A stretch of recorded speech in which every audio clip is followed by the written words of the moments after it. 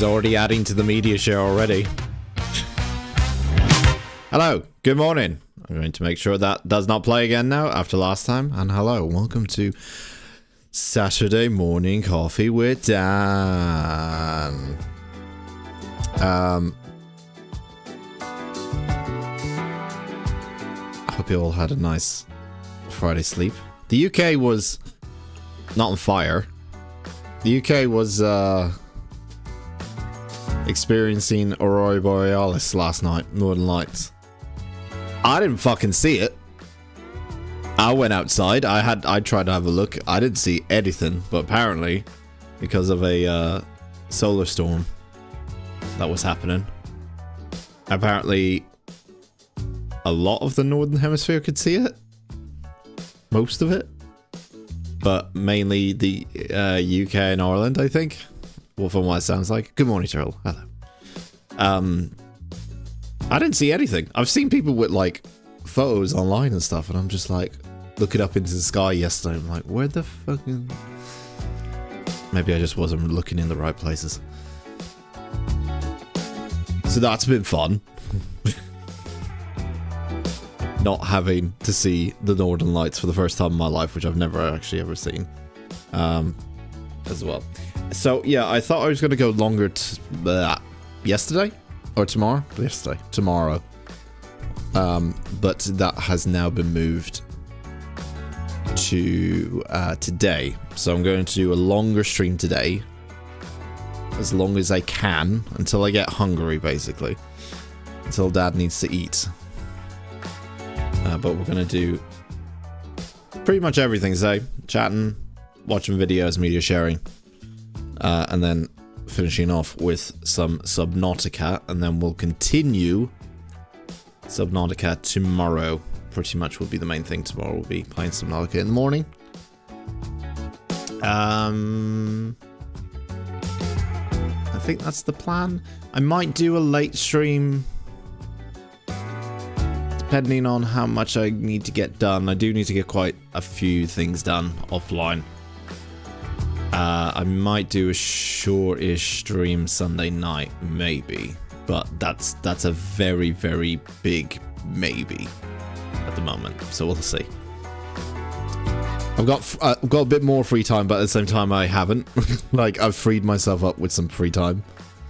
Obviously with the other half not being here either. I do not have to check in on her. Well, I do need to check in on her. She's in a different country at the moment. But I just need to speak to her once a day or something. But she is currently enjoying Latvia. She has sent me many photos of Latvia. Her hometown, her old hometown. Including a park with swans in it. And other interesting Latvian things. Latvia just looks like, from what I've seen, she sent me, it just looks like fairly straightforward. It does remind me more of Ireland, I would say, than England, more than anything. I need to get the Diamond City. I'm at the police station. I just met Paladin Dance. You're only there? Oh, I guess, well, I was going to say, you've been playing it for a while, haven't you? And you only got to there? The police station? I guess it's a random thing, though, that you end up at the police station. It's not like... I don't think it's part of the storyline, is it? Is it part of the main storyline? I don't think that... Because I'm currently playing Fallout 4 as well. But I managed to get to Paladin Dance, like, quite quickly on my way to Diamond City. Or as I like to call him, Buzz Lightyear, because he literally reminds me of Buzz Lightyear. He sounds like Buzz Lightyear, he looks like Buzz Lightyear, but yeah. You spent 30 hours building walls around 5 settlements? Jesus Christ. Okay, we've been doing very opposite things then. Building, focus on building. I've been focusing on, what have I been focused on? I've been trying to do, what have I been doing Fallout? I think I said it before, I've just been walking around. I've just been wandering a little bit. I haven't really stuck to the main storyline. I've sort of just wandered around, and if I bump into a location, it's like, oh, that's interesting. I'll go in and check it out. Fallout 4 has a lot of those kind of things, kind of dotted around. It's surprising because I didn't remember it having that many. Like, was it like little kind of hidden locations and stuff like dotted around? From when I first played it, I thought it was like there was less of that, but there's actually quite a few like interesting like small little locations that you can find. It's quite fun just bumping into them randomly, but yeah.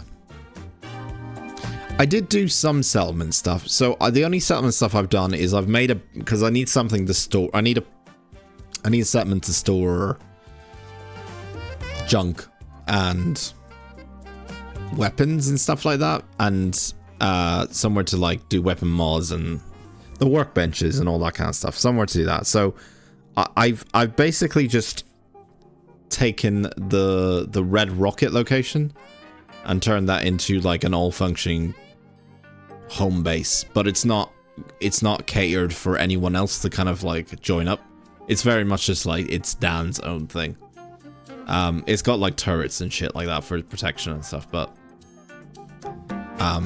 it's kind of cool. Like I like trying to use the existing structures in that game. I know in the sanctuary area you can use some of the houses. They're kind of crumbly and stuff, but you can obviously clear them out for scrap and stuff. And some of them you can completely tear down and have like a plot of land, which is quite cool.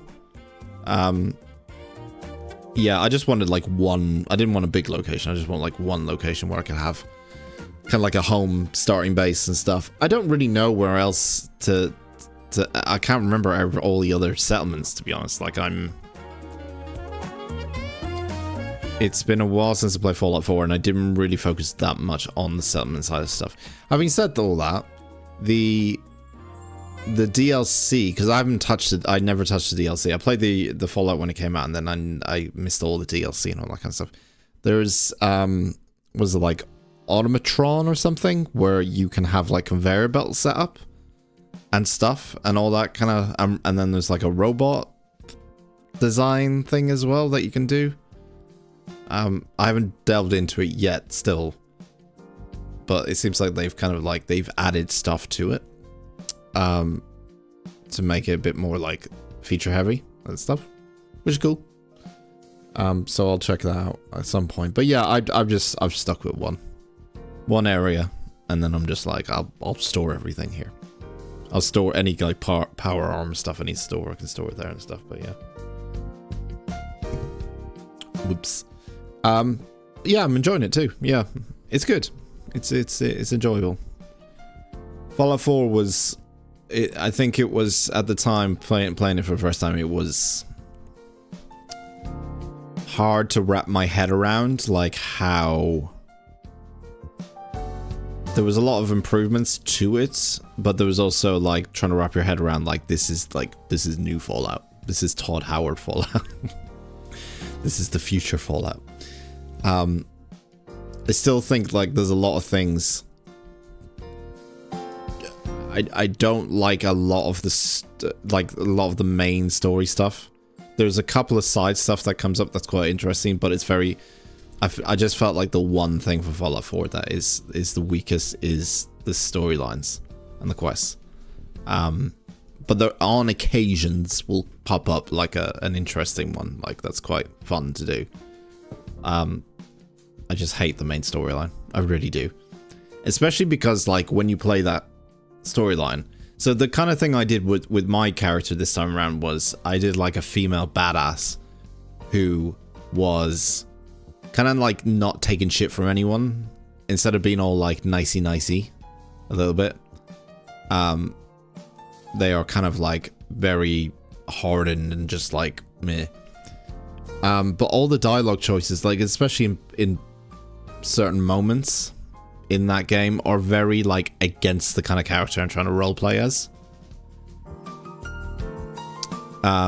There's even that bit, I don't know if this is a spoiler, but there's there's a bit in it where you meet a character that you've been chasing for the first couple of hours of the game. And when you meet that character, and I just got past this bit, when you meet that character, there's no way besides confronting them, like, violently. There's no way past that. From what I've seen, like, every single dialogue choice was just like, you're gonna die, I'm gonna kill you.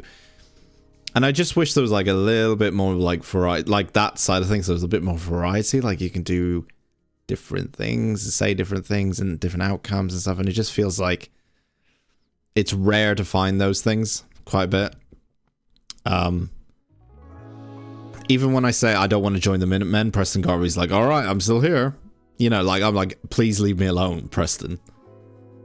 And he's like, well, I'm always going to be here. I'm always going to be around waiting for you. Which is fine, I guess, in case I change my mind, but I won't, really. I store my stuff in Sanctuary, but I try to protect the settlers' walls, all power armors, and my gear is locked inside my personal house. As in locked containers with console commands. Ah, okay. That way the settlers can't get to my stuff. Ah, I see. I mean, that is a bonus playing on PC, I would imagine, as well. I was going to play on PC, but, like, to be honest, I need to, when I'm not playing, or sorry, when I'm not streaming or doing work on here, I'm trying to not get into that kind of habit of 24/7 being on the computer kind of thing. So the PS5 has technically just become my offline machine. Like, when I want to play games off stream, I usually now will play games on a console. Even though I enjoy, obviously, playing games on PC way more. It's sort of like, weirdly, I've paid like a lot of money for this fucking console. It's sort of now become like games to catch up on console. Like, so, what have I been playing now? Yeah, so I'm playing Fallout 4 at the moment. And I'm also... What did I also... I've got Persona 5 on there. Because I will never finish Persona 5. And it's still on... I don't even know how many hours I have on that thing. I've got Witcher 3 on there. Which I did complete, like, the main story of on PC a long time ago. However, I never really did a lot of, like, the other stuff. I kind of, at some point when I was playing Witcher 3, I was sort of just like, oh man, there's so much side missions and so much contracts and there's so much like treasure hunts and all this kind of stuff that I sort of was like, fuck it, just do the main story. I don't need to do all this. And then I kind of left all that behind and stuff. So now I'm playing Witcher 3 sort of like in a slower pace manner where, again, not really focused on the story, just kind of doing like, just kind of wandering. Again, just kind of wandering. And whatever I bump into and stuff. What's the other thing I've got on there?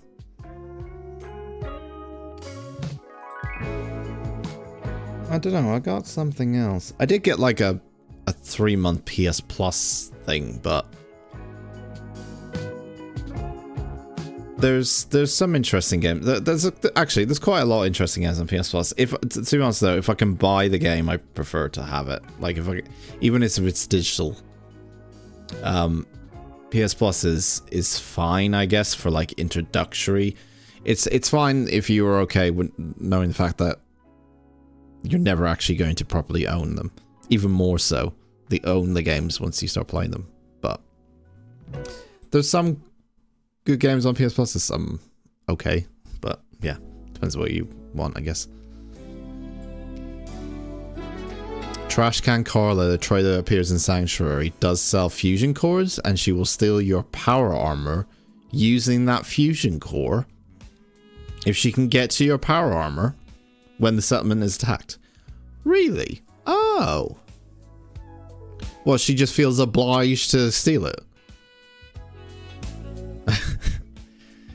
In her eyes, it's not steal, as you put in quotation marks, steal. It's like, I'm going to borrow this for a minute.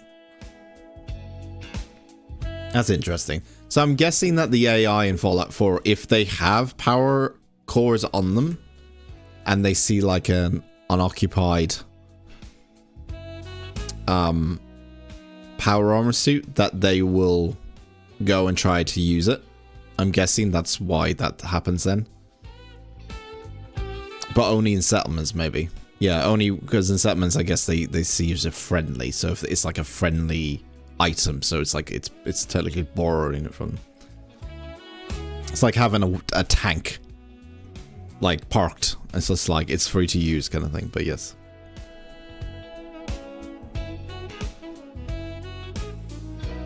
If they have fusion cores, then they steal it. But they give it back, right? She gives it back, right? She gets out of it, or she like completely steals it. Because she completely steals it, that's completely wrong then. And they take weapons from the containers. Yeah, I guess, well, the settlements then, I guess, in Fallout are sort of like, it's your base, but it's also their base. So everyone's sharing and carrying kind of thing, but I guess they give them back, yeah? I'd like, oh, they have to give them back, surely. They can't just take all that stuff. Whatever you put in the base is kind of free to use in a way, is what I'm trying to say. I'm guessing that's how the AI works in Fallout. Like, if you put something in the base, like a turret or like a mounted machine gun, or any of those kind of weapons, or any kind of useful thing, when the time comes, when they need to use it, they'll use it if it's free and stuff, but yeah. She's not a settler?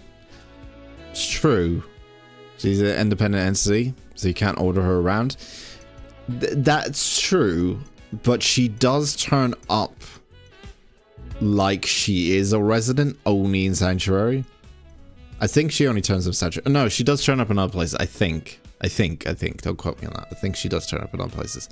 So maybe it's just the same kind of like, same sort of procedure that's built into her a little bit. The same thing as the other settlers. Possibly. Not sure. I'm sure someone's decoded it, figured it out and stuff, but yeah. I think the settlement building, the thing I like about Fallout with the settlement building is it's to quote Todd Howard, and I wish I had him on my soundboard, but I remember I got rid of him when I rebuilt this one. I need to add more sounds to the soundboard. It just works. It does work, and it's very easy to, you don't have to go into the minute details when it comes to like building stuff. It's like it's snappy. It's very snappy, and it's kind of great like that.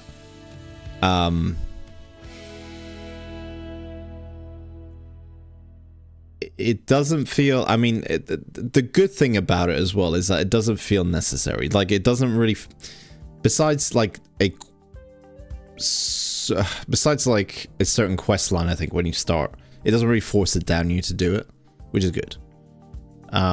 It's kind of there if you want it in a way, which I think is a good idea. It's if it was too forced down your throat a little bit, then it would be a bit annoying. I think they do force it down your throat a little bit when it comes into the main storyline, but only for a little bit, because when you had to build some stuff. But yeah, 16 times the settlements needing your help. Let Todd mark out your map. Speaking of, well, kind of speaking of, I'm gonna start off with a little bit of gaming news. So, as you probably know already, Microsoft have now started to close down people, including the people who made Hi-Fi Rush, Evil Within, Prey. It was at Arcane Montreal, I think, or Arcane, who got shut down? I'll find out in a second. It was one of the Arcane studios. Despite most of those studios making fairly good games, and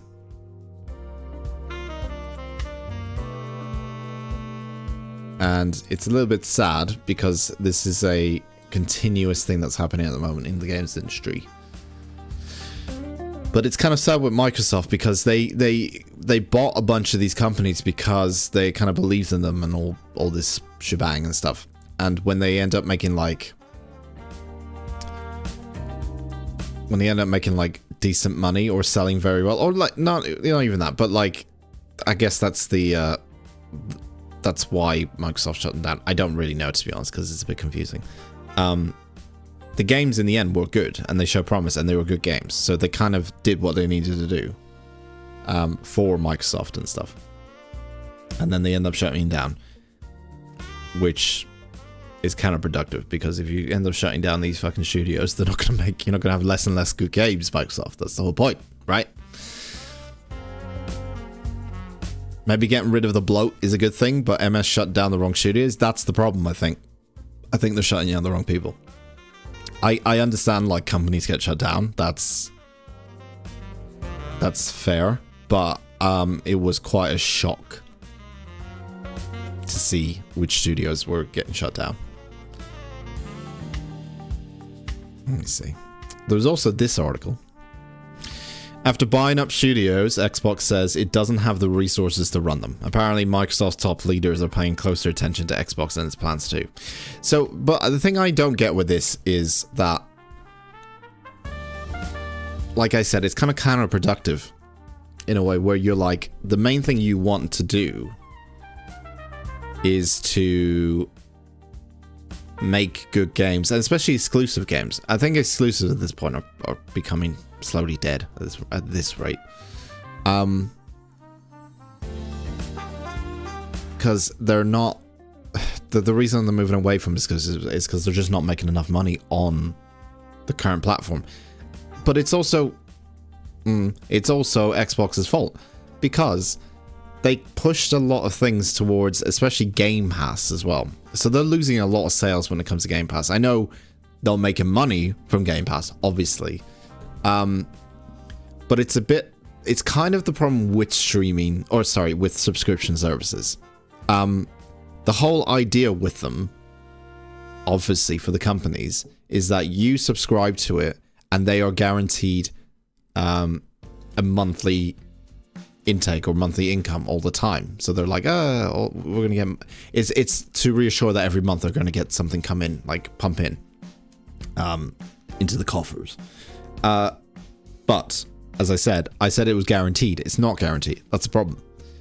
You can sign up for a month and then not sign up for another 10 and just wait for the next game that you actually want to play. I still think Game Pass is amazing. I still think it's an amazing, amazing value for what you get. Especially if you have both an Xbox console and a PC. I think you're getting a kind of a subscription service for both. With loads and loads of games. Lots of games, lots of very good games, lots of interesting games, lots of indie games. Games coming out every single week on it. New games. You know, all the Xbox kind of titles are going to go to Game Pass on day one. So you get, like, Starfield was day one on Game Pass. Hellblade 2, that's coming out, is going to be day one on Game Pass. I think Liza Pi or P was also day one. There's a couple. There's a lot. Forza. Fucking, I don't know, Halo. I'm trying to remember all Microsoft stuff. But yeah, I don't know what the plan is here. It's a bit weird, because it's like, well, surely if you want to make, you know, good service and / games platform, whatever, you need to have the games for it. So shutting down people who are actually making good games is weird, because you're going to have less of it now. Then surely that makes things worse. Or are you taking that money and investing it elsewhere? I'm guessing maybe that's what they're doing. Some ordinary gamer had a good view on it. Game Pass is ruining the profit for Microsoft, and Microsoft spent $80 billion on purchasing ZeniMax and Activision. ZeniMax $7 billion, Activision $70 billion. I think we're heading into a subscription game crash. Yeah, I mean, I don't think it's a full-on crash. I think it's going to be... I tell you what I think it's going to be. because PlayStation had this problem during the PS3 era. I'm talking like 7, 8 years ago. When PS Plus came in, it was essentially, I think it was about the cheapest it was at, well, at that time, it was like £5 or $5 a month. And you would get a monthly game for free. I remember one of the first ones being like Infamous 2. One of the first Uncharted, I think, was one of them. There's a couple of indie games that happened that came out. I think what they would do is like give you like a first party title, like a main title, and like 1 or 2 indie games, and that would be like a monthly thing, and it would only be about a $5, and people would think, oh, that's great value, that's amazing, you get a free game every month.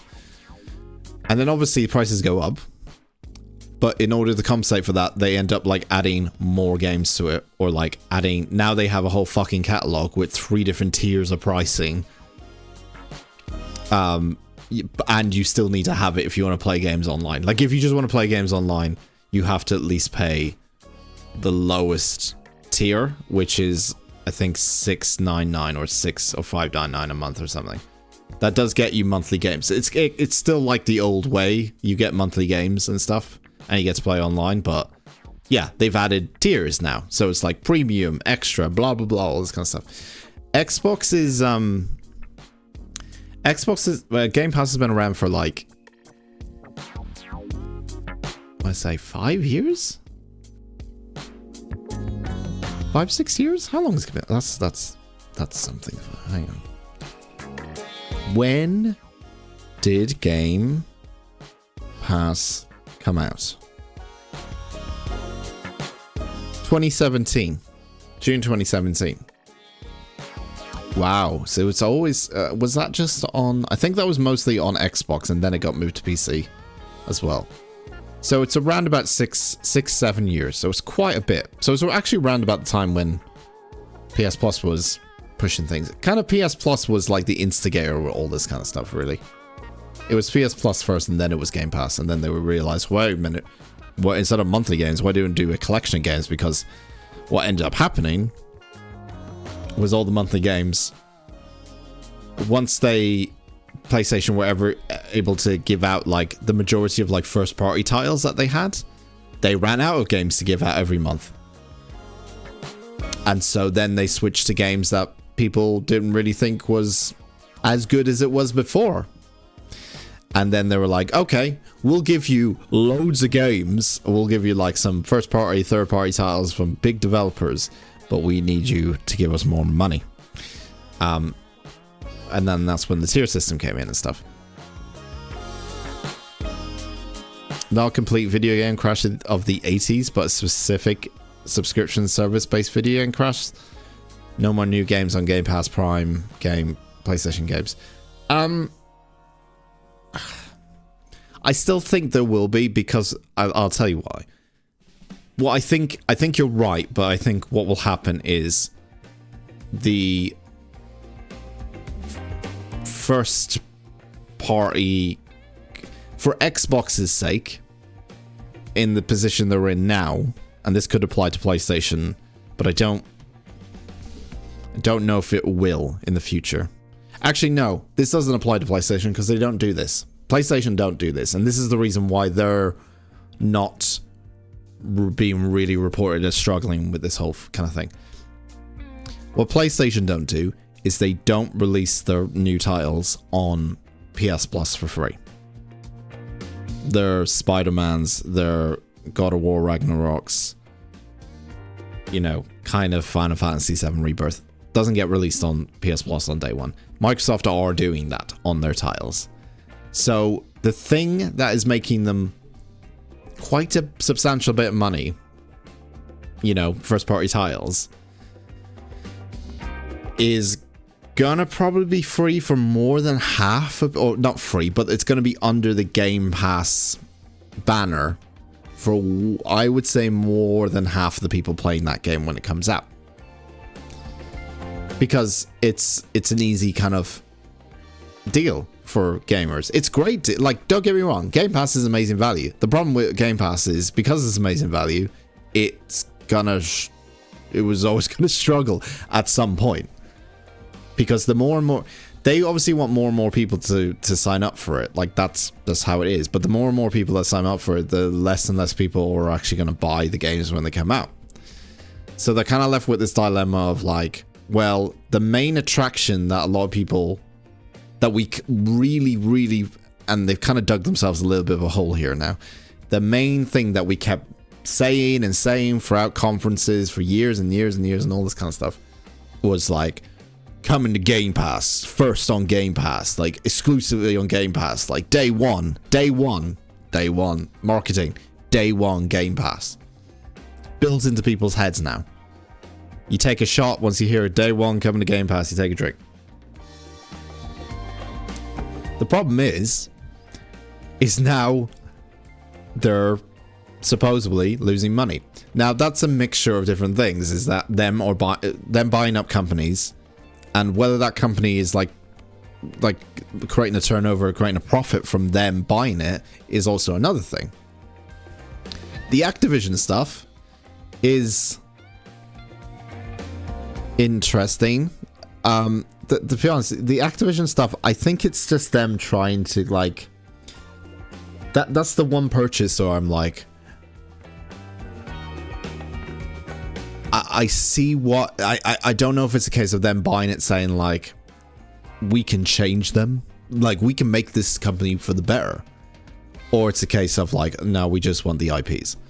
Because they came out the other day and also said, we're going to let Blizzard do Blizzard things, leave them alone, let them do their own thing. I'm like, why would you say that when the fucking company's been going down the drain for the last couple of years? Like, it doesn't make a lot of sense why they buy it and just come out with a comment like that. So it's a lot of mixed messages. I do think Xbox is in a bit of trouble here, because when they start closing down one studio, more follow, unless something is changing, unless they're making a significant change. I don't know. I really don't know. There's a reason why they don't do loads all at the same time. They want to slowly do it. If you do loads at the same time, it's going to be a massacre online. Dug themselves into a little bit of a hole here. They made a black hole and they're sucking every bit of profit into it. Stupid CEO ideas. They shut down and fire the wrong people. It's a lot of things. Like, it's a lot of different things. You know, it could be because this isn't working, we have to shut this down. Like, it could be so many different things. But at the end of it, yes, a fairly good studios are being shut down, and it's not good, especially when you have that very PR like now backing that Microsoft have been saying that they wanted to do for the studios that they bought. They bought up loads of studios years and years ago. I remember talking about like years and years ago that they were buying so much. I was like, holy shit, pay attention to Microsoft. They're fucking buying loads and loads of these like companies. They're going to be, they saw, and they got praised for it at the time. They saw what PlayStation were doing, and what PlayStation were doing at the time was saying like, we have very good PlayStation studios. People under the PlayStation Studios banner who make really good games for us. The reason why people were more on Team PlayStation than Xbox, especially in the last generation, is because of very good dev teams. Your Naughty Dogs, for example, your Santa Monica Studios, your, I don't know, what else is on PlayStation? There's loads. But all the PlayStation, Insomniac, all the PlayStation kind of development teams, just kept releasing very good banger after banger after banger games. And Xbox saw that and realized they weren't doing that as much. And then we're like, well, if we buy a bunch of studios, surely, you know, once or twice a year, one of them's going to release, you know, an absolute game that's going to make people want to buy our system. Which I think it did for a while. I do think people switch over from PlayStation to Xbox at some point, but then, especially when Game Pass became more and more popular. But that's the problem, is that the main attraction wasn't necessarily the games from Microsoft. The main headline feature for Microsoft these past couple of years hasn't been a God of War, hasn't been a Spider-Man 2, hasn't been an Uncharted. It's been, oh, for $10 a month, I can play a bunch of games. And also play new ones that come out on, and I don't have to buy them. What a steal. What a great deal for me, the consumer. And it is. And I think they did a wonderful job with that. The problem is that it's not sustainable. And now the consequences are coming. And unfortunately, very unfortunately, it's studios that are being affected. And I think you're right in saying, like, there will be a crash. I think what the crash will be, though, is that they're either going to slow down on titles coming out on Game Pass significantly. I think that might be a bit of a killer for Game Pass, though, because that's a main component of what it prides itself on, is like anything coming to Xbox is day one, like exclusive Xbox is day one on Game Pass. So for them to turn around and say that's not going to happen anymore would be quite a big dip, I would say. It might be the case that they are just not going to have as many games on Game Pass anymore. Or they're going to do a PlayStation. They're going to have tiers. They're going to be like, oh, this first tier you have access to. It'd be really difficult to pull this off, but the first tier you have access to. Oh no, they've already got the tiers, haven't they? They've got like Game Pass. They've already started the tiers. They've got like Game Pass Core, haven't they? Yeah, no, they've already started all that. What am I saying? They're already on the boat with that now. Yeah, I don't know. They're gonna have to do something significant. But to be honest, the best way you can change this around is by allowing these companies that you've bought to just make good games. And I'll be honest, you got to keep it on the exclusive side if you want people to buy the game. And you also kind of got to not put it on Game Pass. You got to do a lot of things. I think you're right, they've dug themselves into a hole here where it's like, really, a lot of the main revenue is coming from Game Pass. Which is fine, because there's millions of people sign up for it. But it's not a lot of money for what you get out of it. And that kind of needs to be constantly refilled with new stuff so people stay subscribed to it. You know, it needs to have new things coming to it, and exciting things, or people just will not pay for it. Xbox to me is more like a subscription. Sorry, Xbox to me is more like a service at the moment rather than a games company. It really feels like it hasn't had that game in a while that made me go, holy shit, you've got to get Game Pass, or you got to get an Xbox, or you got to get it on PC. You got to play this game. But to be honest, the ones that have done it are indie games. It hasn't been. It's been games that they haven't expected to, that they haven't funded. It's been Palworld. Palworld was on Game Pass, #1 for ages. Yeah, makers of Hi-Fi Rush and Prey. It's ridiculous. Why would you fire a talented studios that make really good games that have been praised by people? Why would you shut them down if you're trying to make good games anyway?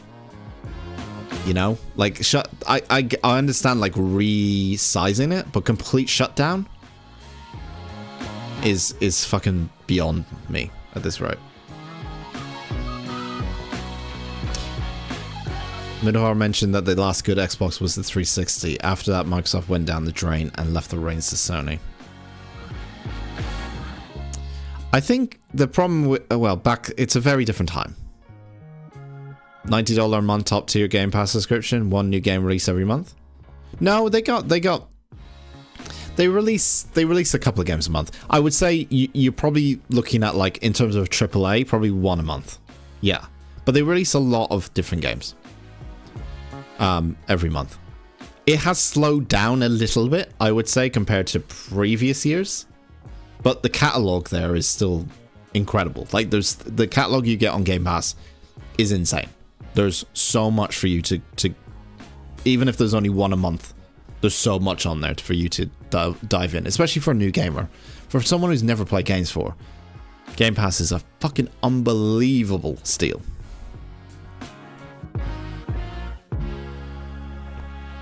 Oh, you mean as a solution?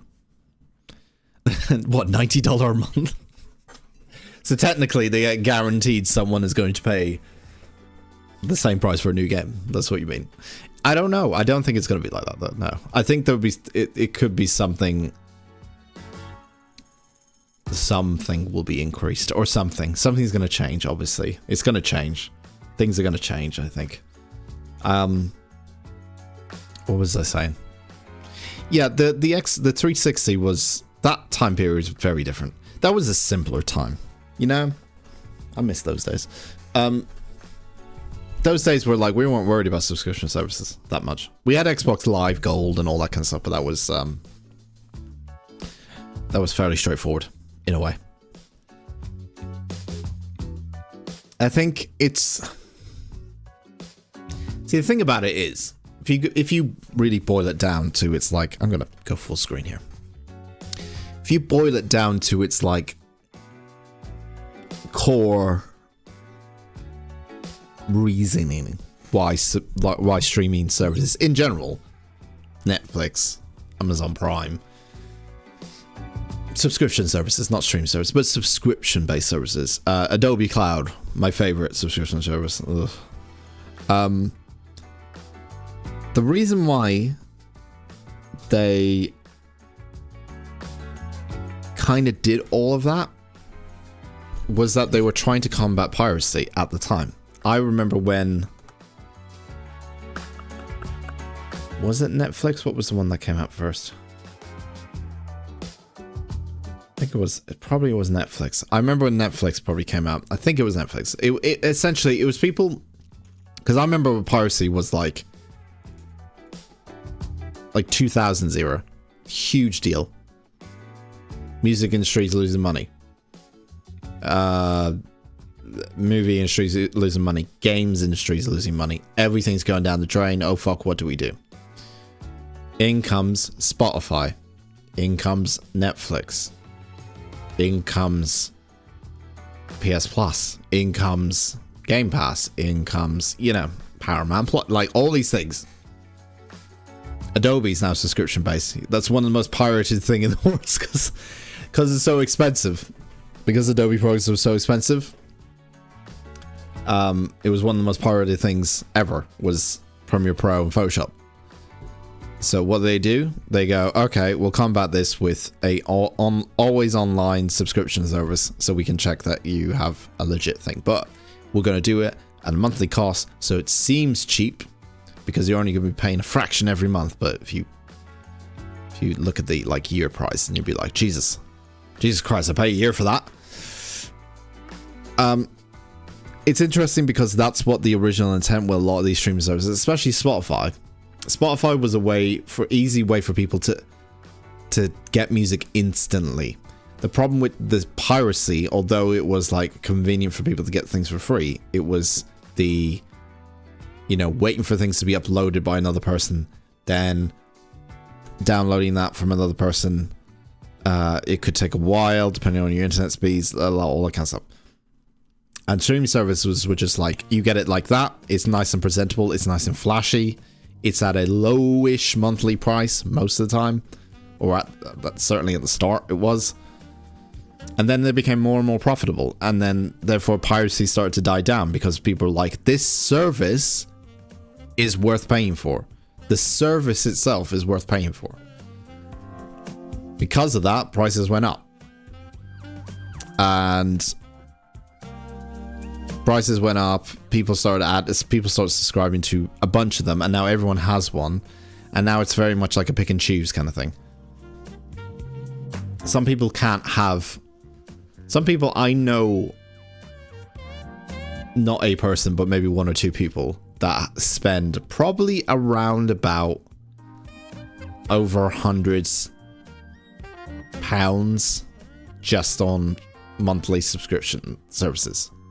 Netflix, Amazon, Disney Plus, Spotify, PS Plus, Game Pass, Adobe. There's so many now. And it's kind of insane. Because what you just get left with is people with less money every month paying for these things. But there's no other way you can actually get them. Because they want to have that reoccurring payment happening every month. They need it. You know, they need to have something that's going to just not be a one-off. It's going to have to be like a reoccurring thing. I wonder what Brian suggests is the normal price for a game and the solutions to to these shutdowns. I'm going to ask him.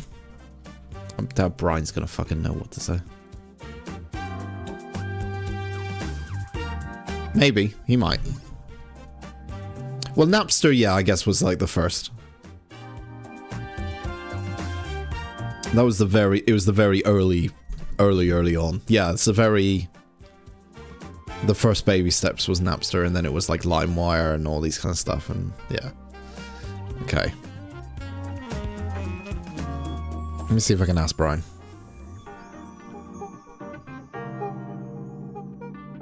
Let's see, Brian might be able to save game studios everywhere, everyone. Good morning, Brian. Got a question from the chat. So, Xbox and Microsoft are shutting down a bunch of studios at the moment. Very, very good studios and made some pretty impressive games in the past. And we believe this is because of a cost-cutting thing. It seems to be that's the primary reason for it. Why would they shut down a company that's very good at making games, or companies that are very good at making games, when that's what the whole prophecy of Microsoft and Xbox was at the same time? Seems a bit counterproductive, a bit weird why they would do that. Anyways, Brian, we were wondering, how do you solve this problem? The problem is that Microsoft have a lot of games on Game Pass, which is kind of their main income that they get, I would say, at the moment, because they haven't really got that many big first party titles, whereas PlayStation, I would say their first party titles are much bigger in terms of how much more excitement is around them when they come out. Our question for you, Brian, is how do you fix this problem? And is there any way to save gaming?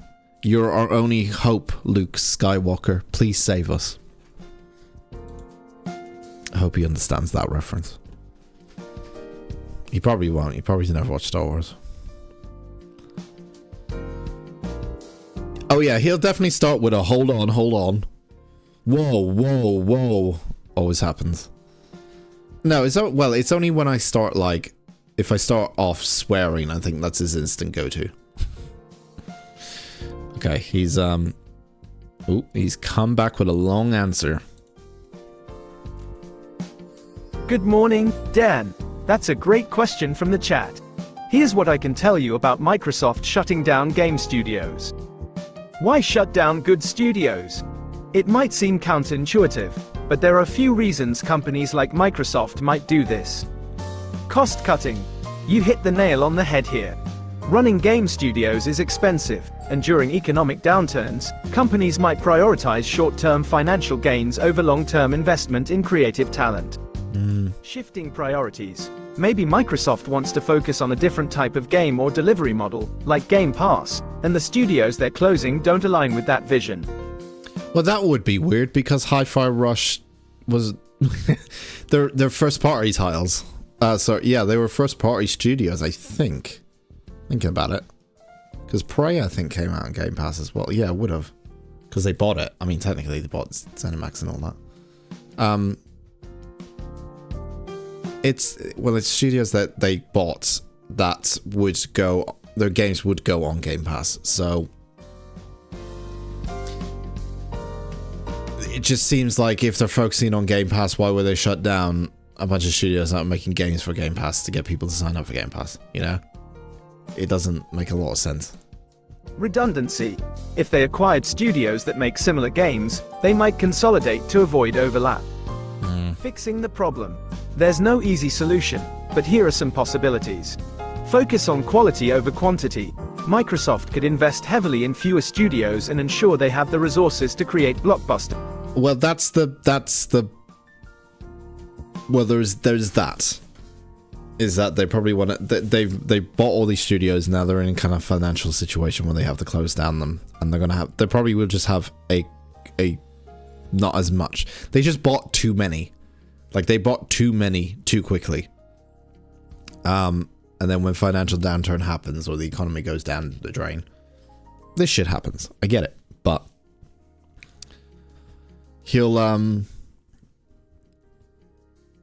it's interesting because, like, the main thing you need to, in order to make your service or your platform successful, you need to have good games.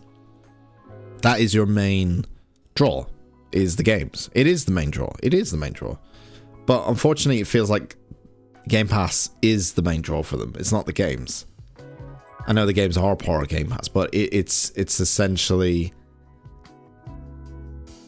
I think what's more important is to have the games rather than cutting, like completely closing down really good studios, therefore removing potential future good games for coming out onto the platform.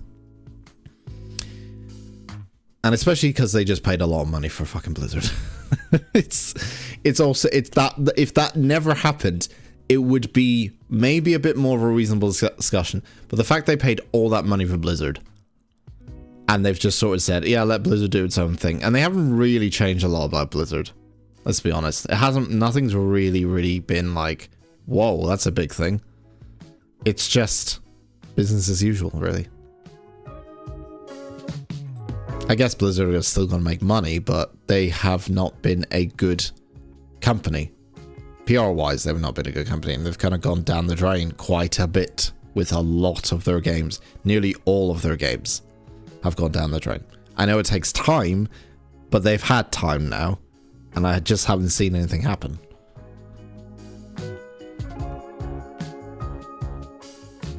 I believe the AAA, quadruple A studios have bloated and needlessly spent money on unimportant stuff like consultants and expensive leaders. Not talking about Sweet Baby, are you? I believe the AAA or quadruple A studios have become bloated and easily spend money on important stuff. Okay, yeah.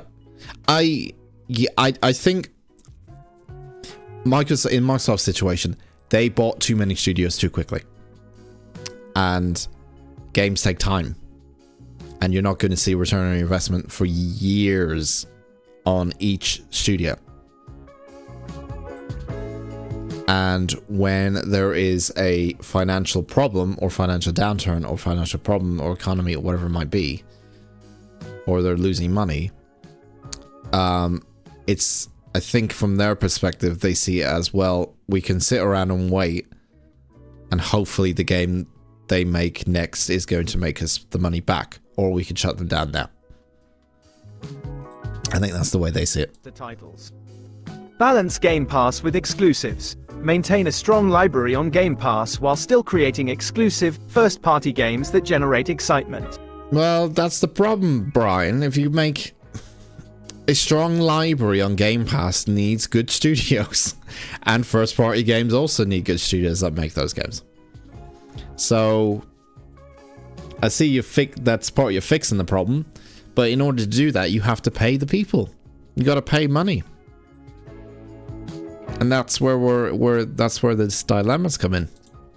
Transparency with fans. Clearly communicate the vision for Xbox and why certain decisions are being made. I don't think they're doing a good job with that. Game Pass the answer. Game Pass is a strong subscription service, but it might not be the whole picture. Exclusive, first-party games can still generate significant hype and sales, creating a loyal fan base. Saving the day? While I can't claim to be Luke Skywalker, AI can potentially help in the future. Imagine using AI to streamline development processes or identify promising new game concepts. Okay, yeah, the future of Xbox. It's too early to say definitively, but these studio closures highlight the challenges Microsoft faces.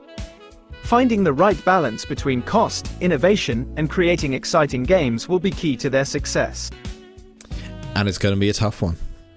I don't think it's an easy answer, if I'm being honest. Random dude, hello, good morning. I committed no Russian in VR. Well, I'm very happy for you. You committed no Russian. Very proud.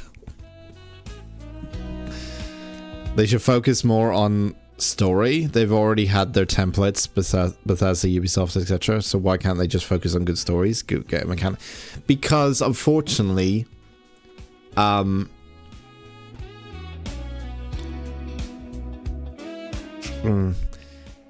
mean, I think there's always a focus on story. Like, it's more like the Microsoft are the supplier of money. Basically, they're the publisher. Obviously, they're the guys who are going to supply the development team with the resources and funds to make games for them, so that Microsoft can make a profit from their services and their platform and their consoles and stuff, etc., etc. So I don't think Microsoft are going in there and going to development teams, hey, make a good story. It's more of a case of, like, part of it is who they hire. And you could say that the studios that they shut down are not, I wouldn't say are bad studios. Therefore, why shut them down? Out of all the studios you have, they're the ones to be shut down. That's the kind of big question about it, I think, a little bit. I think they need a lot of things. I think Microsoft need a lot of things. I think they need firstly, I think they need the game. They need a game. It just can be one game. They need that one game that is a system seller for them. I don't know really when was the last time I can think of that something was a system seller for Xbox Series X.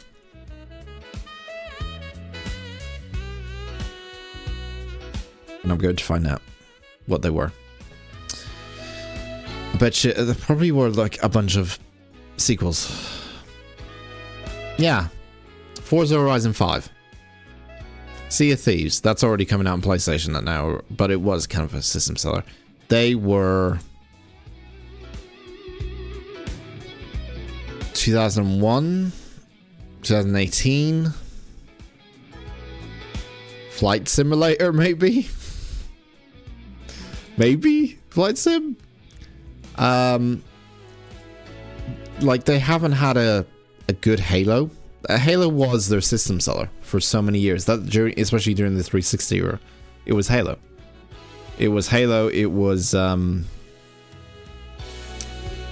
Halo, it was Forza, it was also... What was the other one? What was that other one? What was it? Mass Effect. They were the big ones. And it just does not feel like they have that anymore. Or at least they're not investing in it. They seem to be investing in picking up other studios, getting them to make games, rather than focusing on big headliners, you know? And I think they need to go back to focusing on big headliners. It's what Sony did, and they have that hype and success when a God of War gets announced, when they have a Spider-Man announced, when they have an Uncharted announced, when they have a Last of Us announced. The reason why they have those types of hype is because they made very good games, and they have, despite their faults, despite PlayStation's faults, and there are many, they've also closed down studios as well. I get it. Probably not to the degree of Microsoft at the moment, but they have closed down studios. They still managed to build hype around the brand of owning a PlayStation. About, they don't necessarily have a lot coming out at the moment, but you're guaranteed, you know, in the next year at least, to start seeing some really big new titles from PlayStation and stuff. This year is a quiet year. This and last year-ish is a quiet year for PlayStation, I would say. Because games do take time and they take longer than ever to make. But I think PlayStation definitely is more focused on that quality over quantity kind of thing. And that's why it's working for them. It's hard to reinvent the first-person FPS, but good first-person shooters will still need good mechanics, like Wolfenstein had good shoot mechanics. Felt good blasting away.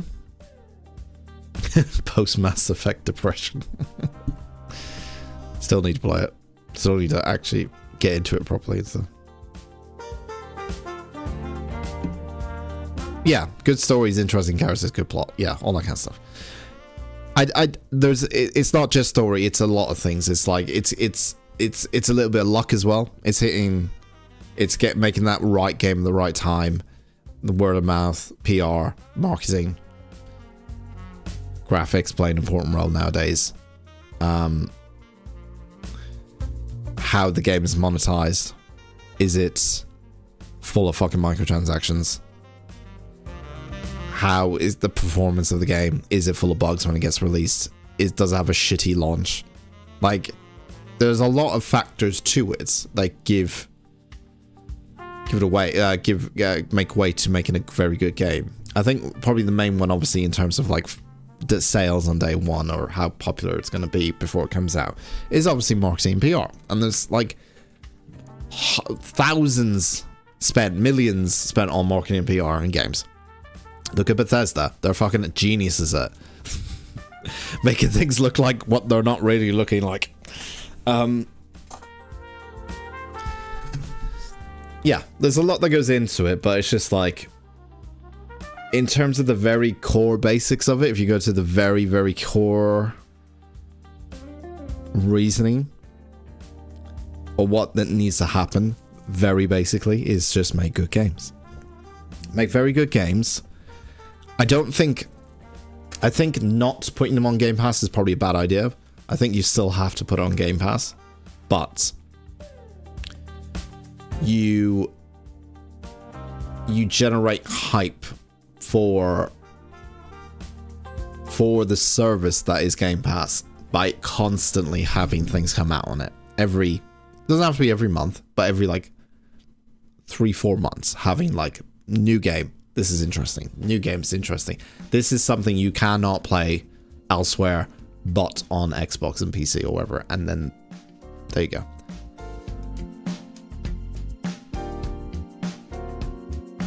It's the very basics. It's just, you need to have good titles, first party titles.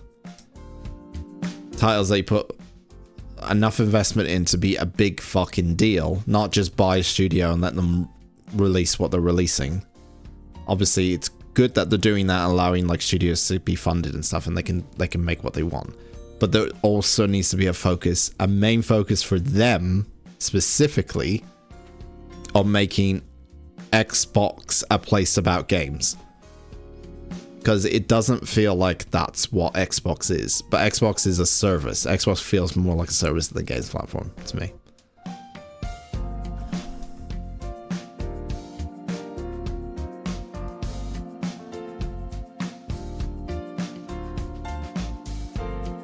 I don't think games take longer to make them before, or are more expensive. They do take longer. It's just that there's more. They're incredibly advanced now, so because they're more advanced, it just takes time because of how advanced they are. And yeah, they're more expensive because video games are expensive. These things are not easy to make, and you need to pay the people good money, and you need the resources, and you need money for that. They're spending money on shit and wasting time on non-essential BS. I think, yeah, I mean, I don't want to say it's like I don't want to call like them spending money on studios or money to be, brought to the Xbox or something as shit, because like there's good things that come out that they have acquired, but I think they just spent too much too quickly. They bought a lot of studios. They bought so much fucking studios like years ago, and now, unfortunately, because of the times, they are paying the price for it, and it doesn't look good on them. Yeah, I think if anything, if there is a crash, I think the crash, and I've said this before, I think the crash is going to be with AAA games. I think people are starting to, I talked about this before, people are starting to realize how bullshit big studio titles are becoming, and still are. Not only are they like disappointing in terms of, it seems like there's more disappointments than there are like, oh my god, like this big thing's been hyped up and blah blah blah, and then it comes out, it's like, oh, it's okay. It's either that the game's not finished, or there's microtransactions everywhere, or it's just like the content's not there, whatever it might be. It's cutting corners. There's a lot more cutting corners. There's way more cutting corners than there is in AAA, than there is in like indie small little games. At least with indie small little games, they've actually tested it. The content's there, that's there most of the time. And it does feel like more or less like, even though it looks prettier, probably, and that's how they get you, even though it looks prettier, and oh my god, the graphics, and oh my god, look at the shadows of my penis and stuff. Everything else about the game is quality wise is down, has gone down, and people just either don't buy it, or they wait for reviews to come out and then they don't buy it, and it doesn't have a lifespan. Look at Suicide Squad. There's less than 200 people playing that, or less than 100 people playing that at the moment. Warner Brothers came out the other day and said it was a failure. No shit. Who would have thought it? Actually, Tavi said that Dan thought it would be a hit. You know what I mean? I should have known better. Even though Rocksteady and all that kind of stuff were behind it, you gotta have the best developers making a genre that they are fucking pros at. Superhero, third-person action adventure. You know, sounds great. Batman's the villain. Fight the Justice League sounds like a great concept. Who's the publisher? Warner.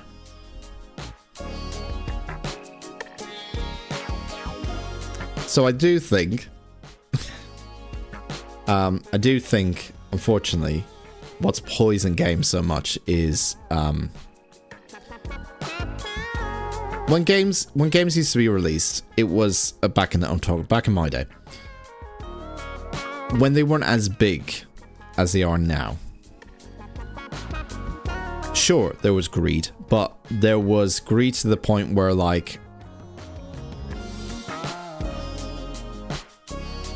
they wanted to just there was less and less ways you could like monetize things back in the day. Like back in the day, it was you get the disc, you get the game, you play.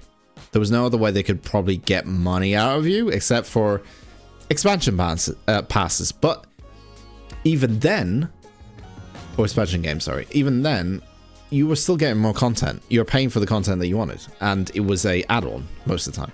Look at The Sims, for example.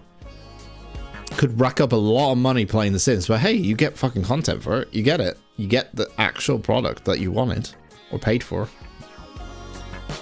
And unfortunately, as time has gone on, and as games have got more and more popular to the point where it's a $1 billion industry, the people who are invested into video games and who are pulling the strings a lot, especially for the big companies, are not really I would be surprised, for example, if the heads of Warner division who make decisions or get the money from the games that are being made, like Suicide Squad, I'd be very surprised if any of them play video games. It's just people who see where the money is, as in the video game industry. If they see that there's money there to be made, they're going to invest in it. Would they know what a video game is? Probably not. Will they ever play one? Probably not. But they're the ones with the money. It's like with football. Football at the moment, soccer. Football clubs at the moment. The reason I used to watch football a lot. I used to watch English football quite a bit. And I stopped watching it. This is a true story, by the way. I stopped watching it when I was about 14 years old. And I kind of switched full-time to F1. And it's going to be very ironic when I say I switch full-time to F1 when I tell you what I tell you in a second. But the reason I got sick of football is because I thought that the fun of the game was gone and the challenge of the game was gone when, firstly, at the time, Chelsea Football Club got bought out by Mr. Roman Abramovich. And he instantly pumped in £1 billion or whatever is that into that club. And then they were the champions of England, you know, all this kind of stuff. And then Manchester City got pumped with billions and billions of dollars. And then they became and then Paris Saint-Germain, PSG in France, got pumped with billions. And then they became champs. And it just felt to me, at that time, it was just starting off that process of billionaires coming in and buying football clubs and all that kind of stuff. And instant winning, because they can afford the players. It just felt very unfair. And I felt like the love and it was more about... Football to me became more about like... it wasn't really about the players and like how well the team does on the field. Oh, it was sort of like waiting every year, like, God, I hope we get $1 billion owner to invest in our team, rather than, God, I hope we win the championship this year, like, or whatever. It just felt very, like, sad, a little bit. And I saw all the, and I found it very weird as well when I saw on the news, like, Newcastle, I think, as well, got bought out by some people as well. I saw all these people, like, cheering in the streets and jumping for joy when an owner bought a football club. Like, I was just like, I know, I get it while they're celebrating, because they're like, yeah, we're gonna get money and da-da-da, all kind of stuff, but like, I feel like the life got sucked out of the sport quite a bit. And that entire, like, especially the English Premier League is full of, like, it's the most expensive league in the world right now in terms of like how much it is to buy a player from England and the wages and everything. It's just bloated. It's bloated as fuck. And it's got so much investment in it to the point where it feels like at any point it might just collapse or fall on source at one point. It nearly did during the COVID because no one was going to games and stuff. So where's Sherlock? He's the drug addiction cat. He did take his where is he actually? He's probably gone to bed. He did take the Catnip last night. Oh boy, he had a wonderful fucking time. He was rolling on the floor for about an hour and a half. It's pretty strong stuff. I was told by Lima to only give him a pinch, and I accidentally gave him maybe about 3 pinches. And he was like rolling on the floor for a good hour and a half, and then he went to bed and he snored. So he had a fun night, you know. Yeah, it's pretty strong stuff, that catnip. But I think he's gone to bed now. He's gone for his mid-morning nap that he normally goes for around this time. Okay. But yeah, there's my rant. I think it's a long hill to climb at the moment for Xbox. But yeah, it's not just an easy, simple kind of like, oh, just do this. It's a lot of different things, I think, in order to fix the situation they're in. But having said all that, I do not think that firing a studio or closing down an entire studio. Ridiculous. Like, should be on top of their priority. I don't understand as well why they can't. Maybe it's because I just don't understand it. But I don't understand why they just can't. They can go to the studios and get, listen, we can't pay for you anymore, so we're just going to release you.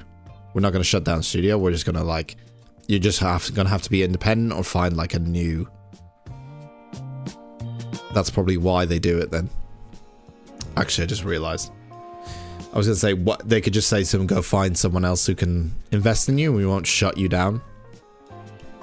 They obviously don't want that company or those developers to go to PlayStation. So they shut it down entirely.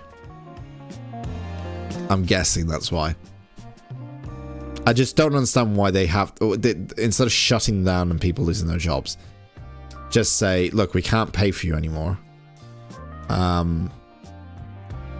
We're kind of shutting down the studio. I think they might want to use some of the people from the studios, or maybe the space they're in as well, like for something else.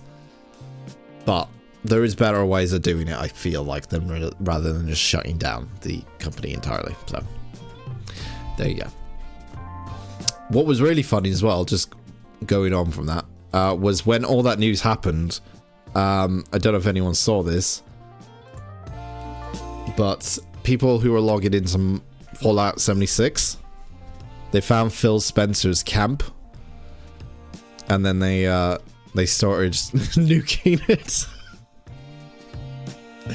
in retaliation for what was happening. Everyone decided to find out where, apparently this is where Phil Spencer's Fallout 76 camp was, and then they decided to put a bunch of nukes on there. There was a video of it that someone was like showing the aftermath of. I don't know where it is, but yeah, apparently this was Phil Spencer's camp, and then they started launching nukes at it in Fallout 76, which I found very funny indeed. But a very weird way of rebelling about what's happening. But also very creative at the same time.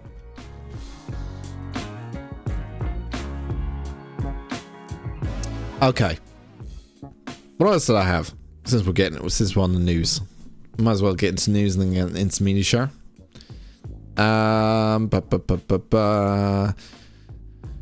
Well, there was news about. So I don't know if you heard, but basically there was a whole. This happened about a week ago. There was a whole thing about Helldivers 2 suddenly on PC needing a PSN account to sign in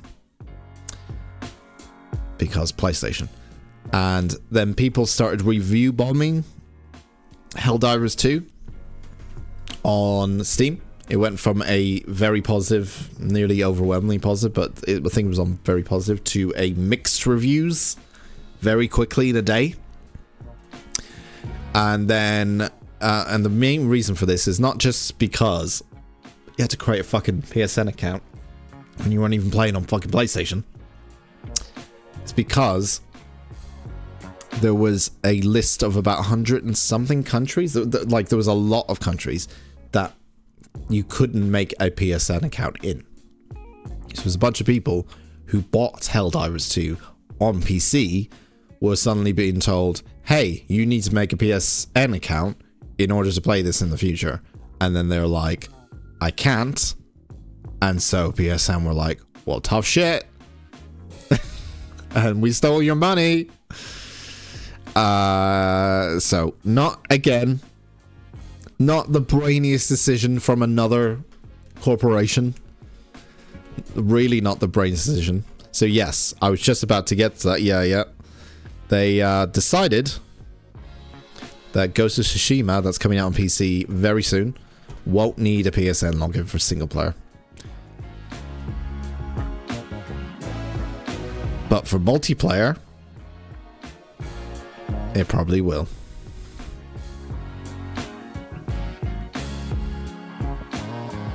So that's how they get around it. Is they're gonna say like, oh, you don't need it for single player, but for multiplayer features. Yeah. I don't like this at all.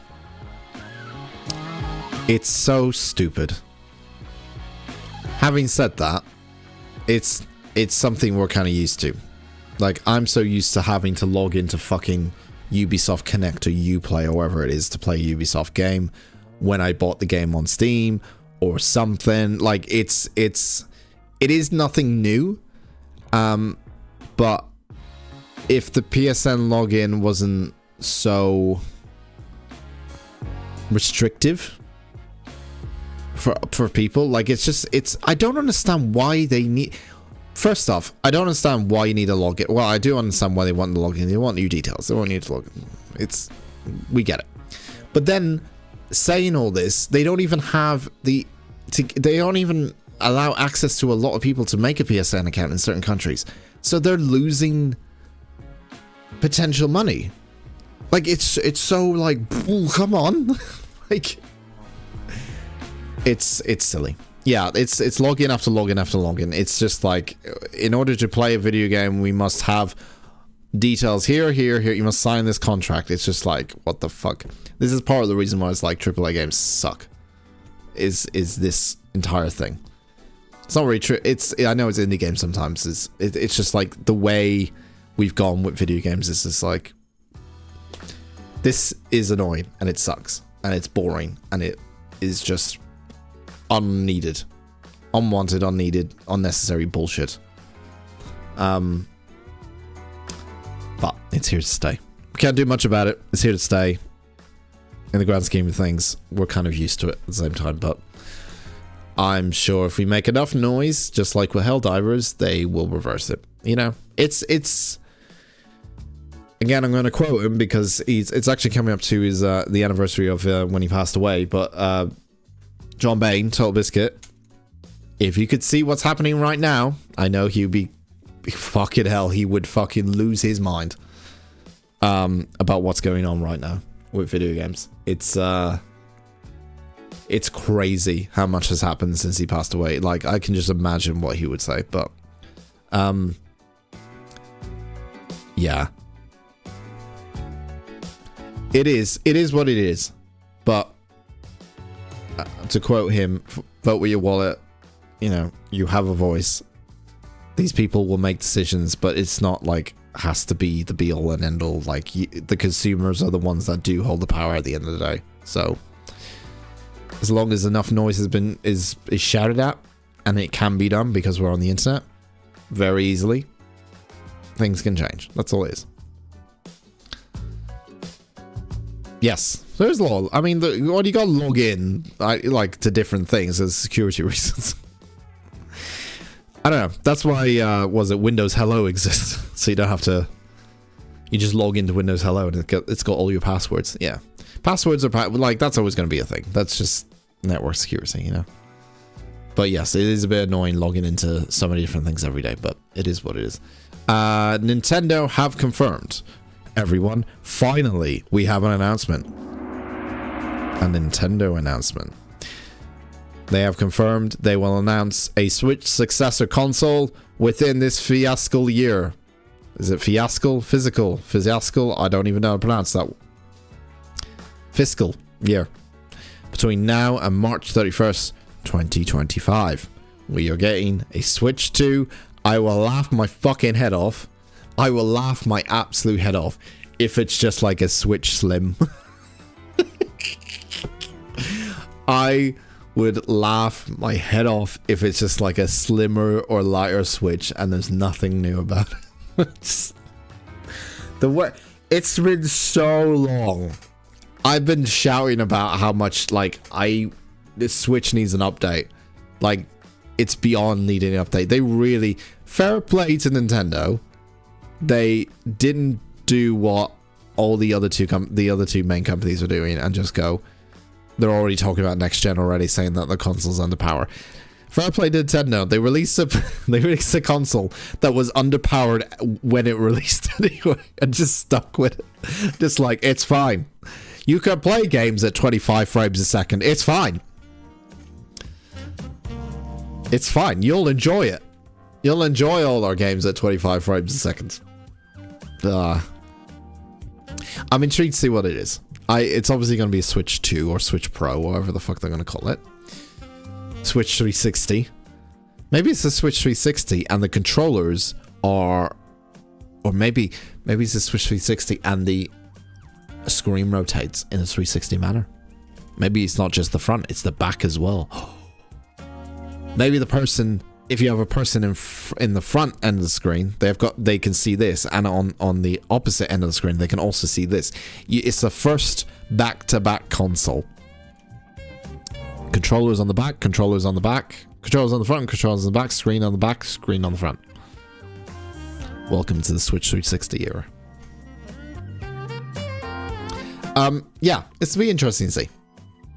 They obviously will need to do what they did with the original Switch and have a very good, strong game to release it when it comes out. I don't think that will be a Zelda Breath of the Wild, because they just had Tears of the Kingdom come out. So I'm also intrigued to see what will be announced, because they will announce a game, a particular game. I would think so. If it's going to come out between now and March 31st, it's got to be announced during Summer Games Fest time. They are supposed to do a conference. It's rumored that they're supposed to do a conference next month, so they surely have to announce it then, because they need a bit of time to build up the hype, release window, and all that kind of stuff. I'll be interested to see what they are making though. They would have to make, like, if it's what we expect it to be, which would be a Switch, but it's got upgraded specs, obviously. What Nintendo game would benefit from upgraded specs? Straight off the bat. Mario Party. Just make Mario Party. I'd be happy. I'd buy it. If their launch title is Mario Party, I'll be like, I'm in there. Sorted. It's probably, you know what it is? It's probably Mario Kart. It's probably a new Mario Kart. I'm gonna guess Mario Kart will release Mario Kart 10. Is it 10 now? I can't remember. Something like that. New Mario Kart will release when the new Switch comes out. Or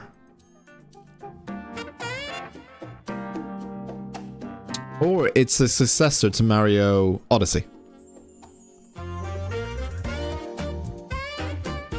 It amazes me that they haven't made another Mario Odyssey. That was a massive game. So I think it's one of those. It could be both. Imagine how exciting that would be. New Switch, you get new Mario Kart, new Mario Odyssey. Odyssey 2, whatever you want to call it. Day one, Switch 2 comes out. Plus, all the previous games that didn't work really well on the Switch will also work a lot better on this Switch. Like, it's an exciting prospect. Like, you'll have like 2 brand new first party titles. See what I mean? First party titles get you excited. And on top of that, all the other games that you have in your catalog, or your e-shop, or your downloads, or your game cartridges, or whatever, they all work with this new one. And you have better performance. Breath of the Wild runs like a dream. 60 frames, beautiful 1080, at the very least 1080p. At the very least 1440p would be nice, but 1080 is good. Yeah, upgraded specs, able to run game. Yeah, old games. Oh, not old games, but yeah, able to actually run the games, because they all said like, oh yeah, Doom and all this stuff. Like, you could get Doom Eternal on Switch, and it ran like dog piss, and it was not fun. Like, that's the problem with Nintendo Switch, is like, they were all like, yeah, we're gonna bring in some cool first party title game. As soon as they got announced, I was just like, that's not gonna run. To the point where they had Control on Switch, and I was like, oh my god, they're bringing Control on Switch? How's that? That's gonna look pretty shit, right? And there was like, showing it off, and it looked like Control, like on PC, on the Switch. Looked amazing. And then they said, oh, you need to connect to the internet, and it's a cloud streaming thing. You can only play it on cloud. It's not actually running off the Nintendo, because the Nintendo Switch sucks when it comes to specs. That shit needs to go away.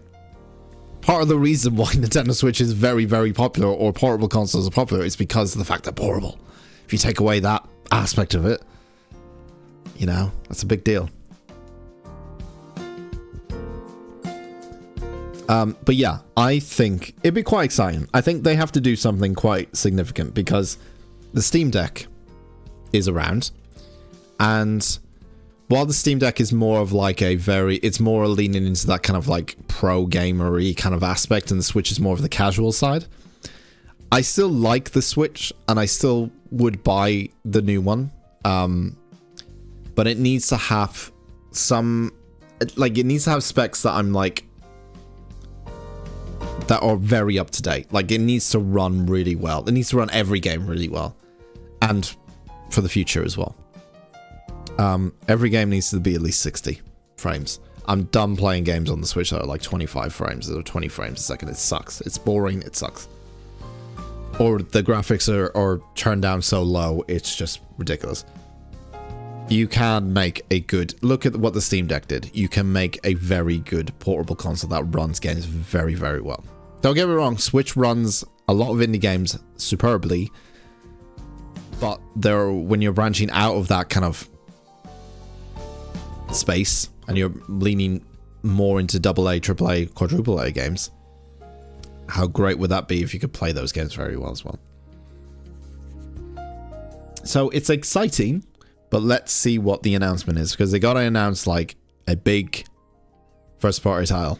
I think it's either going to be Mario Kart or it's going to be Mario Odyssey, because I haven't seen Mario Odyssey, anyone talk about Mario Odyssey ever. It seems like a weird one-off when that game was so popular. Like, so I wouldn't be surprised if a second one's coming up. I don't know if they even announced it, like, and I just missed it. I don't think they have, so I thought I would have. Let me see. I might have missed it, maybe? Mario Odyssey 2.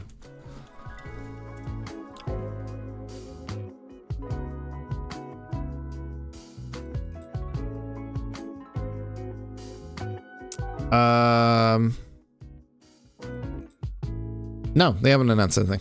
So I think actually it's more likely to be Mario Odyssey 2 than anything. But I think a new Mario Kart is not far away, because it's Mario Kart. they're gonna make a Mario Kart when they can. And I do like both. Like, Mario Kart is bullshit, but I kind of love it with friends. It's fucking fantastic with friends. It's one of the best games to play with friends. Mario Odyssey was actually quite refreshing. It was quite a fun, refreshing game.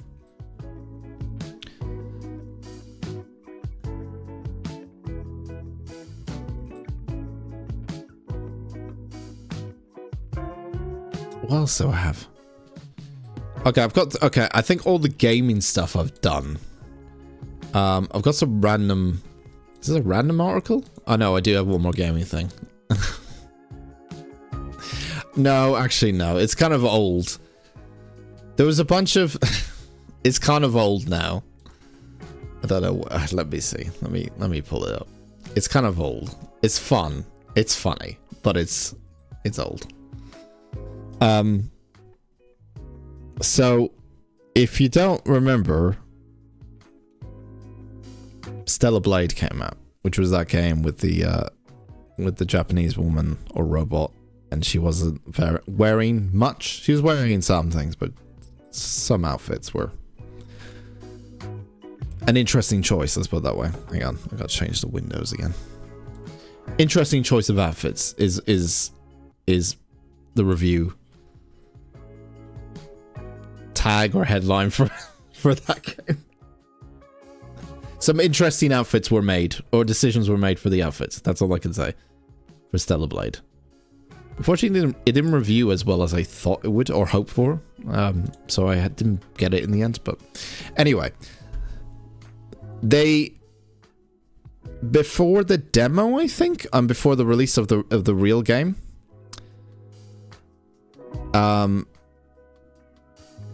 of the actual full game when it came out, some people noticed that they were like censoring certain things in the game, but like very small little changes, like very slight little changes, but they were all to do with the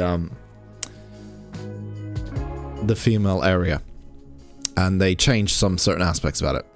But what about the bouncy physics? I think they still kept, though. Like, they changed a very small amount of things, essentially. And it wasn't really a big deal. However, some absolute chads on Reddit, probably, or 4chan, started to make the Free Stellar Blade petition. So, and there was an actual website for it. I don't know if I still got it. Actually, maybe if I'm gonna try find it. Hang on, Free Stellar Blade. Let's see what their mission is. Free Stellar Blade websites.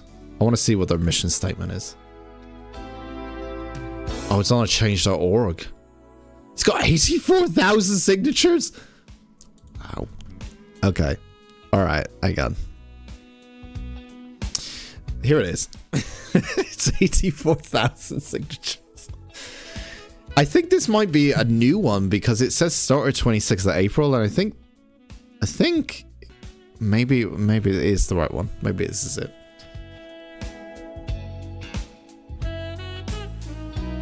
Like Hades and Hades 2. You mean Hades? Were they complaining about that too? I don't know. Oh, Hades. No, that reminds me. Who's Hades? That's giving me flashbacks, and I don't know what's what. What's Hades again? What was it? Shit, forgot. What was that from? Yeah, I know Hades. I remember the name now, and I'm like, what the fuck? Oh god, my brain. Hades. Hades was from... Hades was a revealing game we looked at a few streams ago. Oh, yes. Oh, yeah. Okay. Now I remember. Yeah, it's the thing is, I remember certain things that come into my mind. I'm not very good with my memory, obviously, on these streams, but certain words come in, or something gets said, and I'm like, Vietnam flashbacks happen. Anyway, Free Stellar Blade has 84,000 signatures. Its next goal is 150,000. Can we get there, everyone? 621 people signed today. This is their mission statement. Stellar Blade is a phenomenal new game that just launched on PlayStation 5 worldwide. But it has a problem. The content has been censored from the original trailer version posted by Sony. We, as gamers, as the gamers that I love gamer chat. It's one of my top 5 things in the world. I've got a lot of top 5 things in the world. But gamer chat is one of my favorite things. The entitled gamer chat thing is one of my favorite things to just listen to. Where it's like, as a gamer. It's like when you got the Karens going like, as a mother. It's in that same sphere of things. As a gamer, we want this content back. We relied on it. We made the game the #1 pre-order because of... Wait a minute. We need different music for this. I got a sec. Hang on a sec. No. We need a different vibe. It's not jazzy music. What we need is what's it good? I'm gonna look for generic hype music. Generic hype music. Generic hype music instrumental. Aggressive fight epic hip hop motivational music. That sounds exactly what I need. There better be no copyright. No, that's not no copyright. Give me just something high energy. Yeah, high energy. How is that fucking high energy? For the love of God. God damn it, YouTube music, you suck! I just, like, it gets search bar, like, hype music, that's all I want. The joke's gone now, but, like, come on. Instrumental metal.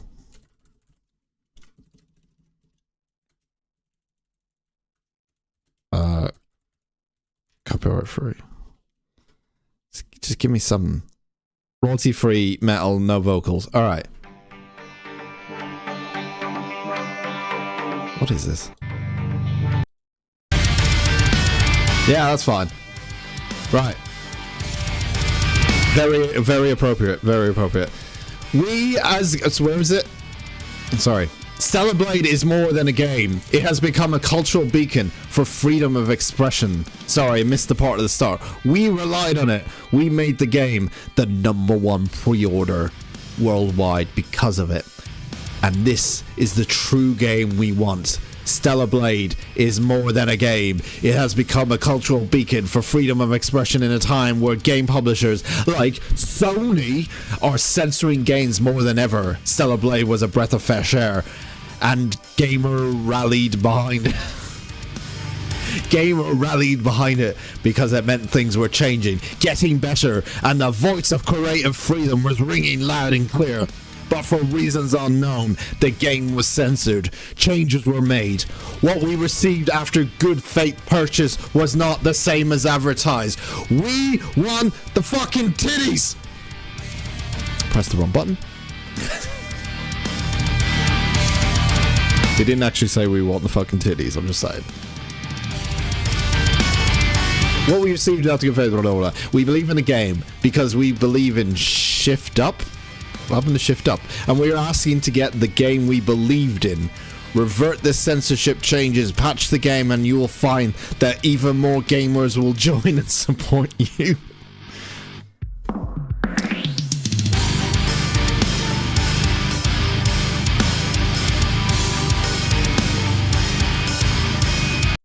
Anyway, so what happened was that. Now, from what I understand, the changes were very, very minor. Very minor. Like, it wasn't a lot. We as wankers, gamers want the content back. I'm honestly tired of this set the bar as low so kids can be included mentality. I'm a grown man. Nudity doesn't offend me, but it's natural and sometimes pretty. We should purge the kids from some of our entertainment. The TOS can even state this. That below 18 is not allowed. Yeah, it's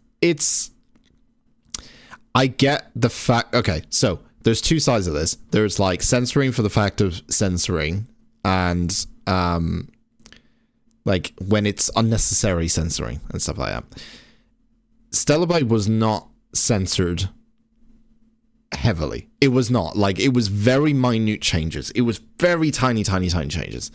And I also think that this whole mentality of like, this is what this whole mentality that gamers have, some of them, entitlement basically, where they're like, we want what we want kind of thing. Sometimes it's like, what's the term about the putting the horse before the cart kind of thing, or like too many cooks kind of thing. Like if you just do what everyone else wants you to do, and you don't have your own kind of like vision and stuff, it's just going to be someone else's kind of thing anyway. So yeah.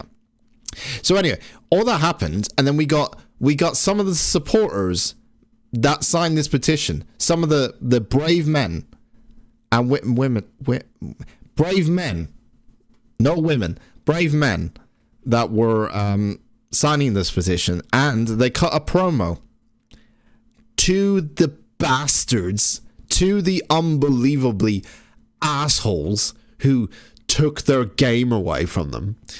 And they started making videos, and as a PR campaign, it backfired quite a bit. Here are some of the videos. This petition is not only to free Stellar Blade, but to send a clear message to Sony, Nintendo, and the rest of the publishers in the gaming industry that we players will not tolerate any form of censorship moving forward. Thank you. Thank you. This petition...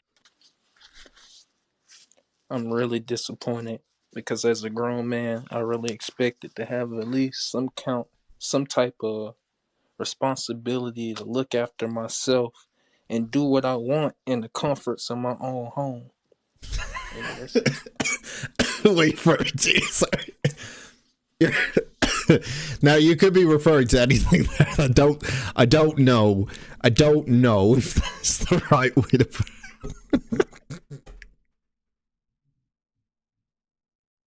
I should be allowed to do whatever I want. No, we're not saying that. I think the message has got mixed up here a little bit. Moving on. Hey Sony, I want you to take off the censor off the games Stellar Blade, because I'm looking forward to play this game as well. Because my game won't be here until Wednesday from the mail, and I want things to change and what's going on around the world and stuff. And sign a petition, all right? And stuff. What? All right, bye. What? Hey. I didn't know half of what he said there because he said it so quickly and then he just moved on to the next sentence. He sounded like me mumbling. As a grown man covers his face. Free fappers unite. It's, I mean, I don't like to judge. I love gamers. Trust me, I love gamers. You know what I love? You know one of the most. I was saying this to Lima the other day. I don't think I should say what I want to do as a stream idea because I think I want to keep it like as a surprise. But I think I'll say it and then at some point I'll do it. One of my favorite things ever is to buy gamer t-shirts, you know, the ones that are like really cringe, like Eat Sleep Game, all that shit. Buy those t-shirts and then randomly when I start streaming I start wearing them and don't address them and just wear those kind of stuff. It's that same, I'm feeling the same kind of people buy those shirts but wear them like as is a very serious matter. Like a gamer is like, being a gamer is like a fucking a title. It's like a brotherhood of steel. Like you're a paladin. It's like you are more than just the ordinary person. You understand video games. You are a very important person to yourself, mostly. But either way, I just feel like some of the people here probably would wear those shirts, but wear them proudly. That's what I'm saying. This guy also very much looks like the guy from the South Park episode. Remember the South Park, the computer guy who would sit at the computer like this? Like, he looks very much like him, a little bit. Maybe a bit more longer hair and stuff, but yeah. I don't know what he said, though, because he kept, like, ending his sentences really quickly. I want you to take off the censor off the games, Stellar Blade, because I'm looking forward to play this game as well, because my game won't be here until Wednesday from the... Okay, his game's not going to be there till Wednesday from the mail. That's kind of his problem, but okay. And I want things to change and what's going on around the world and stuff. I want things to change and what's going on around the world. And sign a petition, all right? What was the last thing? And stuff, and sign a petition, all right? What? Around the world and stuff, and sign a petition. I don't know what he said at the end. All right. And stuff, all right, bye. In stealth? Sign the petition in stealth. I don't know what he said. I really don't know what he said. It's like, the problem is that these people are, and again, I'm generalizing, but look, I used to be like these people. I really did. I really used to be like these kind of people where I think as a gamer, I'm quite entitled. As I gotten older, I've realized that's kind of bullshit. But the problem with these people is they're nerds, obviously. And we're all nerds. But some people are very good at doing this on the keyboard and making petitions online and like shouting from the rooftops online through their keyboards. As soon as they put a camera in their face, they're like, sign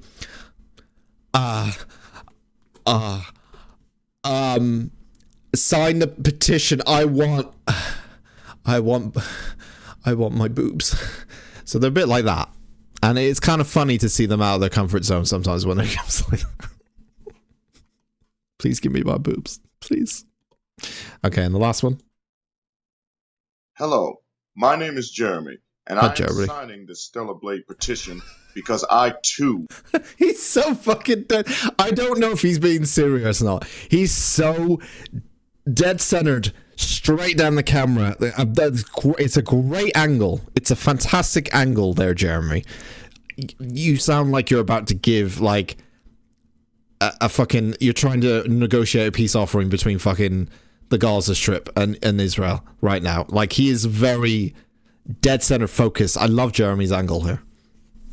Hello, my name is Jeremy, and I am signing the Stellar Blade petition because I, too, am tired of how Sony is constantly censoring games left and right, back and forth, for absolutely no reason whatsoever to fit some stupid, worthless, pointless agenda. Stellar Blade is definitely a breath of fresh air, and it needs to stay that way.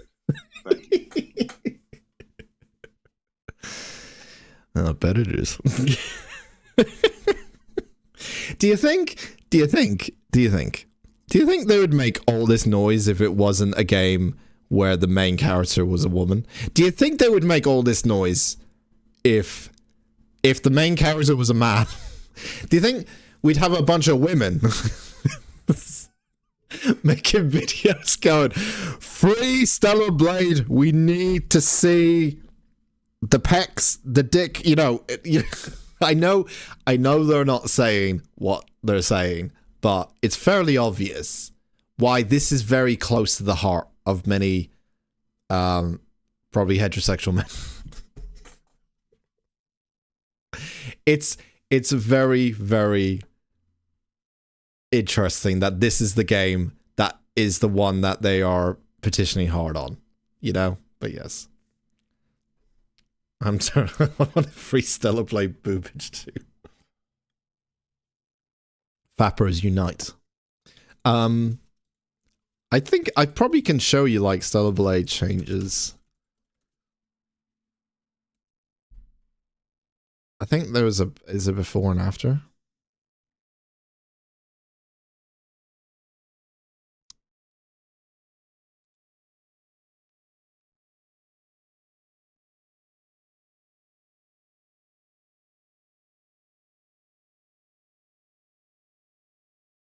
No. I think they did, look, they did the same thing for, there was a bunch of people making a bunch of fucking noise before Rebirth came out. Because, I need to change music, this is the metal fucking playlist I've selected. A bunch of people were making a bunch of noise before Rebirth came out because they were like, oh my god, they're censoring what was changed from the trailer, same thing. Because Aerith in Rebirth had in the trailer a bit more of like a little bit more of a cleavage, right? And all they did was like put like a little thing here, so there was like less of a cleavage essentially.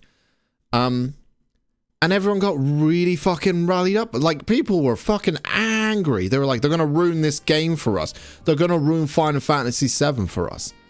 Like, I don't fucking care. I'm fucking diehard. I don't give a shit that they put that there.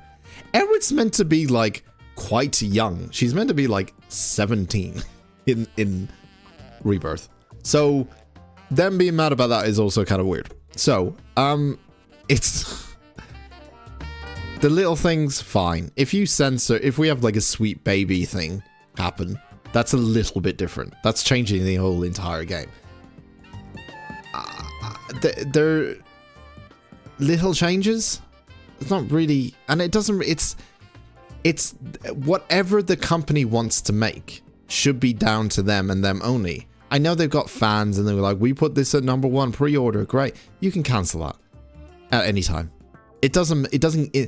Making a pre-order doesn't entitle you to make fucking decisions about the development of the game. So they can shut the fuck up, basically. It doesn't give you it's not a Kickstarter.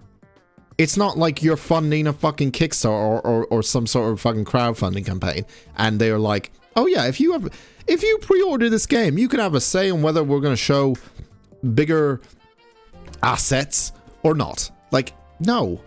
Shut up. You don't have a say. You're buying something from someone who's creating it, who's doing the hard work, who's actually putting it together. They have final say on what it looks like when it comes out. It's up to you whether you want to buy it or not. Just because you pre-ordered something, that's your fucking decision only. That's your decision to put money down out of your wallet before the game comes out and before it gets reviewed. That's your own decision. That's not theirs. That's yours. So if you're complaining about a game that you've already pre-ordered and it's not exactly how you thought it was going to turn out, because guess what? Games do change. That's why they say subject to change. In most trailers, when they first release a trailer, subject to change. Gameplay not final. Visuals not final. That's why they say it, because it can change over time. That's your own fucking fault. So there you go. Rant over. It's a difference in cleavage. Less cleavage, death threat sent. Of course it is. We want cleavage. We want stellar cleavage. The game needs to be called Stellar Cleavage, alright? Not Stellar Blade. We don't, as gamers, we don't want it to be called Stellar Blade anymore. I pre-ordered this game. I wanted it to be called Stellar Cleavage, and I want to see a Stellar Cleavage right then and right now. Also, I want to see at least every hour some sort of boob shot. Like, there needs to be one every hour. I pre-ordered this game. I have a right to say what it can be and can't be in this game. Fucking mentality, honestly. Honestly. What the company wants should be the wants the company wants. I disagree. The consumer is always right, and the company should care as the consumer.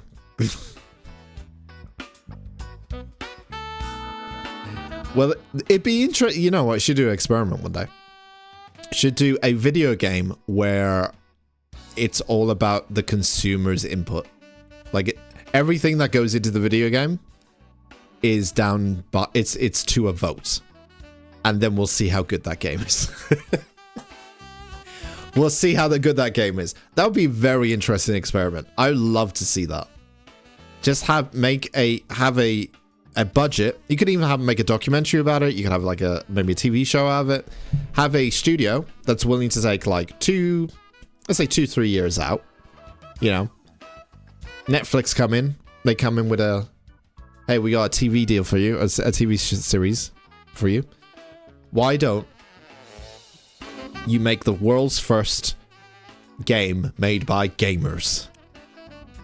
And people who opt in to pre-order the game are allowed to vote on decisions. Every decision gets voted on by the people buying the game.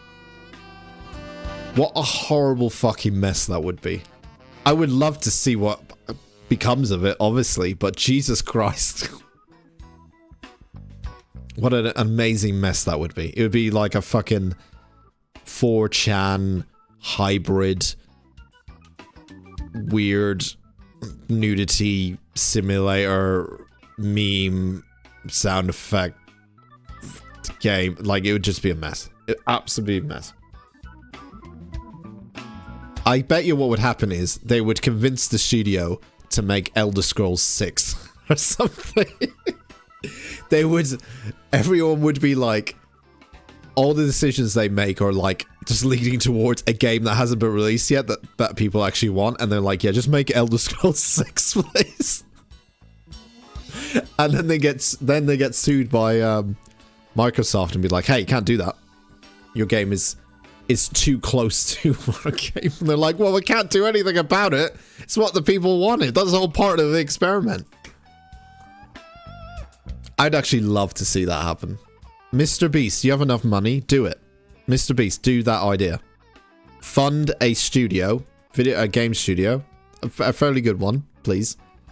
And for 2 to 3 years, fund them and get everyone who opts into a pre-order or like a Kickstarter or something to have a say on every single final decision. It's put down to a vote.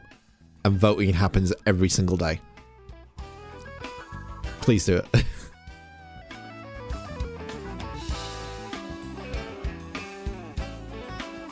It's not what I mean. I'm talking about options. Options for nudity, difficulty. I mean, yeah, like that too. Yes. Difficulty, absolutely.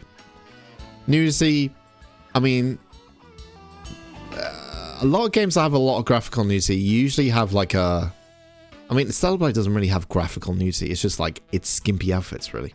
Or it's big tits. Japan. Hooray. But yeah, there's a lot, like Cyberpunk has like nudity turn off and on options and stuff like that. So yeah, like options are very good because it pleases everyone. Then it's there.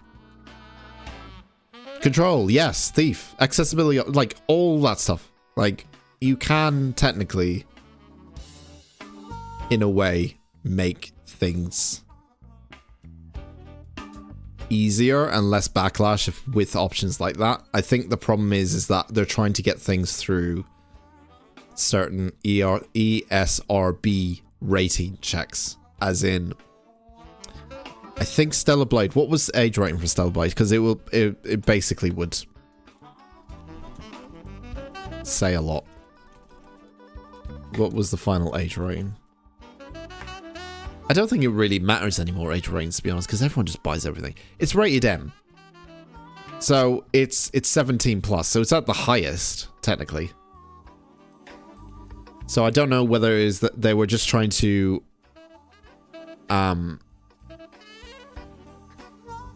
maybe not have as much backlash for like over glorifying women in it, and they're trying to kind of like not trying to have like the biggest boobs on the person and all this kind of stuff, but like, yeah, options does give people the options and stuff. Blood and gore, yeah, that's another one. Yeah, it'd be good to give people more options. I think there would be less arguments. There would be less arguments, because then you can just say, well, if you don't like it, turn off. It's done. But then people would obviously find a way to say, well, it's because it's there in the first place that makes me mad. Or it's like, just because I can turn it off doesn't mean I'm going to shut up about it. Like, I hate the fact that you can turn off. Like, I think that would still happen because it's the internet. There would be always something to argue about. That's just the way it is. Unfortunately.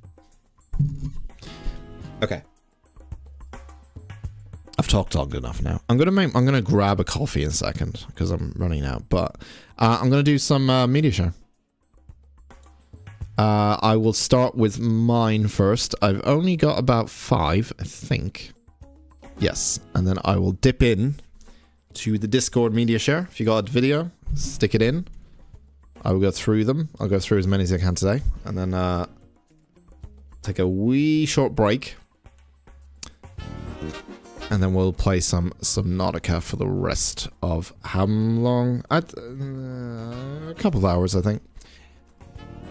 I might eat on stream. I might have a snack on stream and see how longer I can go. How long I can go. The other problem is it's very hot in here. I actually might have to turn the fan on in a second. It's very, very hot. It's hot in the UK now, as hot in here because of the computer. And when I start streaming anything, the fans start going, so yeah. Was it I'm Alive where you didn't have to shoot the enemies, you could draw your gun instead of threatening and killing them? Option like that? It rings a bell. I remember I'm Alive, yeah, because it was that. I remember that game. I don't think it reviewed very well, but yeah. I think it was probably that game. There was something like that, yeah. Yeah, I mean, look, let's be honest. It's 2024. There's always going to be something to complain about by some group of people. It's just the way it is. And, you know, whether it's very little, like it's a very minute little thing, someone is going to be mad about it. It's just there's no getting around that. That's all. Even if you try to make changes to it, people will then complain the fact that you made changes to it or whatever it might be. Like, there's always going to be someone offended. That's just the way it is. It's just quite funny to see that a bunch of men were very offended by this particular game. And I wonder why. That was pretty much it.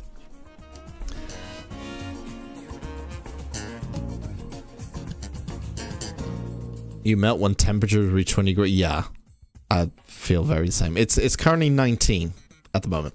It's going to hit 20s in about 2 hours. It's probably about in the 25s in here at the moment. So I'm going to turn the fan on in a sec. Can't really... If I open a window as well, no air comes... There's no air. So even opening a window doesn't really do much. Like, it might make it a little bit more cooler, but... It doesn't really do too much, really. Okay.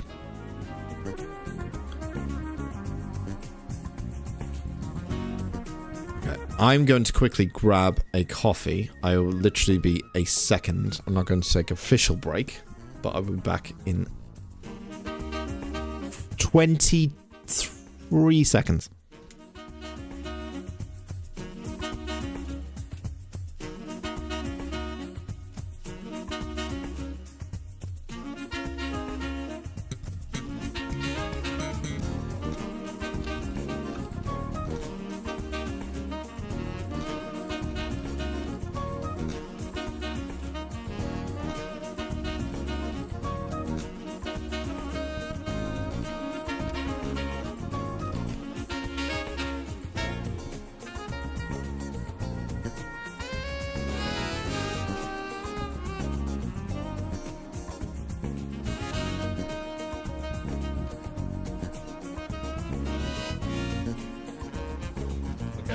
It wasn't 23 seconds because I spotted a muffin and now I'm having the muffin.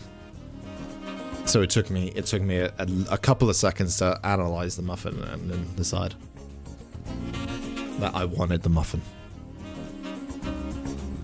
It's a blueberry muffin. Hashtag food chat.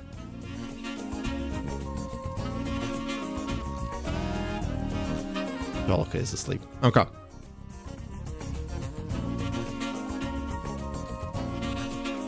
Your blood is thick and we have not time to proper time to acclimatize.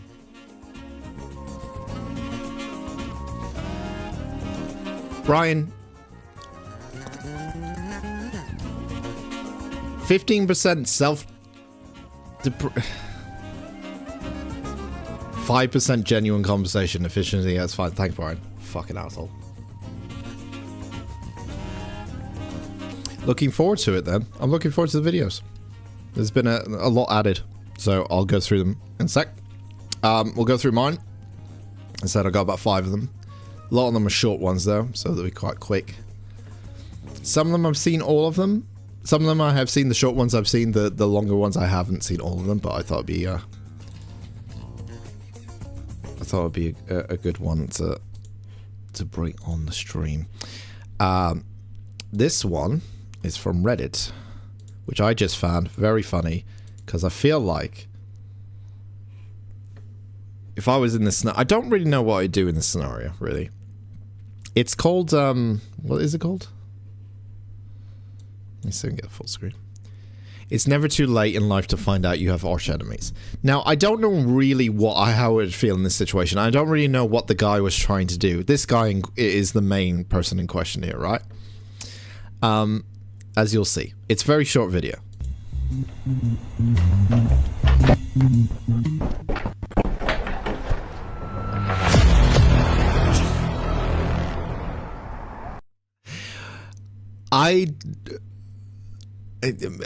Some people just, I don't know, want to watch the world burn, maybe? It's like he's opening the door for him. Or like, especially at this point. Oh, look, he's got his face here. Oh, he's a TikToker. That's why. I've just figured it out. Especially because the guy's filming up here. You can even see his reflection, obviously, of the guy's filming him. It's a TikTok. It's a prank. It's a prank. I've just ruined it now. I thought it was a genuine guy.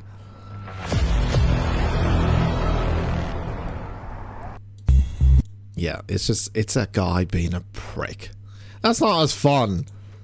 It's not as fun. I just realized what it is. God damn it. This is an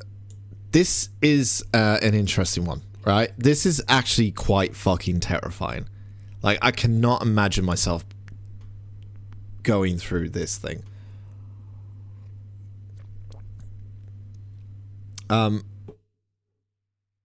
There was a water slide? Amusement park. In the Netherlands that operated from 1994 to 2010. It was filled to the brim with water, leaving riders completely submerged throughout their 15 to 20 second journey. And we just played pools, which made me think, oh fuck, I'll bring this up.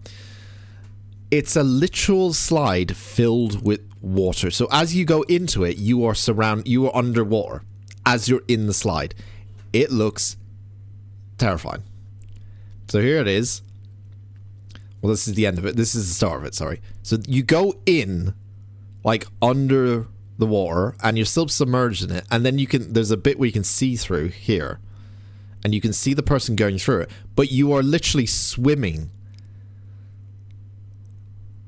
through it. And then coming out the other side. No. No. I mean, fine, but no. I think I just panic at some point. Like, the end is not in sight kind of thing. You know, if you're not quick enough. I'm sure it has something in there that's like pushing the person forward, and just in case. But if something goes wrong, or you get stuck, or I don't know, like, it's scary to me that, like, you could just go in that. and that's in like in a safe place. That was approved till 2010 as like, yeah, that's fine. It looks like they're being pushed. It looks like it's slightly pushing the current of it, I guess, is pushing out. So maybe it's not as scary as it is. Yeah, I hope you don't get stuck. But still really terrifies me, that. It really, really, really does. Dumrail Amusement Park from 1994 to 2010. Obviously from 2010 it was there's more. Hang on, there's more about it here. The flyover was an underwater water slide, which was extreme. Hang on. The flyover was an underwater water slide, which is exactly how it sounds, and transported riders from one pool to another using water as propulsion. There we go. Built in 94, riders dove underwater to access the slide using gravity to transport them via the communication vessels principle. Riders will be completely underwater for about 15 to 20 seconds. See, 15 to 20 seconds for me is a long time to be underwater. It's quite a long time. But I guess that's the thrill of it. Maybe.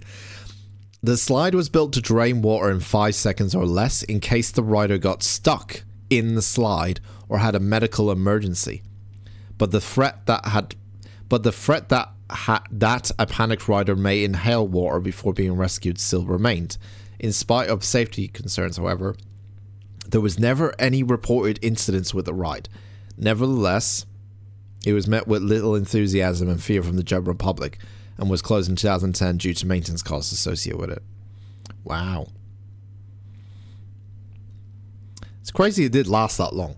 It is actually quite crazy that it did last that long, considering it was like 15 to 20 seconds of the water. So they did kind of have a fail-safe if things went wrong. It would drain the water in 5 seconds, which is pretty cool, I guess, if anything bad happened. This one is another crazy one, again from Reddit. It's a beehive, but it's no ordinary beehive. It's pretty fucking stellar, this, and I'm kind of wanting one if I move house. I kind of want to have this in my house, even though it is kind of a little bit terrifying. It's kind of fucking impressive. It's a stellar blade, is what I'm saying. It's a real stellar blade, this one. This is the entrance to a beehive that is inside my house. There's the outside, and here's the inside. This is an observation hive. How fucking crazy is that? You can see right there the bees coming in and out. It is high traffic right now to these 3 boxes of bees right here. Hell no. Look at all that comb. This box is a lot newer. I could stare at this for days, though. To build into this one right I could just sit and observe. People watch. Bee watch. And there's 2 more entrances, and it is all busy. My biggest fear with this, right, is anything breaking. Because if anything fucking breaks, or anything gets loose, or anything, that's when it becomes an absolute nightmare. And it'd be like, fuck no. But if it lasts and nothing bad happens, it'd be pretty nice. It'd be pretty cool to have on the wall. I don't know. It'd be quite terrifying, though. It is quite a terrifying thing to look at. But it's more the prospect of, like, if anything goes wrong. That's part of it. But I think it's impressive. I do think it's impressive. That's a fuck ton of bees, though, man. That is a lot of bees. If anything goes wrong there, you are absolutely fucked with that one. We have a new robot to show off. Hi, everyone. Say hello to Astripot S1. This is a new robot. They did a demonstration video of what the robot can do. He basically is going to take over the world and take over your jobs. So say hello to your new masters. I scored a brown bee out yesterday. Brown bees are native to Denmark. Brown bees? Yeah, I've never heard of brown bees. Not the yellow jackets we all see. Our brown bees are outcompeted by the imported Yellow Jackets. Damn Yellow Jackets. But having a beehive in the house, no freaking no. Yeah, I guess, well, it depends, I guess. It's kind of like I wouldn't mind having something like an anthill thing going on. I just like to have something to look at, like, in a house. It'd be quite cool.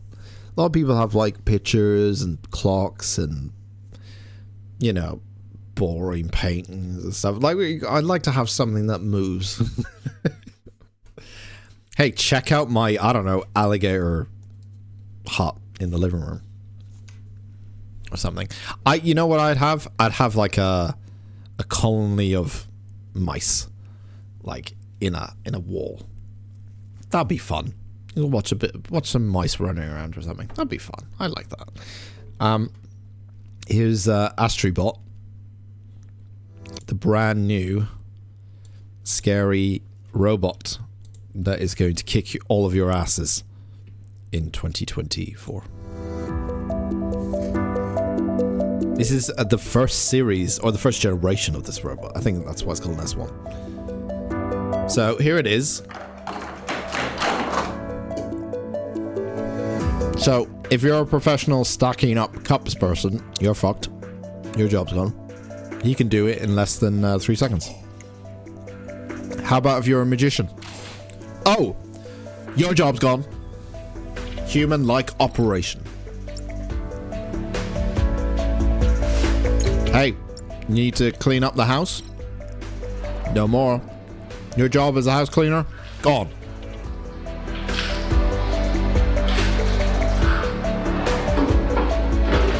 Brian here is gonna fucking clean up everything. No longer will we need house cleaning, maids, anything like that. Brian here is going to sort it out for you. Hey, you a chef? Are you a chef? Not anymore, you're not. Fucking Brian here is gonna make you a nice fucking French toast. I think. Is it French toast? Salad? What are you making? What is that? Hang on. Whoa. Well, that's all impressive, Brian. But what are you actually fucking making? Was that courgette? Hashtag food chat. Was that courgette? That looked like a courgette. It's either cucumber or courgette. I think it's a courgette. Okay, so you're making a... You're peeling back courgette, I think. I think it's courgette. It looks like courgette. Okay, and you got some chilies there. Okay, so you're making a chili... What are you making there, Brian? Okay, so you're making a chili. Now it's different ingredients entirely, so I don't know what happened to them. Sugar? Pancake? Eggs. He's got eggs. Oh, he's making some sort of cakey mix or something. I don't know. Cucumber? That's not a cucumber. I don't know. Gherkin. He made a salad. Alright, he's the next generation. He made a salad. He's incredible stuff. Are you a bartender? Not anymore, you're not. He's gonna have your job soon.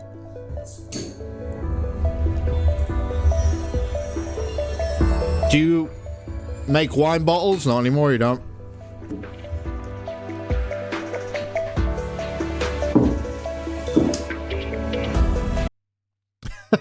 I didn't expect that one. What I'd love is just suddenly he just pours like a bottle of fucking drink and then he suddenly just goes in his face. He becomes almost too human. The day that happens, we're like, oh fuck, he thinks he's human. That's when we're fucked.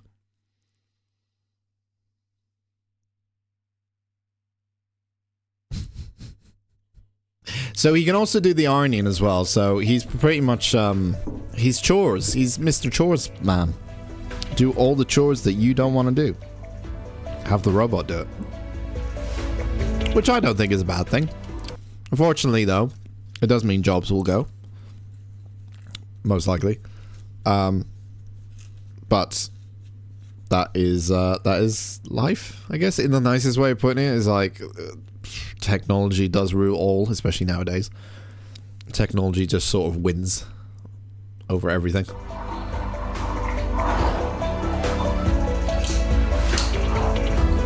Although, it depends how good of a job he does. Like, if he does a shit job, obviously people won't use it.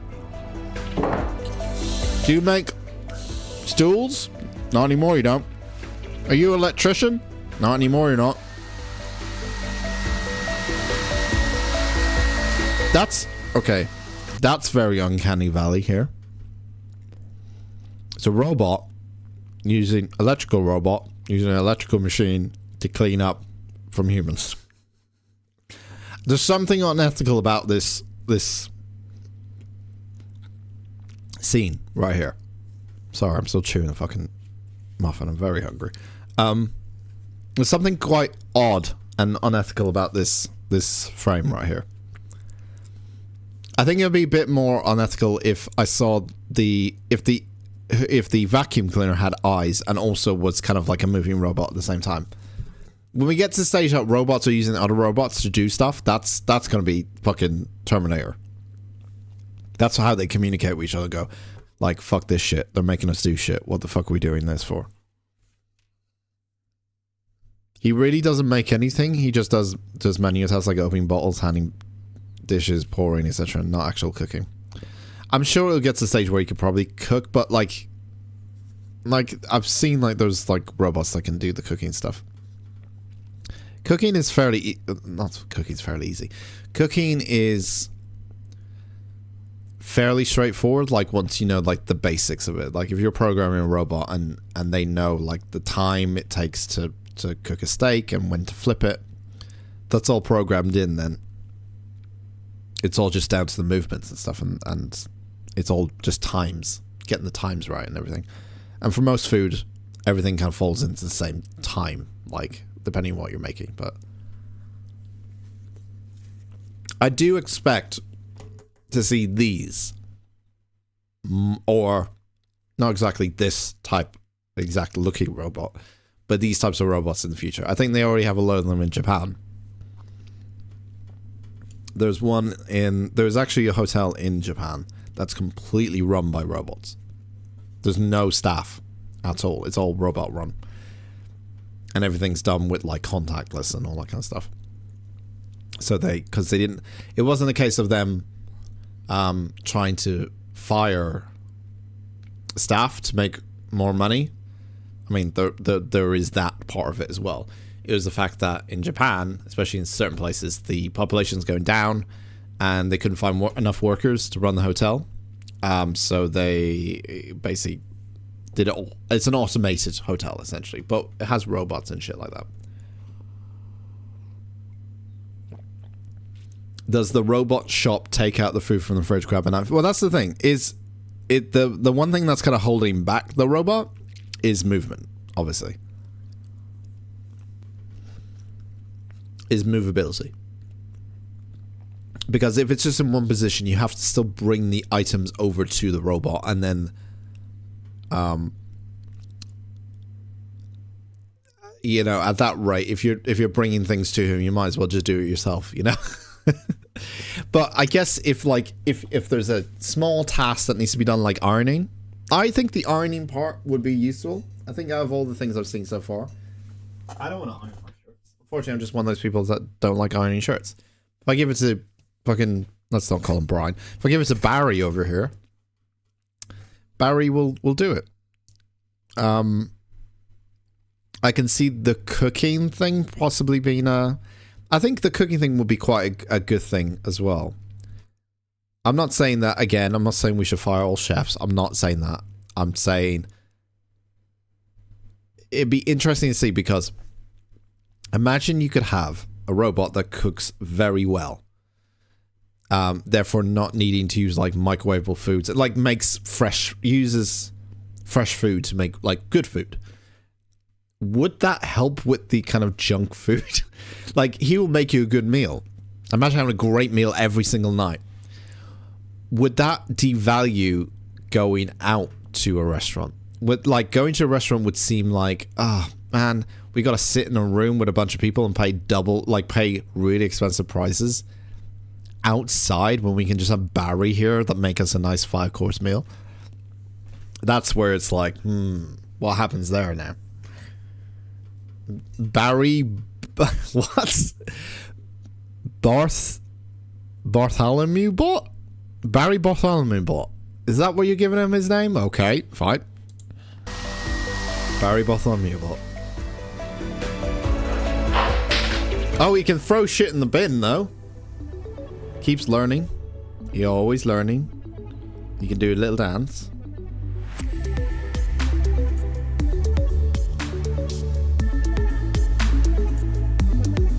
That's useful. Can he make love? Can Barry make sweet, sweet love? He can paint? Oh, shit. Well, that's art Twitch streamers gone down the drain. Sorry, Ben. There you go. Astrybot. What an amazing bot he is. He's incredible. Barry Bot is okay. Okay. Official name for all our robots that we meet on this stream. And the only other thing I have is a random, very random video, but it will still be quite funny to many. So for people who don't know, I watch wrestling, and don't turn it off. It's not about wrestling. It kind of is, but it isn't. I found these compilations of like wrestlers when they're doing their promos, which is when they're like speaking on the microphone, when they say questionable stuff, because there's only so many things you can say in wrestling without it sounding a little bit sexual sometimes, and sometimes coming out in a way that it's like, that's questionable. And I found a bunch of compilations of new and old wrestlers saying things that were very questionable out of context, and it's quite funny. So let's give that a go. Come Tuesday, I love that idea. You might have saw it coming tonight, but come Tuesday, I'm gonna come on you like nobody's ever come on you before. Brutus, this is incredible. What a package. I'm gonna eat his ass. I'm coming. I'm just gonna come as hard as I can. I mean, I am sick and tired of playing around with kids. I mean, for God's sakes, I came. I don't come. What exactly is a female dog? It's called a bitch, is the term. I'm Ricky Morton. I'm from the old school. And when it comes to getting down, they say I'm the best in town. Biscuits and gravy. Dick. Balls. Pussy. Ass. Booker, I want to have sex with your wife. It's sexual, baby. he did. Perverted sex. He did. Bestiality sex. It was so bad that my balls were black. And my dick. Yo, homeboy! Welcome to the hood, brother! Timing. There's a lot of little references in there, but in general, the gist is there. Yeah. Some wrestlers have not aged well.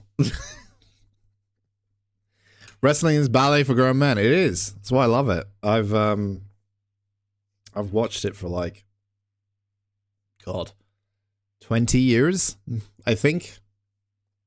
It's Formula 1 is the one thing I've watched like longer from what I can remember, but I think wrestling is a close second. Yeah, it's to quote Triple H himself, what he used to say in a very funny video that's from like 1995. Wrestling is telling a story using our bodies. It's yeah, some people don't like it, and I understand why people don't like it, and some people go immediately to, oh, it's fake, you know it's fake, right? You know it's not real, right? And I'm like, yeah, I know. It's like, some people get entertainment in various different ways. I get entertainment out of wrestling. Sometimes wrestling sucks, and it's really fucking shit and lame, but when it's good, it's real good. it's real good when it's good. And yeah, right now it's fairly good at the moment. It's a lot of buzz at the moment, with especially WWE coming to Netflix in 2025. It's going to be very interesting to see how that goes across the casual audience, but we'll see. Wrestlers don't age well. It's not easy. Life, hard work, hard days, etc. I have a lot of respect for them. Yeah, it's either some of them, a lot of them, especially the current, like, older retired wrestlers now, they have a lot of, brain damage and they can't walk correctly. If you look like someone like Mick Foley, who was someone I loved back in the day,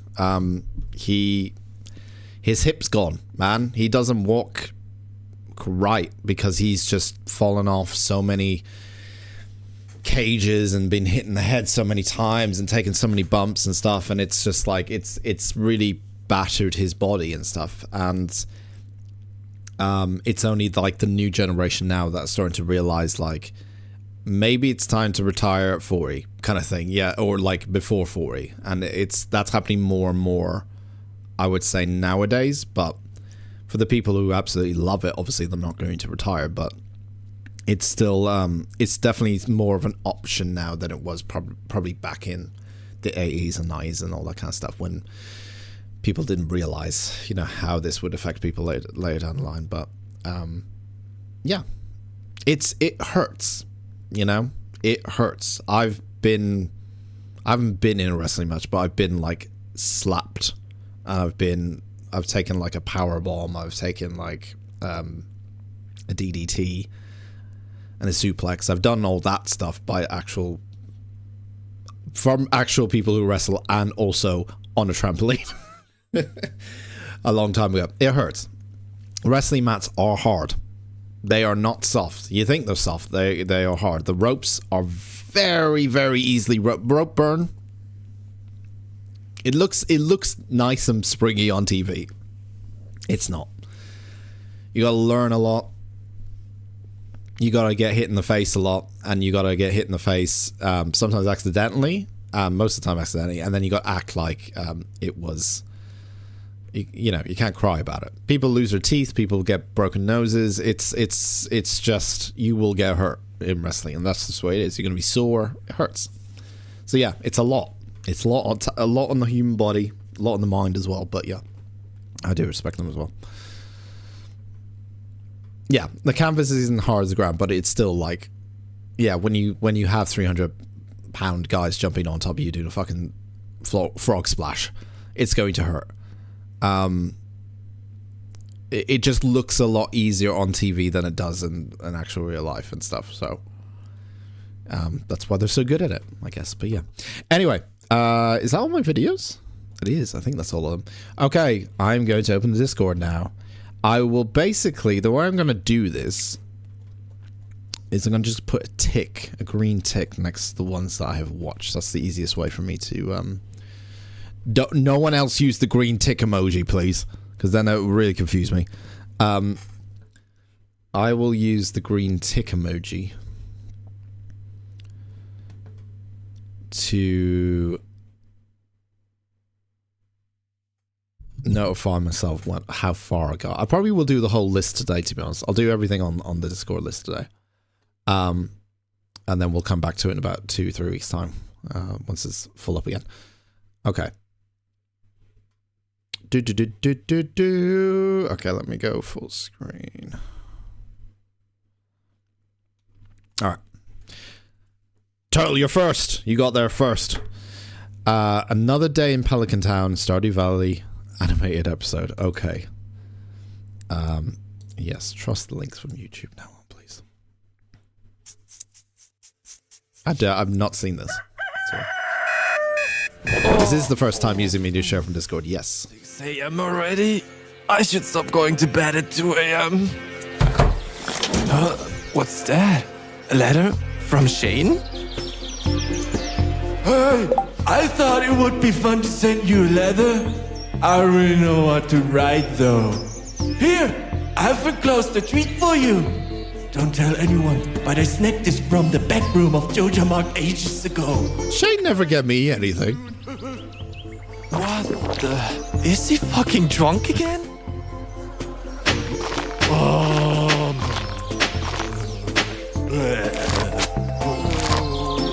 Get off! 90 Cross and the homeless dude! Give me attention! Oh man, it's way too early for that kind of shit. I hope they make a joke about time. What? Why is this a desert? I planted so many dozen patches of grass yesterday. How much can you eat? Hey Mulan, come over. Why the fuck did you eat so much? Okay. Holy cow, chill. I'm gonna buy you grass. You can eat all day, immediately. Holy f. Hello. Yes. Is anyone in this town doing their goddamn job? Yes. Why They. is it closed? Yes. It's the middle of the It's a week. fucking Wednesday's close. Fucking Pierre, man. At the fucking farm all day. Why does he close on a Wednesday? It's ridiculous. Open up here! Open up! Great! What am I supposed to do now? My enemy's gonna hate me! Oh, what beautiful treasures do lie in here. A trout soup? What an idiot would throw that away! This is me most of the time playing Stardew. It's my lucky day, and you can't stop me right now! I always knew it! It's so disgusting! What's wrong with you? Maybe I should tell everyone about your little trash fetish. Wait. Just a moment. Oh my god! Is that the coconut? So yeah, it seemed to work out that like, cause everyone needs food in Stardew, and even when I was doing that, like even that's Haley. Like when I was giving her a pizza, she was like, "Oh fucking hell, love it!" Like I was just giving her food because I didn't know what else to give her besides food and diamonds. But it seems like most people, if you just give them food, they love it because it's food. I love coconut. How did you know? Hey, where are you going? I want to offer you a bill.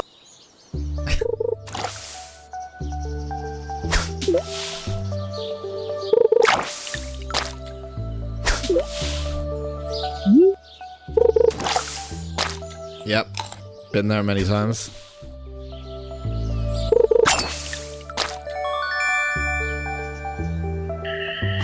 Why do I even bother? This is worth nothing. Another day, put in the trash. Dumping it in. I made no money today, as always. What the f? Where did the time go? It's already dead late. Oh my god, I need to go. Let's go. It's pretty accurate, some of the problems that have come up. I was so close to my bed. I think that's happened to me once.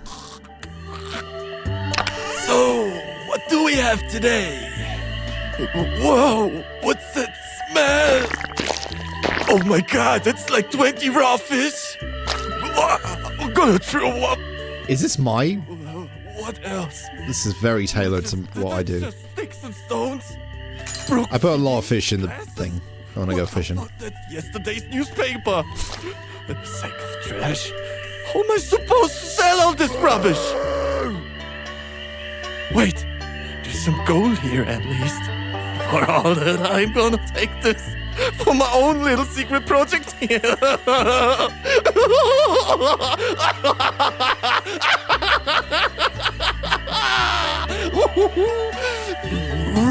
Very good. Studio Baku. I like that. It's very good animation. I'll give it a like. Okay. Okay. Let's give that a tick. So I'm going to use this one. I've uploaded a little bit more random emojis. I will have to add more to actual official HiMyNameIsDan ones, but we'll give that a tick. What is this? One Direction story in my life. Oh, Total Shreds. Oh man, I love story. I love story in my life. Jesus, what happened to me there? I don't love story in my life. I love Total Shreds. It's fantastic. Probably going to enjoy this one. Good choice. Good choice.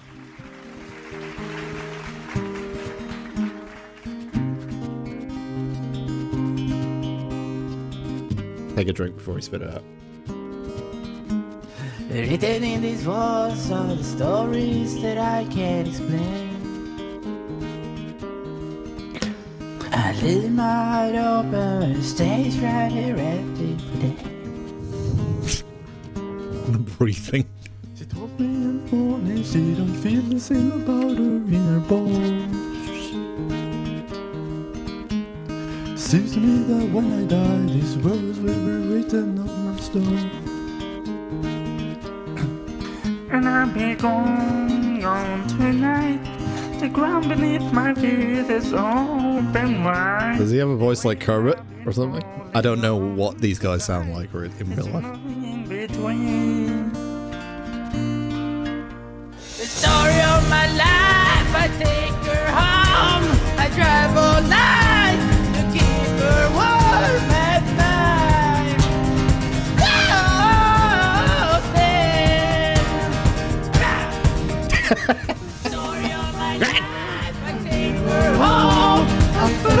Just 5 guys screaming into a microphone.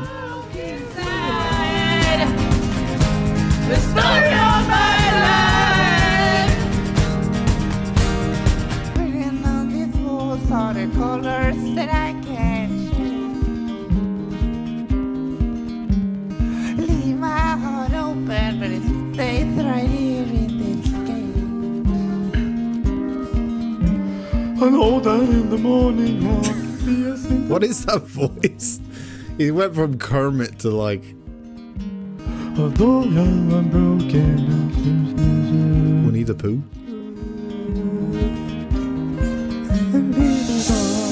Gone tonight. Bright. Now shimmer la badu, but keep it light. Now shut up between. The story of my life, I take her home. I drive all night to keep her warm in time. It's now said. The story of my life, I give her home. I'm there for love until she's broken. The story of my life. Wait for the pop bridge. I love a pop bridge. Waiting for this time to come around. But baby, running after you is like chasing the clouds. The story of my life, take her home. Drive all night to keep her warm in time. It's from Love math pops.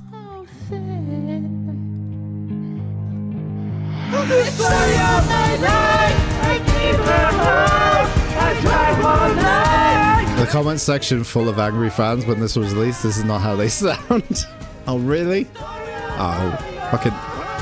Am I not surprised that One Direction fans couldn't take a joke?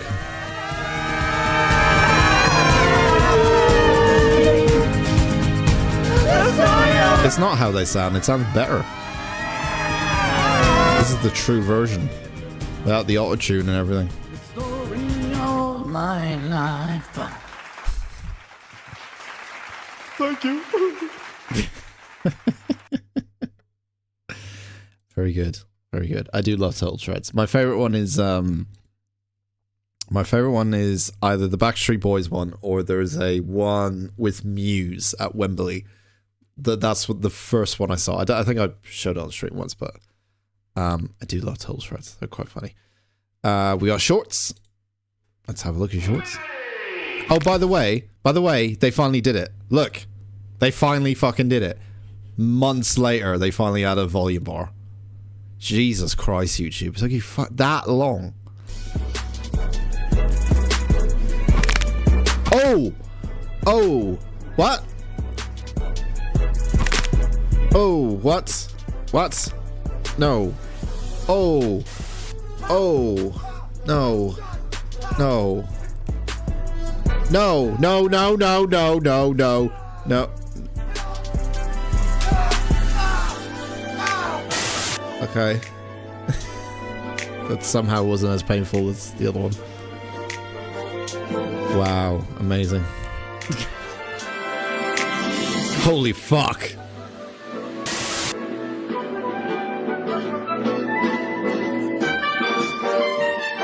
Yep. Just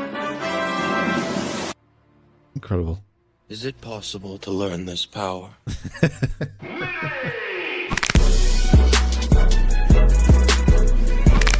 Oh my god.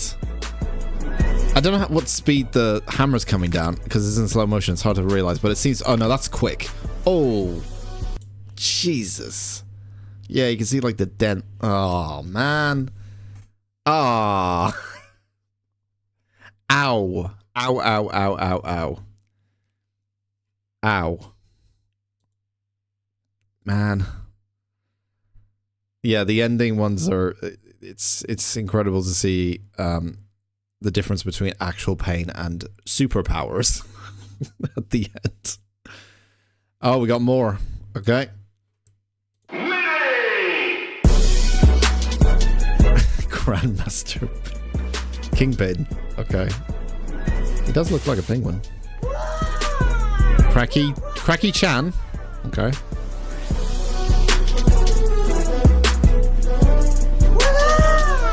Amazing. It's like my cat on catnip last night.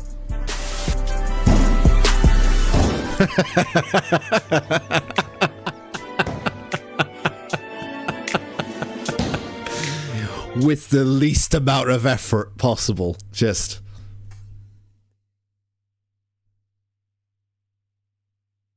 I love it. I love it.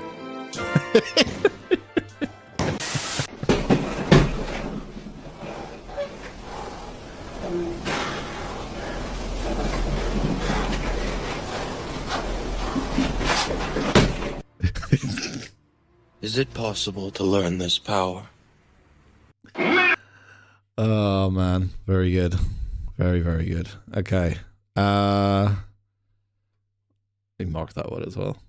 I do love those videos. They are quite funny. Seeing these people just do very little effort and somehow amazing shit's happening. Hey, hon, you busy? Yeah, a little bit. I'm brainstorming names for the yacht I'm gonna buy. A yacht? What about the baby's college fund? You know what? You're right. You're always right. Hey, hon, you busy? Yeah, a little bit. I'm brainstorming names for the... This art style reminds me of, what was that? What was that thing called? Cyanide and Happiness. I haven't watched that in ages. Remember Cyanide and Happiness? I think it reminds me a little bit of that kind of art style stuff. Yeah. I think it was called Cyanide and Happiness or something like that. It reminds me a little bit of that kind of art style. I remember they used to be super popular in YouTube. Post the Flash days or during the Flash days, I think. Yeah, it reminds me of that as well. The ending, is it possible to learn his power? My god, that's Jason Bourne. I know Kung Fu. Oh, the ending was that? Did I skip past it? Oh. Or is that just what some of them are? Okay. China. We got some China content. China Fakes Everything Part 4. I came across this on the web. This man is exposing how some spam meat is made in China. A piece of chicken breast the size of a quarter, a bunch of cornstarch, and loads of chemicals. And it turns out just like the spam you see in the store. How about beef balls? They're made with duck heads and blended into a paste. They're also loaded with chemicals and additives, but look like beef balls to me. How about injecting things with mysterious liquid? This is done to eggplants, cucumbers, chicken, and fish apparently. Next comes soaking things. Wow, look at that. You get a fully grown apple and cucumber harvest just by dipping them into a beaker full of mystery. Or how about fake donkey intestine, a marinated dish using pig uterus and ovaries instead of donkey intestines. As this video shows, they end up with the same color, maybe a similar texture, and definitely not gonna try. Ew. China Fakes Everything Part 4. I came across this on the web. This man... I don't like any... like, to be honest, I don't like any kind of meat looking, or any kind of thing that comes from an animal that looks like this. I know they probably do this in they do this, I mean, they probably do obviously in China, but like they most likely do it mostly around the world, injecting shit into things. Now I'm not hungry anymore. Try to fix everything again. Let's go. China Fix Everything Part 11. You like shopping on Temu? This man did. His charger is now married to the outlet. And does that chip spy on you? Xiaomi's new EV claims they have an anti-hand crushing feature, so people tested it themselves, and it turns out to be a lie. And not just one EV makers, all of them seem to have this problem. Test it with the chicken feet, it will crush your hands. A boy and another man already did it to themselves. How about some nice carrots? After some dirt and chemical marinade, they now look farm fresh and organic. And how do Chinese people deal with it? Well, apparently through poorly made flood walls that can be picked apart by hand. And finally, check your gold nuggets amidst rising gold prices. If they're from China, make sure they aren't just some regular old iron. China Fix Everything Part 11. You like... David Zhang, the China insider. Apparently knows everything about China.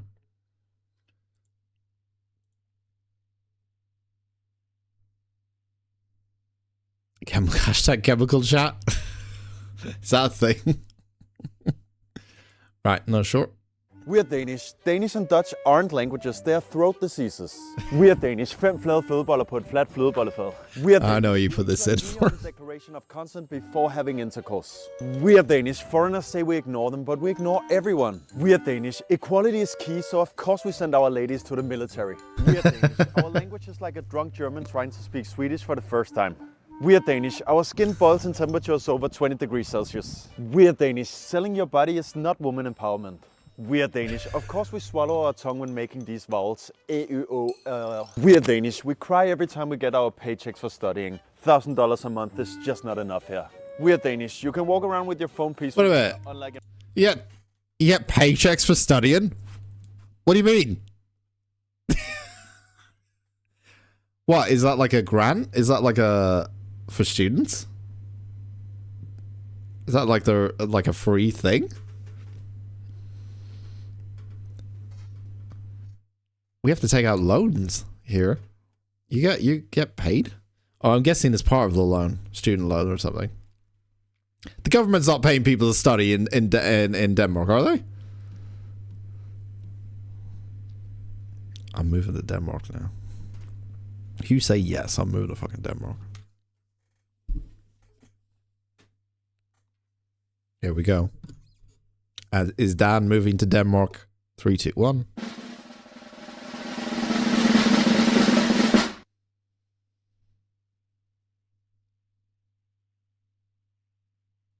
There's still a 30-second delay. I need to do it again.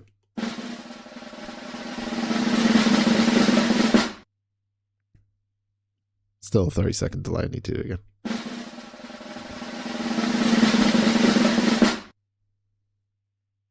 If you complete your education, then it's free.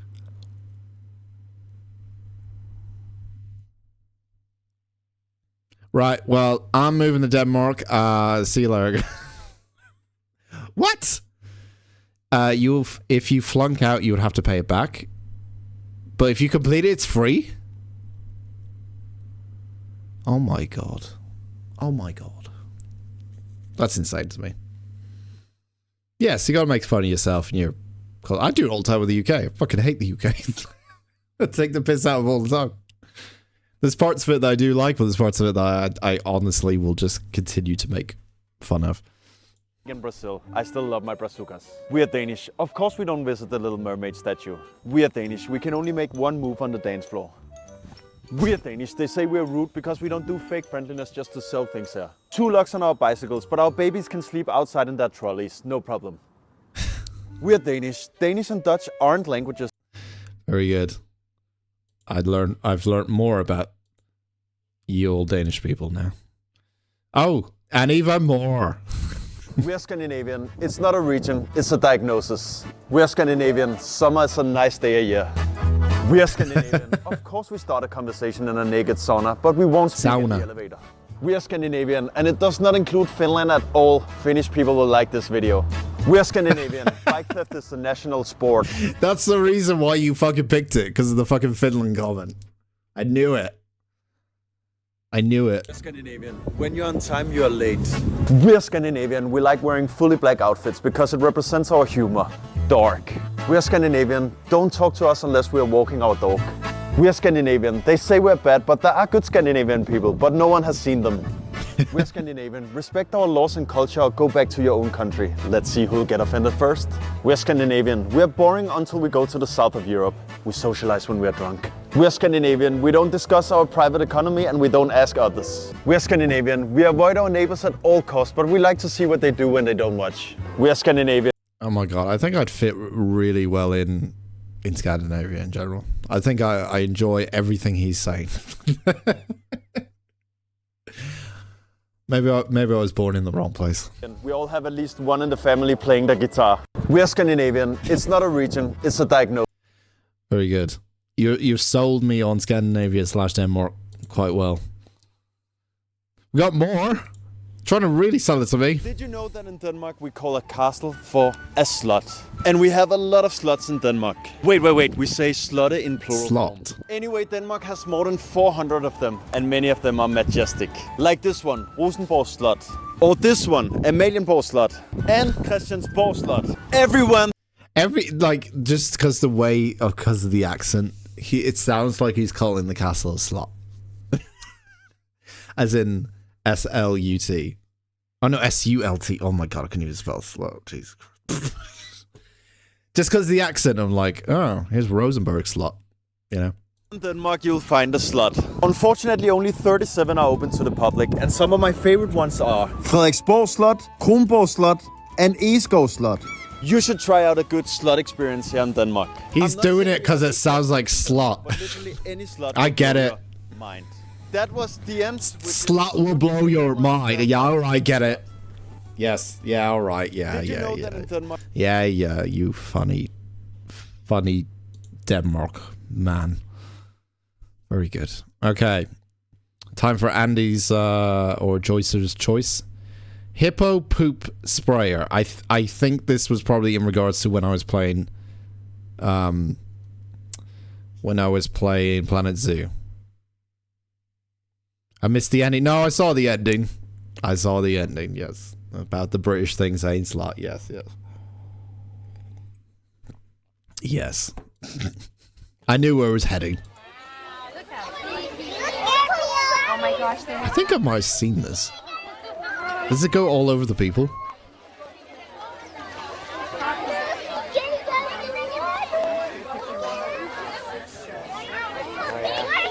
Or is it just...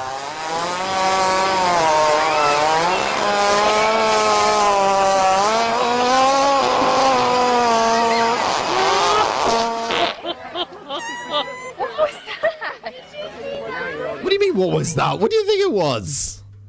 What was that? Man, imagine having that amount of fucking gas in yourself on a daily basis. Like, that to them, to hippos, is a normal fart. That's just a standard fart to them. That's nothing extraordinary. End in Danish is slot. Oh, did I miss that? Oh, that's what I missed. End in Danish is slot. So you call castle slot and end is slut. Okay. God, your language is interesting. Okay. Website Secure Boredom, part 83. Did you know if you go to this website, where you can play the most infuriating game of all time? It's called the password game. All right, please choose a password. If any of you have played fantasy football, then you know the password is taco. It must include 5 letters. Tacos, a number, 1 uppercase letter. Why is this getting so difficult? The digits in your password must add to 25. No, this doesn't look like fun. Must include a month of a year. No. Your password must include one of our sponsors. Not sponsored, by the way. Not by me. Go with Pepsi. Must include today's Wordle answer. I don't even play Wordle. I don't even know what a good Wordle guess is. Craft. I have no... I wonder if anyone's managed to actually sign in or finish the game, I guess. Maybe they have like 100 prompts that you have to do. Oh my god, I'm the greatest. I cheated. I don't care. All right, back to the password game. Occur. We add that in there. Your password must include the name of this country. We're literally playing GeoGuessr now in this game. Website Secure Boredom, part 80. That's quite funny. The fucking GeoGuess. The GeoGuessr bit is quite funny. Hey, I might be quite good at that. Maybe.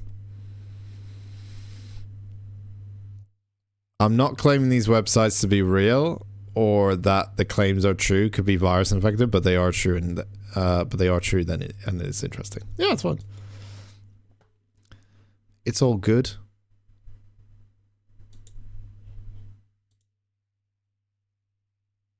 Okay.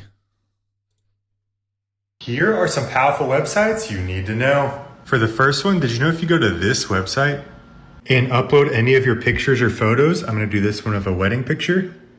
You can then use your mouse to remove unwanted images from your photo. So let's start real quick. Like Jason. Then color them in, just let go. There we go, much better.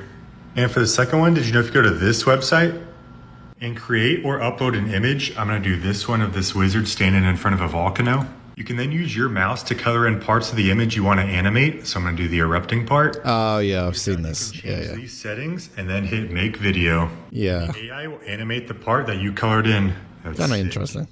And here are some powerful websites you need to know. Kind of interesting. Yeah, there's a lot of those websites where it's like it does one particular thing with AI and it just, like, especially with images, you can just like upload it and it's like, oh yeah, remove background or whatever, or change person's facial expressions and stuff. A lot of them around at the moment. Powerful websites you should know, part 257. Did you know if you go to this website and pick your car, let's go with Toyota, and let's go with the Tacoma. And it will show you tons of maintenance guides for your car that you need to know. So let's say I need to replace my brake light. And it'll show you step-by-step videos on how to do it. That's cool. You need half websites. That's actually really useful. Did you know if you go to this website, I'm gonna like that, and pick your car? That's actually incredibly useful. Especially for my car. That's gonna be, I'm actually going to use that. That's a very useful website. Alpha websites you should know, part 226. 226? How many has he done of these? I guess these TikToks. Get this for your computer.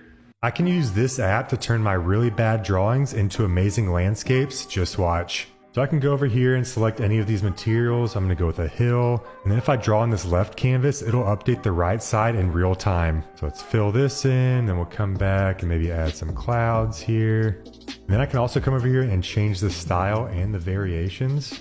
This one looks good. Did you even recognize what I just drew here? Alpha websites you should know. That is quite interesting. I fear for the fact that anyone's a shitty drawer can think they're a great drawer by fucking using that tool though. Imagine if there was a video on how to change your muffler.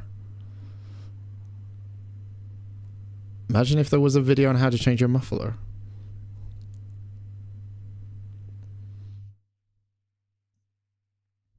Is there a joke in there somewhere? Is that a Danish joke?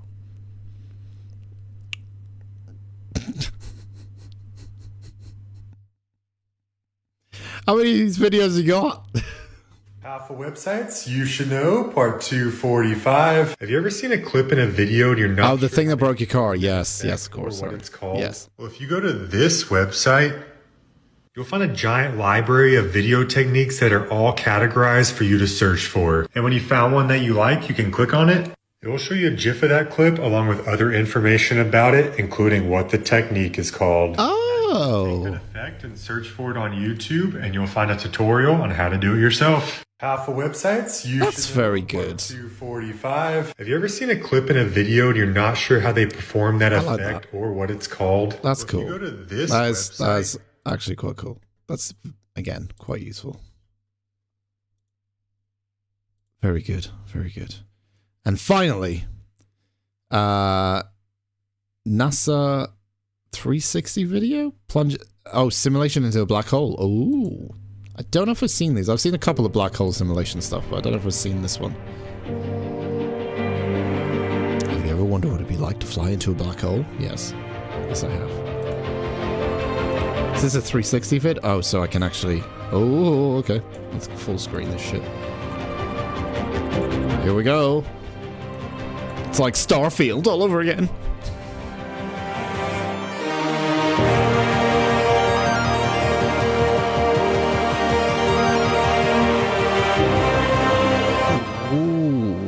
I don't know what's forward and what's behind now.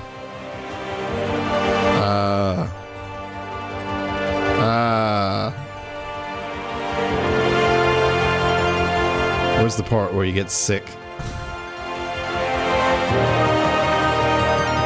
And darkness.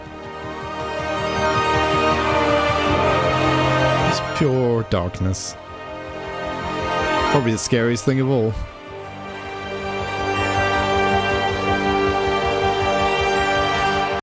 It's interesting how that when they try to simulate these things, because obviously they can't the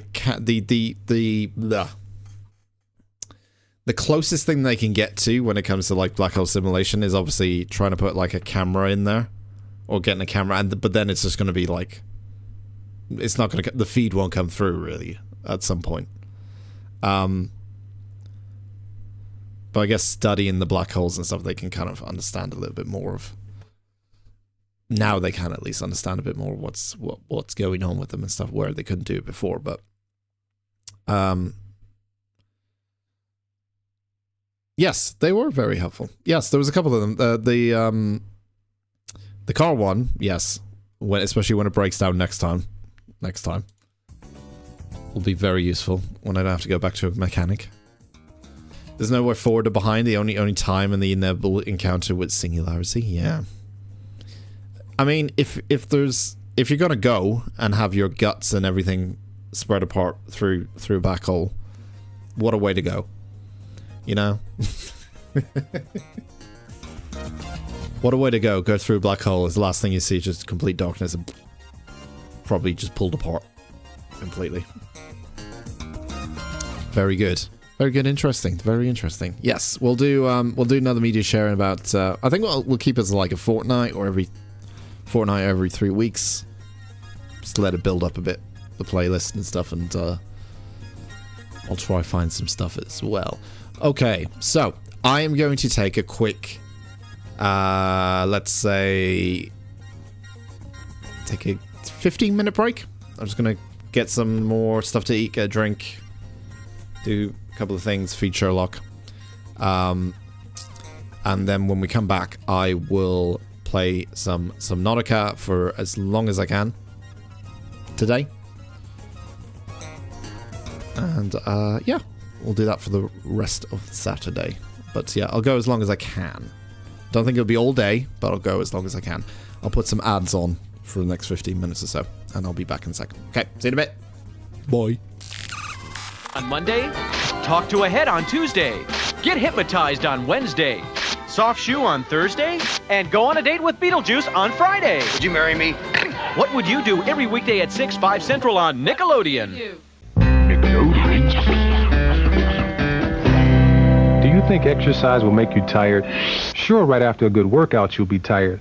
But in the long run, when you exercise and get physically fit, you'll actually end up having more energy.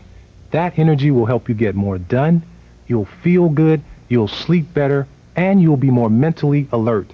So exercise and have more energy. This Orange Appeal is brought to you by the President's Council on Physical Fitness and Nickelodeon. Time to head on home. Said that to his son. As soon as my fruit by the foot is done. So he started to eat it, don't you know? Hours later, Still not ready to go. see what fruit by the foot. The fun just lasts and lasts. So he kept eating, And the time just passed. until one day when it began to snow. He looked around and said, Okay, now we can go. fruit by the foot, long or fun. Can't get enough of that golden crisp. Sugar Bear's after my golden crisp cereal. Time for a Granny Goodwitch time switch. He'll never find me in Wiltshire, China. Gotta have it, oh honorable Granny. Sugar Bear, never! Great wall, but nothing comes between my tummy and the honey sweet crunch of golden crisp. Borrow your chopsticks? It's part of a complete breakfast. It began with a nut and a bolt that shook his top hat with a jolt. PB Crisp, an idea for a munch, but with graham cookie outside for crunch. Inside a center so sweet, peanut butter cream, oh, a treat. A taste so enormously grand, made to fit in the palm of your hand. PB Crisp, PB Crisp, PB Crisp. Peanut butter cream is the name of the green. PB Crisp, PB Crisp, PB Crisp. The sweet taste that is destined for fame. New PB Crisps from Planters. It's peanut butter with a crunch. Why is Nickelodeon the only network for... There's no need to fear. Underdog is here. Why is Nickelodeon the only network for?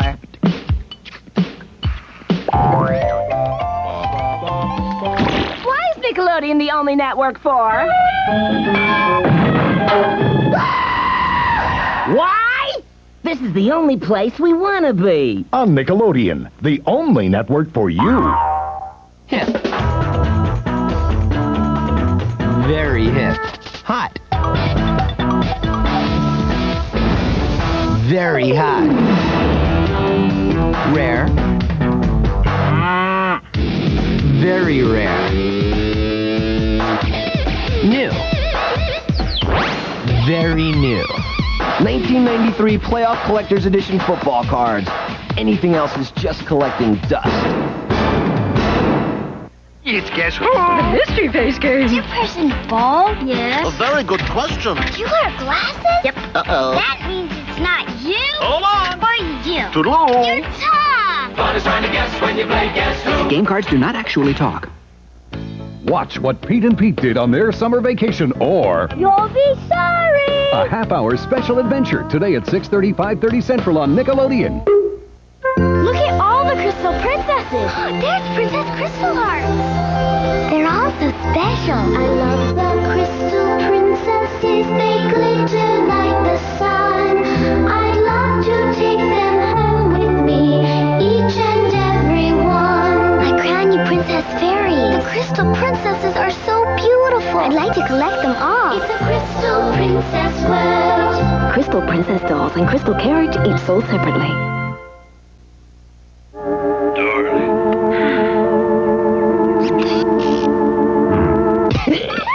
Having trouble finding a video you like? Viscous granular endoplasm. Now you can get new Nickelodeon videos. Tapes of Ren and Stimpy.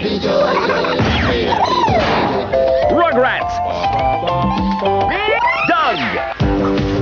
Your favorite stuff whenever you want. New Nickelodeon videos. Pretty good, huh? Who? What? Where? When? Why? What are these questions? Find out the answer. Saturday at 6:30, 5:30 Central on Nickelodeon. Once upon a time, a baby dinosaur was born. Now, all this prehistoric fun is yours with Talking Baby Dinosaur. Baby Dinosaur has 6 clever things to say.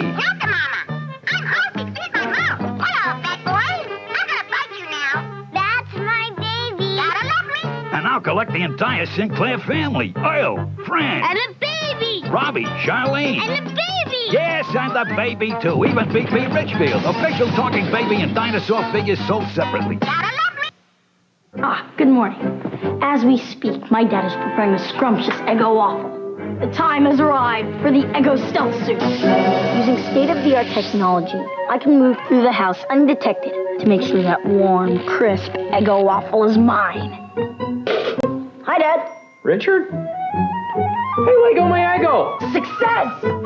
Eggo waffles from Kellogg's, part of this nutritious breakfast. Richard? Oops. Guess I blew my cover. You sure have a crunchy cereal, Captain. Yeah, I want a bowl. So do we. Uh-oh, soggies. Oh, Clem, that looks so good. Captain Crunch cereal is part of a balanced breakfast. Yum! Now you can get my wacky. Here, Lisa. Crazy nice. Rubber band not included. Your grandma. It'll work out. Anyone want a free Crazy Nice in each specially marked box of Captain Crunch cereal?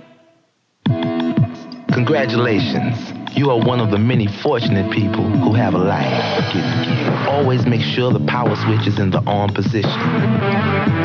Do not allow dust to settle on moving parts. Warning, not all lives are compatible. Check inputs and outputs before connecting. Your life is equipped with a memory function. This should in no way substitute for new experience. Get in gear. We made this film for Nickelodeon. We did all the artwork, and we starred in it. Action.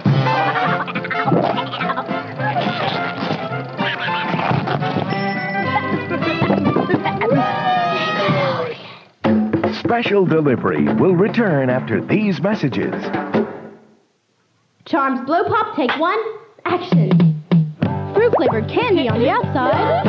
Bubblegum on the inside. Fabulous. That's a Blow Pop. That's a Blow Pop. Fruit charm. Now flavors. Cherry. Grape. Strawberry. Sour apple. Watermelon. Ta-da!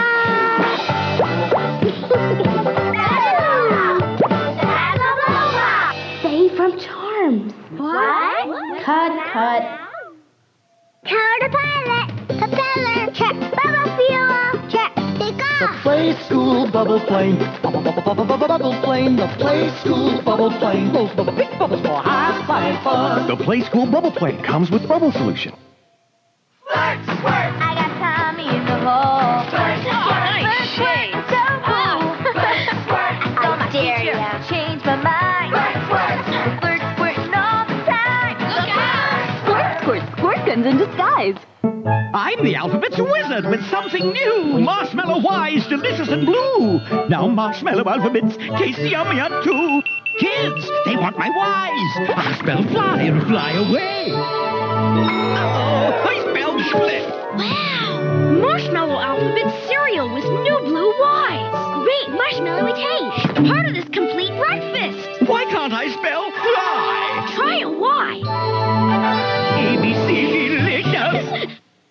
Now back to Special Delivery and Cinderella. Coming up on Special Delivery, Jim Hawkins is a kid with a pirate problem. Big trouble for Jim. Ahoy, swashbucklers! Treasure Island is next. Billy,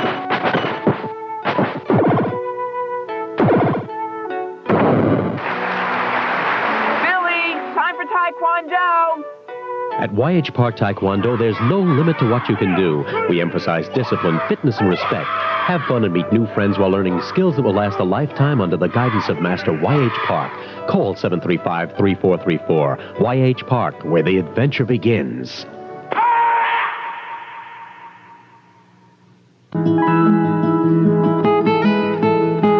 If you care enough to send the very best, then Molly's Hallmark is the place for you. Because whenever the season or whatever the reason, Molly's can help you rise to the occasion.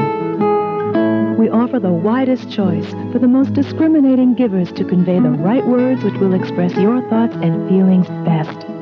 So when it's time for you to give the very best, come to Molly's Hallmark Card and Gift Shop. Coming to video cassette. The word is out. The puppies are here. 101 Dalmatians is coming to video cassette. You don't say. The puppies are getting into trouble. It's an all dog alert. The whole family's going into action. On the double.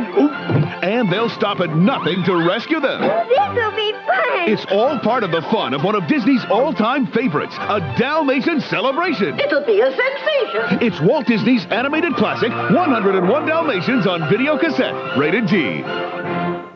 Shark attack! This shark is like a maniac! It's Shark Attack. Just roll the dice, and when your color comes up, move your fish fast. The fish that survives will be the winner. So don't be last or you'll be the dinner. Shark attack! What are you gonna do? It's coming! It's coming! It's coming! It's coming to get you! Sink your teeth into Shark Attack. Homeowners, tired of raking, piling, and hauling yard debris with no way to dispose of it? Here's great news. It's the revolutionary Gardenway Chipper Vac, a completely new 4-in-1 yard cleanup machine. It's a walk-behind blower, a handy chipper, an extended hose vacuum, and a powerful yard vacuum, all in one affordable cleanup machine. Use the blower year-round to clear walks and drives, while this handy chipper takes branches up to 1.5 inches thick. The extended hose vacuum is perfect for hard-to-reach spots, and the powerful yard vacuum shreds leaves and twigs easily. Plus, all your yard wastes are reduced and bagged for easy disposal or use as free landscape mulch and compost. So stop struggling with yard waste cleanup. Call for free details on the new Garden Way Chipper Vac today. For complete details on the revolutionary new Garden Way Chipper Vac, including your free full-color Chipper Vac catalog, call toll-free 1-800-872-1700. That's Thank you, Turtle, for the announcement. I don't even know how to use Twitch. You're obviously using it better than I am. Okay. Time to get back in. Boy, oh boy, do we have a lot to fucking get back into now. Very much remembering the last time I played these, played Subnautica now, because, a lot has seemed to happen very quickly in the last couple of streams. So from what I remember, we left off on finding... We basically found a fossil. Very deep. Went on a bit of a trip. Was a little bit scary. Had some weird things popping up. But we found a fossil? Possibly of like an old Leviathan, I think. That seemed to be quite big, especially for the planet that it was currently on. Like, it seemed to be like a massive one. And we found a fossil with some of the alien technology kind of studying it. Had a probe there, and a scanner. And in order to access that, we needed to get the orange tablet, which we now have. And the idea was to come back next time we play Subnautica, which is today. Come back with the orange tablet, go back there, and see what happens, and see what's up. I'm intrigued to see what happens next. I'm scared. Don't get me wrong, I'm scared. But I'm intrigued. Definitely intrigued.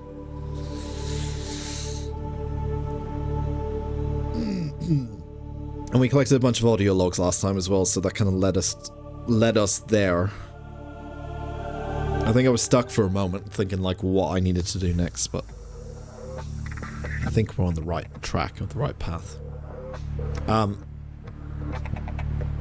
Sherlock has been petted, he's been fed, he has just had fresh water because he needs it at the moment because it's very hot. I'm going to open one of the surviving cans from the incident. Does this one have a dent in it of Coke Zero? This one kind of came off. It came off unscathed a little bit. That one's okay. There's about 4 of them left out of the 12. I think half of them basically were damaged. Thanks, Sherlock. I haven't given him catnip yet. I'm gonna give it. The thing with him is like, if I give him catnip, he will be running around while I'm streaming, and he could like start just going ape shit. So it's kind of a good thing to give him before he goes to sleep at night. It just makes him, it tires him out because he starts rolling around on the floor so much. So it's a kind of like a sleep aid sometimes to give to him because he wears himself out. Let me get my arm rest here. It wears himself out, so yeah, it just puts him to sleep after he's done rolling around for a bit and stuff. But yeah, okay, so we made it back here after I think we did the fossil stuff. Let me check my inventory real quick. So we managed to pick up a bunch of gel sack stuff. Actually, I have not planted them yet, have I? I didn't plant any of these. Oh look, there they are. We got our gel sacks. Let's plant you and plant you. Oh, you can make so many. There's so much room for it as well. And then we have to take the knife. Nope, don't hit that. Hit the actual gel sack. So it's 3 times. So if I hit it twice, basically. Just hit it twice. For each one.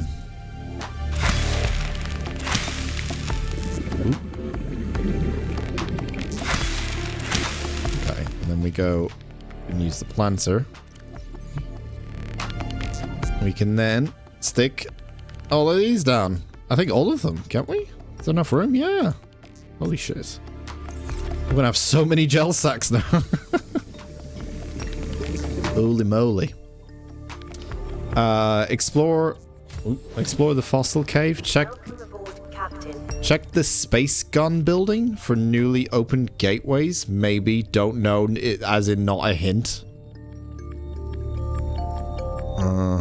Check the space gun building for newly opened gateways. Okay. Okay. Maybe I'll go there first then, and then we'll go. If it's definitely not a hint. Okay, so we got 2 rubies. We'll be able to make... Let's see if there's anything we can make first. Remember to test your shock defense system in the Seamoth, so you know how to use it in a pinch, not panic. Okay, I will.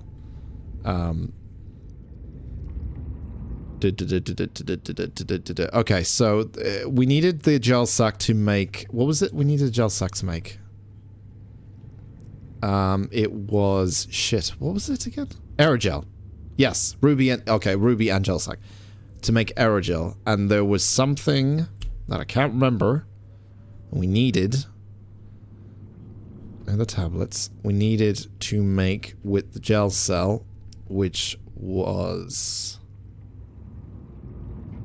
Aerogel. This thing. Sorry, gel cell. What was it? It was... Was it the number 3? Wasn't it? No, we've already got 3, haven't we? Oh no, we can make 3 though. I think what's the maximum that we have in the Seamoth? I'll have to go and check. Is it 2 or 3? I think it's 3 actually. I think we upgraded the 3 last time. That's how we got to the fossil. Last time. What? There was something else, wasn't there? Yeah, I can go to 900. So I think I've already got the Mark III for the Seamoth. There was something else though that I was like eyeing. Was it Cyclops? No. What was it? There was something I was eyeing up. Oh, was it it might have been the water filtration machine. I think it's this because I was saying, oh, then I don't have to do any water stuff if I have that. Oh, that prevents flooding as well. That's pretty good. Okay. Is there anything else we can use our newly required sacks for as well? Power cell charger? Yeah, that's another one. 2 ruby as well. So that needs ruby as well. Ruby seems to be something I'm going to need quite a bit of. We've already got the battery charger. We could make a medical kit fabricator, but I mean, I only have to go to the life pod that's next door to get a medical kit, so it's not really that... It's not really needed that much, to be honest. Coffee vending machine? Oh. It's just aesthetic kind of thing. I swear there was something else. What's the scanner room up? What is the upgrade? Enhanced scanner room range. Enhance the speed of the scanner room functionality. We got the camera drones. Streams data from scanner rooms to the HUD. Oh, that's fucking useful. Because then you can do the scan and then you can... I guess you can find out where things are then. On your HUD. When you're out and about. That's actually very useful. Oh, that's actually quite good.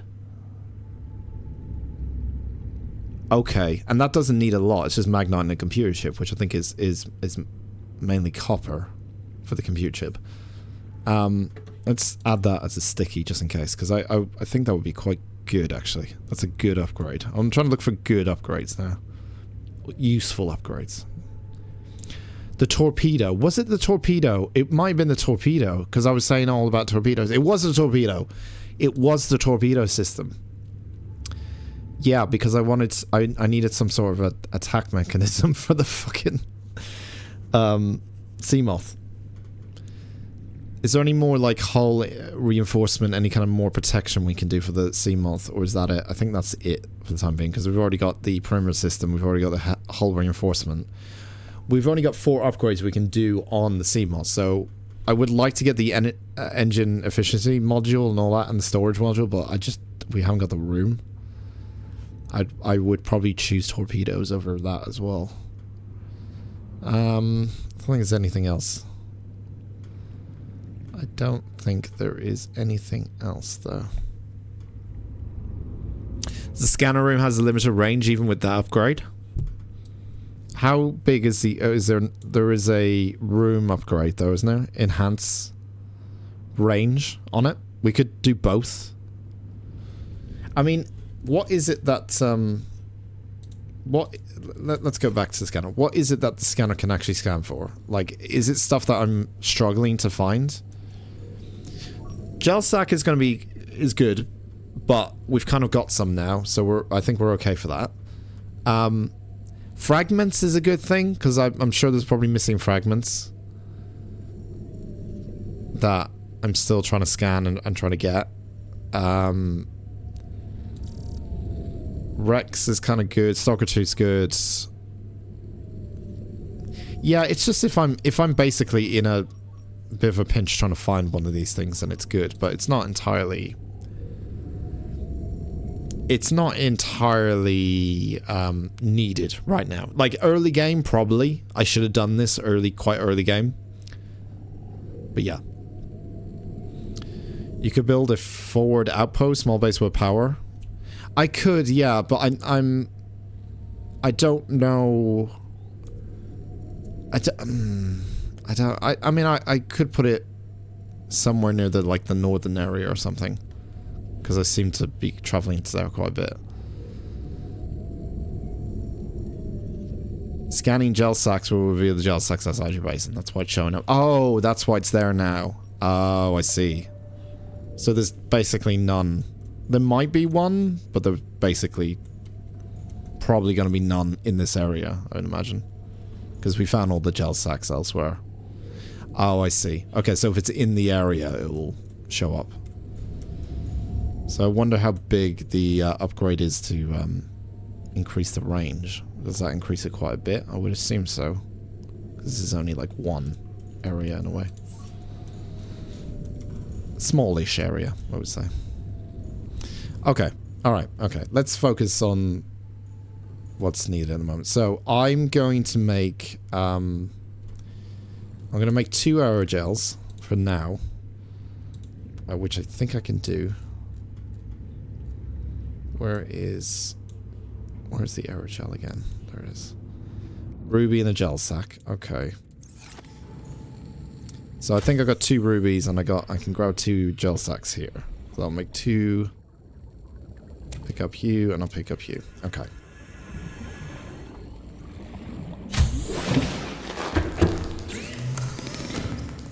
Okay, aerogel.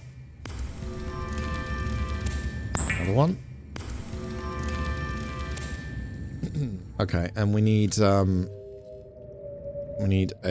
Where is it? Copper wire is just copper ore.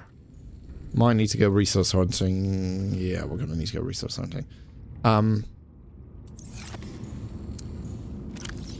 Let's go resource hunting for a bit. Wait, could I make the computer chip now, and then that could allow me to find some resources quite easily? What is the computer chip I needed? Gold, copper wire. Oh, it needs copper wire. Shit. Okay, maybe not. Okay. Let's go find... Can this scan... Is it limestone? That copper's in? I can't remember. I keep forgetting. Yeah, it's limestone, isn't it? Yeah, limestone. So...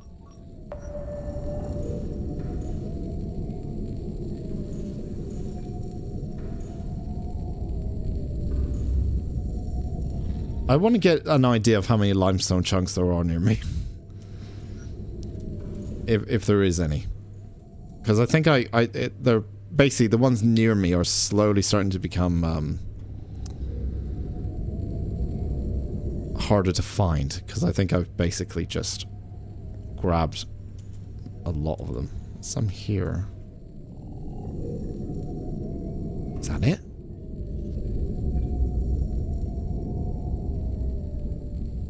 I'll let that run for a second. I'll grab some food first. Welcome aboard, Captain. Okay. So that's the reason to build a small outpost, was scan a room and newly discovered location, but it's up to you, of course. Yeah, I can see the benefits of it. I think,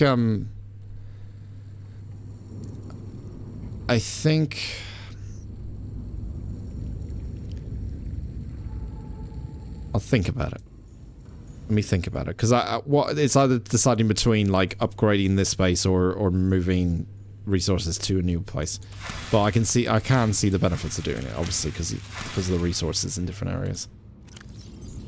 I might do that. Might do that tomorrow then, if that's the case. I think tomorrow we'll do a build. We'll set us up, depending what happens today, obviously, we'll get ourselves set up for like a build in a new area. I don't really know where to build, probably closer to the north, I would imagine, where we've just been hanging out quite a bit. Might be the best location, because there seems to be quite a few new things there. Okay, let's go back to the scanner room. I just want to see just a general idea how much limestone there is available. Okay, it's quite a bit. Okay, what's that? That is northwest? Northwest, north-ish. Northwest, northwest. Okay, let me see if I can find some.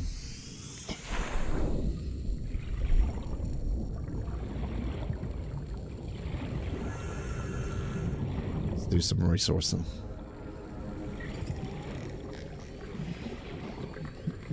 Northwest, maybe here? I think it's probably leading me to this wall. Yeah, I think so. Yeah, I think it's here. Copper. Titanium.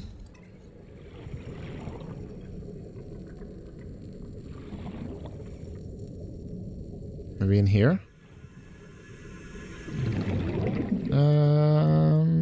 Just checking to see that none of those annoying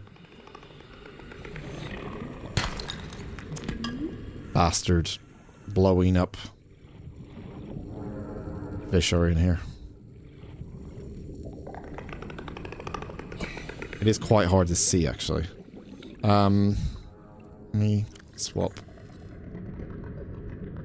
Just swap the repair tool for the light. So I can see a little bit better. There we go. That's better. That's much better. Okay.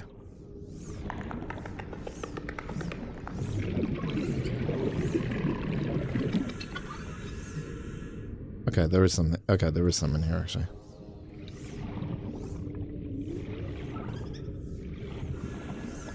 One up here.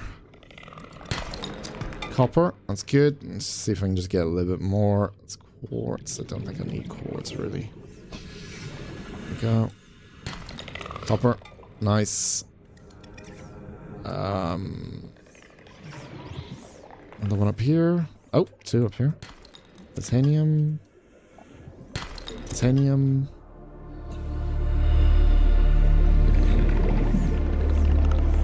Yeah. Seems to be a bunch of them. Oh, hang on. Gold. I'll take gold. I obviously was in here at some point. Forgot to clear it out completely. Silver. I'll take silver. Up here. Copper. Nice. And light off.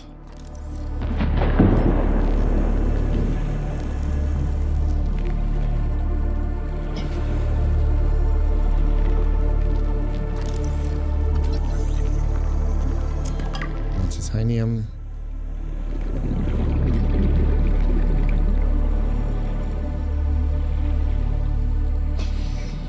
Yeah, I think where lands is, where I've stuck the marker for lands. I think that might be a good spot for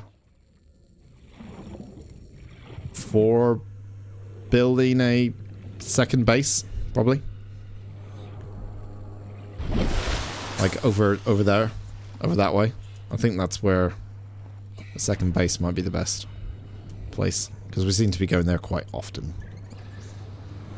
especially now in the late game, in the mid game. Just gonna see if there's any more stones around.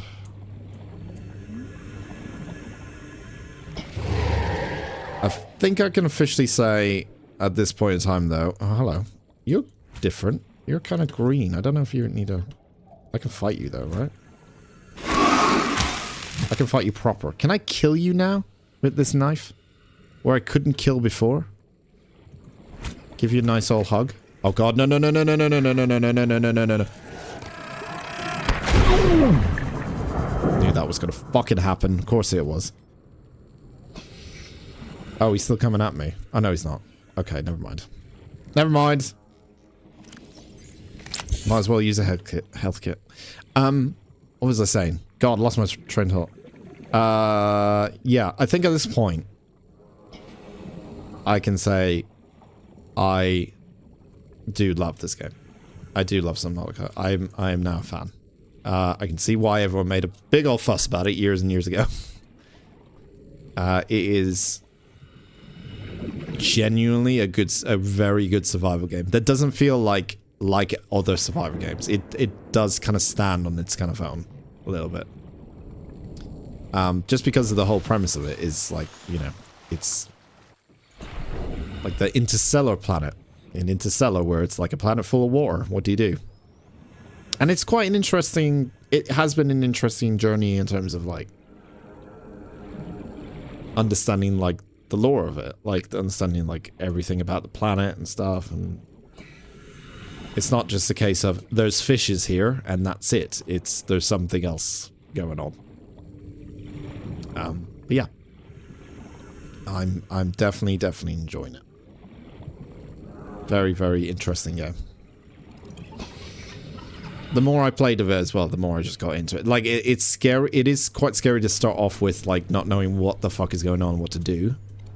But, like, with all survival games, once you get to slight grips with it, you can start to enjoy it. Once you have, like, a decent starting base and you kind of have a routine, and then you kind of learn the ecosystems a bit and how everything works and where to find stuff and the shells and the fish themselves and how to get resources, because at the start yes, it doesn't handhold you, which works out for the better in the long run, because you feel like you've achieved more later down the line when you're like, I know about everything now, rather than the game saying this is where this is and this is where that is. It's very much a kind of DIY, do-it-yourself kind of attitude towards the game, which is fun. Struggling at the start, but fun now that I've been through it. Are there any more? Maybe down here. Is this where yeah. No. There is, to be honest... Okay. I think I'm fine. It's not going to do much, as long as I don't get too close.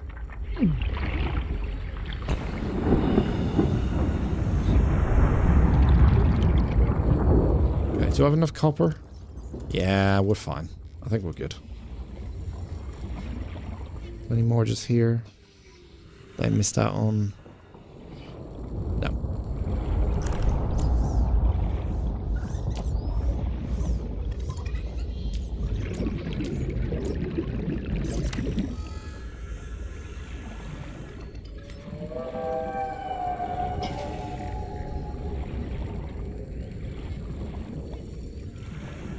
Okay. Let's bring this stuff back. Make some copper wire.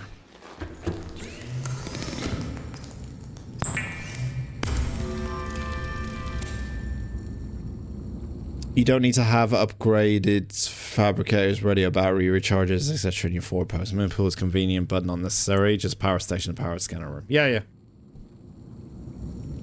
Yeah, I think it's a good idea. I think... Like... Especially like in this area, when as you just seen, like when I start taking resources, it's going to be harder to find them.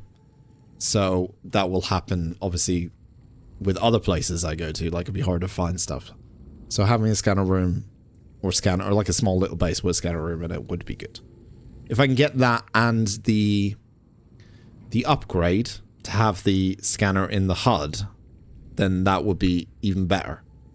Now, I don't know if that upgrade applies. If you do an upgrade to this scanner room, I'm guessing it only applies to this scanner room, and if you build another one later, you know, somewhere out in an outpost or something, that you'll have to do the upgrade again, I assume. That's what I'm assuming, but yeah. Do I need another copper wire? What do I need? I need... Yeah, we'll do another copper wire, because I'll probably need it in a sec. So we've got copper wire. We need a lithium, is what we need. Lithium. Okay. And then a magnite. Okay, so we can... I think we can do everything now. So I'm going to do the... I'm going to do the water filtration system first. I'm going to put in here. Welcome aboard, Captain. Needs to select the... Let's get rid of the flashlight. And where is it? There it is. Get the habitat builder out. I do also want to extend this base and put more interesting things in it, but yeah. We're just having one room at the moment. It's what we need at the moment. A picture frame. Oh. Where's the water filtration system? Yeah, I need the wiring kit and all that. But I was going to say, I could get the battery charger. Okay. That can go here.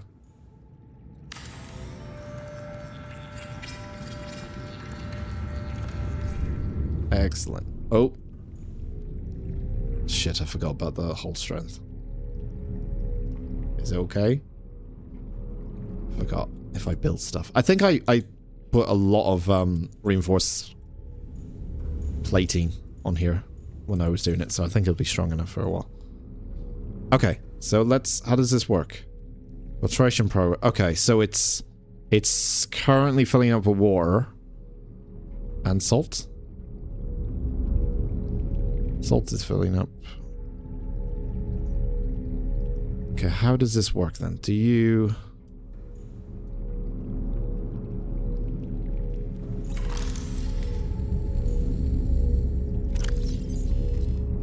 Bottle of water? You put a bottle there. How does that work? I guess you need a bottle?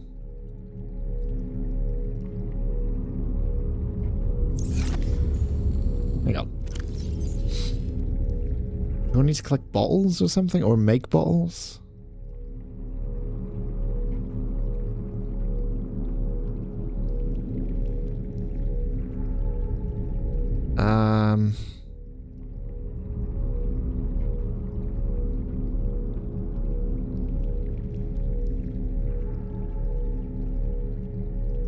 Should probably say on it, right? Turn seawater into water and salt. Oh, water and salt. Oh, you do get salt from it. Oh, I just thought it was the water. You did put up more structural reinforcement than was necessary. Yeah, yeah. I overcompensated for just in case. So I think it'd be fine. Would it be in here? I wish there was a search bar up here. It'd be really easy to find like blueprints, equipment. Where is it? Habitat installations. Water filtration system. There we go. Filtration system draws water unfit for human consumption from an external source, automatically splits it into constitute parts and outputs consumable liquid water and salts. So I don't have to collect salt anymore as well. That's good. While disposing of any harmful byproduct. It can be built in any compatible habitat module, but has substantial power requirements. Okay. So it doesn't say anything. So I'm assuming once it gets to 100% on each of these things, when I click this, it will be in here. I think that's probably what's going to happen. So I'm going to let that power low. Oh fuck, it is in that shit. Okay, let's go habitat builder again. Yeah, it is dropping at nighttime quite a bit.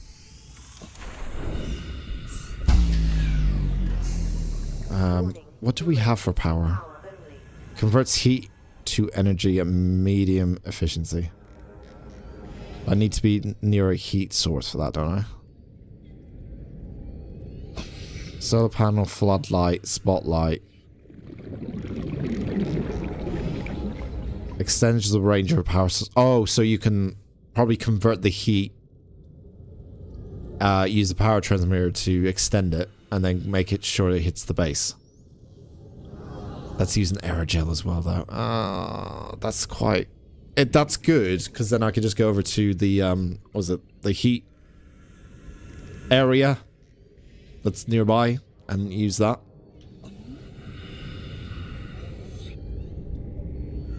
Don't understand why I haven't found the bioreactor. I thought I did. I thought I had that. Did I not? Was it... Did I find one fragment of it? I thought I had something with bioreactor on it.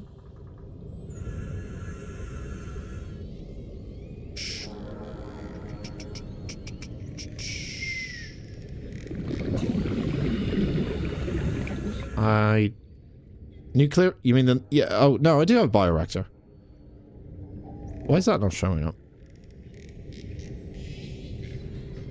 Compose organic matter into electrical energy. Should I probably get that then? There's a nuclear reactor and there's a bioreactor. Now I can make it. I can make it. It's titanium wiring kit and lubricant, so... I think I've got lubricant, that's easy. Wiring kit is... What is that again? Silver, yeah. Like plants.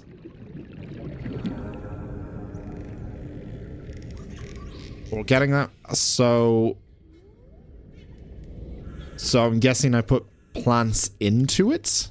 Is that how it works? Let me just get some air before I run out of oxygen. Warning, emergency power only. Okay. Oxygen production offline. Where is it? Okay, we're back on. We're back online. Power restored. Where's All bioreactor? primary systems online. Equipment. Power. Bioreactor. May be installed in any multi-purpose habitat room. Chemically composed organic materials, converting them to energy over time. Accept all plant matter from seeds to spores to moldy fruits and vegetables. Can also process animal matter, fat, muscle, eggs, etc. and some organic waste. Energy production is proportionate to the calories in the organic matter. Okay. That's... My main question was how much does it need to run on? Like, kind of thing. Have a few grow beds and you'll have infinite power. You're right, yeah. May have to supply the reactor often, but with enough grow beds, you are golden. Okay, let's build it. Let's build it then. Let's build it. I already got that. So the bioreactor, let's make the wiring kit. Wiring kit is the silver, wasn't it? So 2 silver. I've got 1 silver. 2 silver. Okay.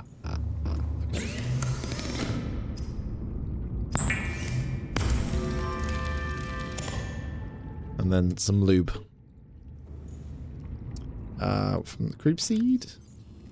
It's from seed. I think it's from seed. It is from seed. You gotta take seed, grab seed, and that makes lube. That's electronics lube. Okay. Alright, bottle lube. Okay, so the bioreactor we're gonna have to put in here. And then I guess we could technically make a I could make another room in here. For like... Yeah, I think... Do I have enough titanium? I probably loads of titanium, actually. Let me just take it with me.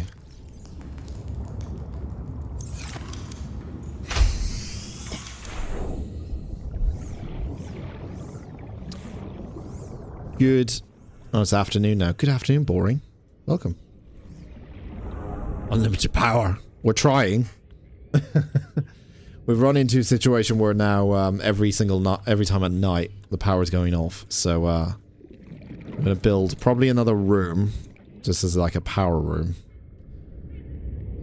What I would like to do is keep extending the base though. I don't want to end it, so I want to go.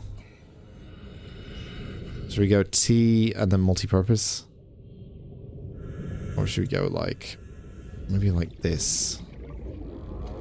Yeah. Let's go X compartment, and then we go multi-purpose room, and then that can attach to that, or not. Maybe I'm in the way. Okay, it wants to attach to that one. Why isn't it not attaching to this one? Wait. Oh, no, it doesn't want to do that either. Why not?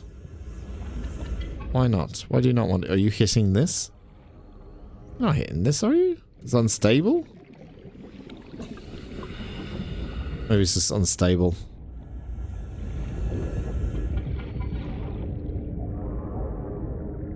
Yeah, that's hitting it. Okay, we'll put it here. We'll put it here. We'll put it here. It's fine. It's fine. All right.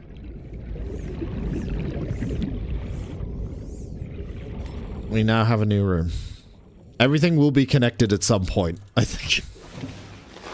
It is a bit all over the place, but it's fine. Okay, so new room. This will be the power station. We could build probably... We'll put the grow beds in here at the same time as well, I think.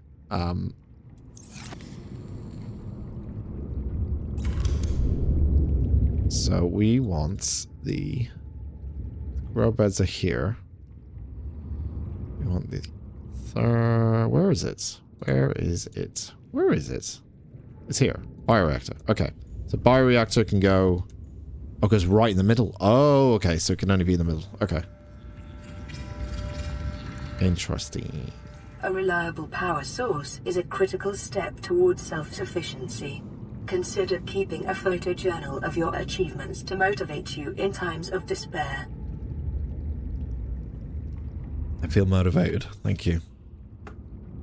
I feel very motivated.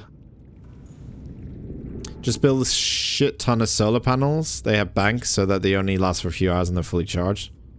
Have you unlocked the large room? I don't think so. Maybe. What have we got? Multi-purpose scanner, moon pool, observatory. Oh no, I do have a large room. Yeah. Probably should have gone for that then. It's fine. Okay, so it's inactive and I guess you drop stuff into there. Okay, so what we can do then is we want an interior, don't we? Interior grow bed. Indoor grow bed. 4 titanium. Fuck. Or plant pot. Plant shelf. Okay, let me get a little bit more titanium. Don't really know what I'm going to put in here, or grow, at least. I could put... Do I have some seeds? I mean, I could... These are all outside stuff, though. I think this is just going to be my gel sack bed. I think I'm going to get rid of these. Probably. I don't know. I don't really have a use for them at the moment. It has to be indoor grow bed. Okay. Okay. Titanium. That was what I need. Fine, we got loads of that. Okay. Let's build 2 if we can. I think I might be only able to build 1, but... Indoor grow bed. Can we build it in the same room? Oh, we can. Excellent. Okay, that's exactly what I wanted. Take the bulbous food and plant it? Oh, yeah, we could do that. We could take a seed from there, because I guess it's unlimited. Yeah, we could put it in there. And that way, if I'm feeling extra hungry, I can just go here. Okay, can you put one up here? Just maximize our space here. There we go. And then a third? Okay, we got a third. We have a third. We have 3 beds. No, we don't, because I Underestimated how much I had. Alright, deconstruct that. It's fine. It might be harder to get around as well if there's beds everywhere, because then the trees will be here and I have to squeeze in through here, but it might be best just to have 2 to just get to them easily. 2 3/4 grow beds. I could make like maybe a... Where did I split off the room? Here. I could make like another like here or something. Now I'm confused to where I need to go. There we go. I could... Here is what I mean. I can make like grow beds or whatever here or extra stuff if I need to. Right, okay, so we grab some seeds. That's still growing, don't hurt it. That's still growing, don't hurt it.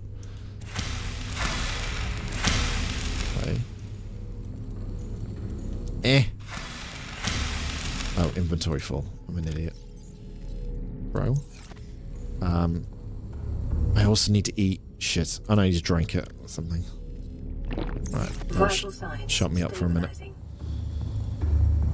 Okay, so we will take these 3. I'll go back again. Hit this one. Inventory full.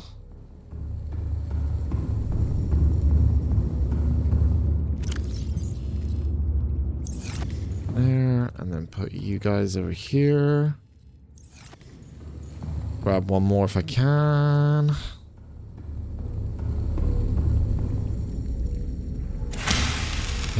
How much can I grab? Okay, only a few. Plant one and I'll eat the other one. Place inside the reactor? Place 1 inside. Okay. What, just see how long it goes? I don't know if the... Yeah, well, I guess... Okay, let me see. Let's see. Let's see. 2. 5? What?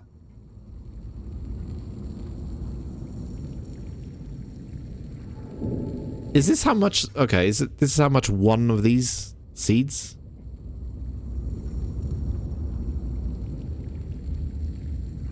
Ah, okay.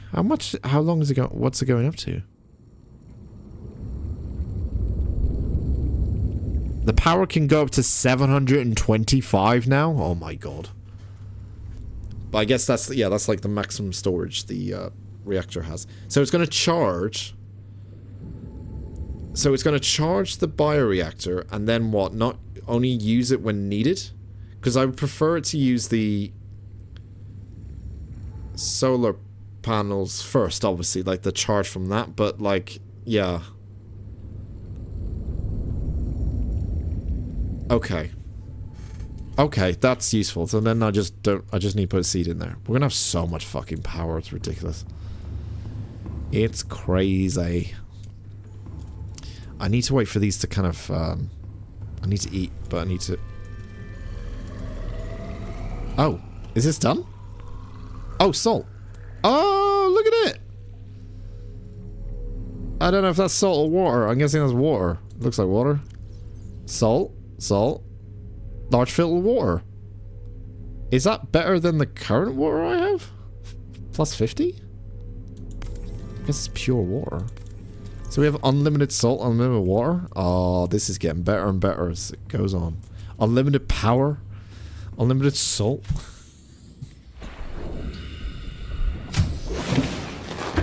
Let me just make a... Let me just do a check here. What's this? 30? Yeah, it's... Oh my god, it's so much better. It is so much better. No, I want to drink that shit. Give me that shit. Oh my god, that is so much better. Okay, so now I'm invested, right? Is there a way? Is there a way to... Not there. I'm getting lost already. Is there a way to get this bottle of water, when it's done, to be transferred to like a locker? Because then I could have... I want a load of these bottles, but I doubt there's anything I'm thinking conveyor belt now. I don't think they have conveyor belts in this game. Okay. Okay, there's nothing at the moment. Okay.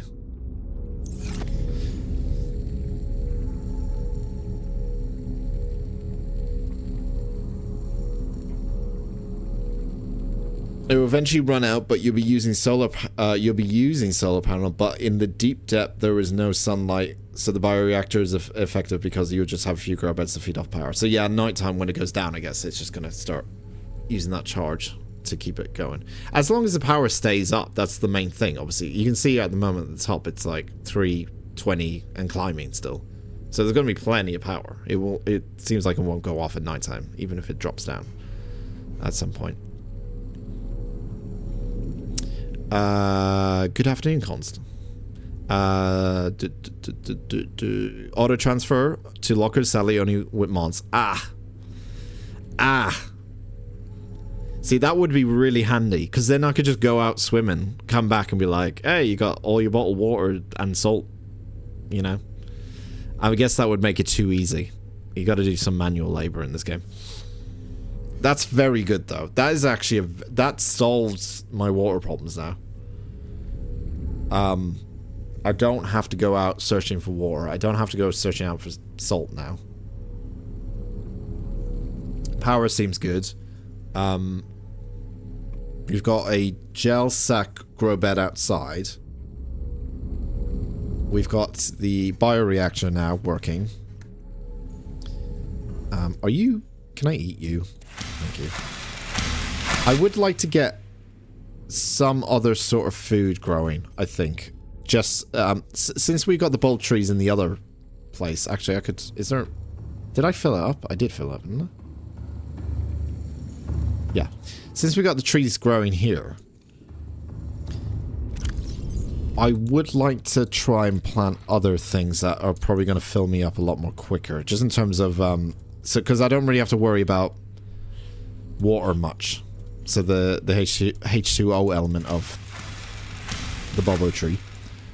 It's more a case of the food element of it. The hunger element. I guess I could... What is it that I've got?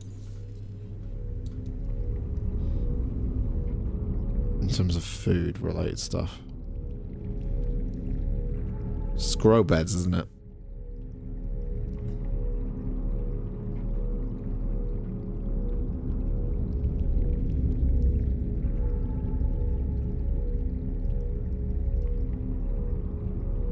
Alien containment, maybe? Or the aquarium? Have fish in it and then have like an endless supply of fish? But I haven't said that the fish are just outside, aren't they? It's not too... It's not a really bad situation. It'd be nice to have something that is... like a vending machine. Maybe the vending machine's the answer. Maybe the vending machine has stuff in there. It'd be nice to have something that is like an endless supply of food. That will be enough food. Maybe it's just we need to find a better seed to plant, and that would be the best thing to go for from the sound of things. You don't even have to go home. You could grow old here. Like all the other survivors that have left me messages. Oh, maybe that's the twist. Is like you're like, I like it here. I don't want to leave. You know? There are more edible plants for the grow bed. Yeah, I remember, was it the potatoes and the melons? And I didn't pick up the seeds and they're on the island somewhere. I probably should grab them. Well, if I see something seed related, then I'll pick it up, I think. Tavern fruit tree is really good. Okay. Tavern fruit tree, I'll keep an eye out for. I'm gonna go exploring now anyway, so I'm gonna be picking up stuff, so we're gonna have to go keep this inventory free. It does take a while, but when I come back, obviously it's gonna be good. What I'm gonna do is I'm actually just gonna take the water that I currently have in the lockers. I'm gonna probably replace that water with this water because it's much better. It'd be slow to fill it up and everything, but That's the idea. Maybe place a locker here with the water? Maybe? So it's just easier to put it here? Maybe? That might be a good idea. Or put it here. Put the water stuff here. Because like with the battery stuff, I have that next to it. Put the... Once we get another, maybe put another grow bed here. Put some seed locker here. Is this still charging? It's still charging! Okay, it's at 390. It's stuck at 390. That's from one seed. Okay, let's get... okay, now it's going down. Are we at nighttime now, I think? Probably. Now it's going down. Okay. Do I have another seed I can just drop in there?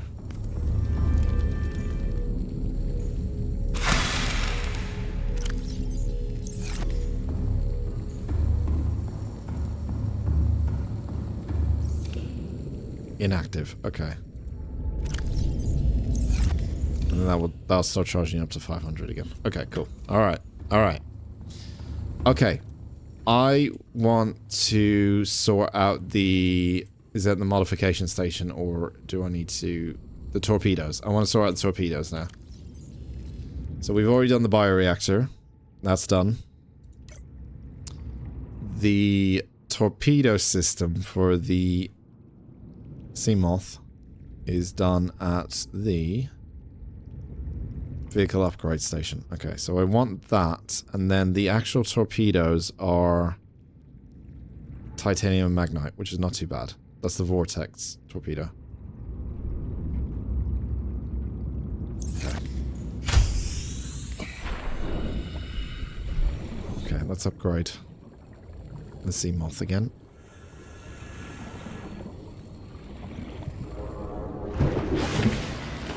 Welcome aboard, Captain.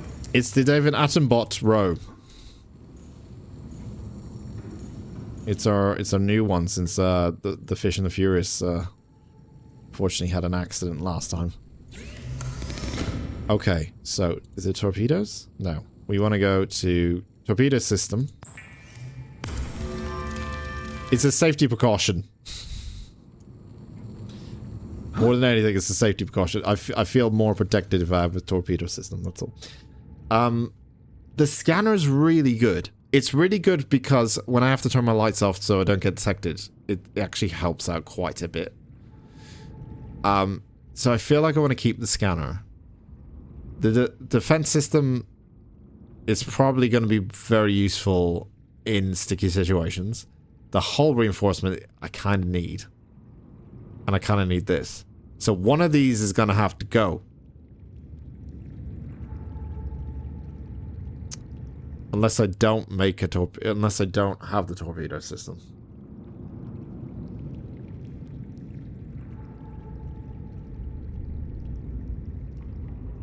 I don't know. Is torpedo system needed?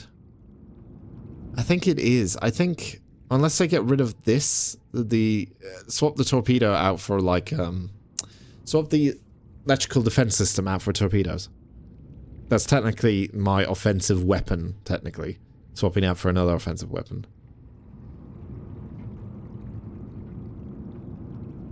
Torpedoes do cost a lot though. But they're probably more effective. I'm gonna give it a test drive. I'm not gonna no, we need the hull. I'm gonna take the perimeter defense system out for the time being. I'm gonna put the torpedo system in. And I will store this in here just in case this gets destroyed. We still have that as an upgrade. What do you need torpedoes for? Just in case. Well, I do have a stasis rifle, but there might be other things coming at me. About to come at me. And I don't know. And I'm trying to like make sure all bases are covered, kind of thing. Let's see how many torpedoes I can actually make.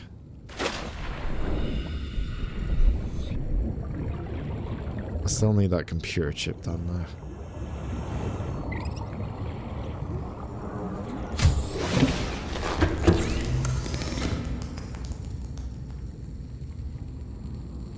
Copper wire gold.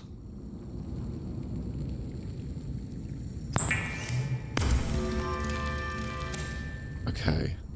Do I have a bit of gold? Can I do the computer chip first before I do torpedo making? Gold. I've already got gold. What is it I need? It's the coral, isn't it? Eh. Gold, table coral. Okay, that's fine. That's easy.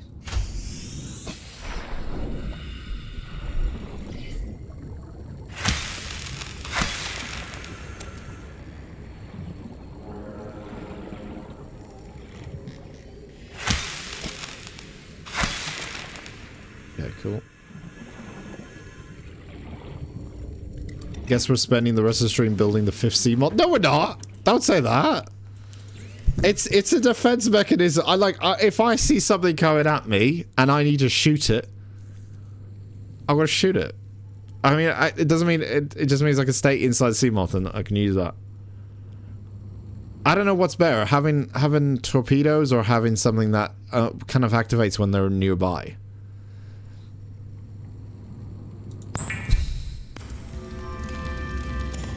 We'll see. Okay. It's a test. I'm gonna test it out. I will test it out. If it doesn't work, I'll switch back. But I'm just gonna test it out. Okay, let's make the scanner room upgrade. Where would I do that? Would it be actually in here? Oh, it'd be here, wouldn't it? Yes. Scanner room upgrade. Let's give this a go. Whoa. Oh. What the fuck? Oh. It was there a minute ago, now it's not. Did it work? Hello?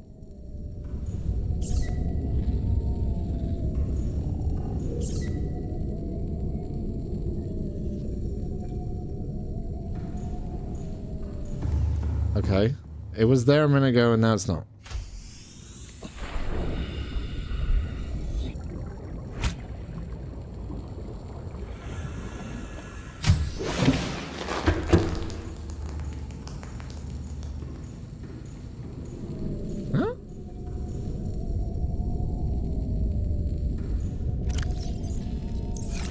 Oh.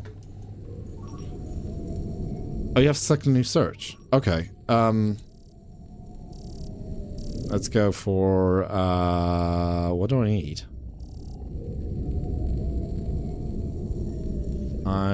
Let's say I need,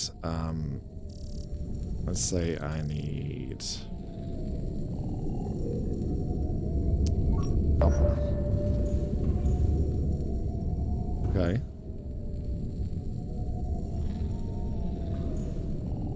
Oh. Oh, that's very good.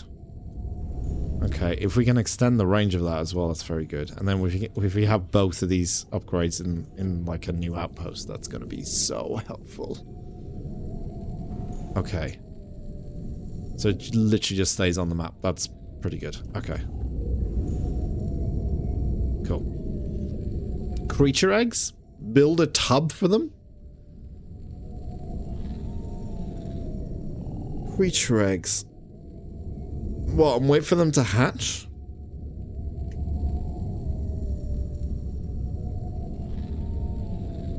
Okay. And if I hit stop, will that go off? Yeah, it does. Okay, so it's only when it's scanning. Okay, I see. Okay. Let's take some of these bowls of water. What do I need to dump? Salts, golds. Salt can go in here.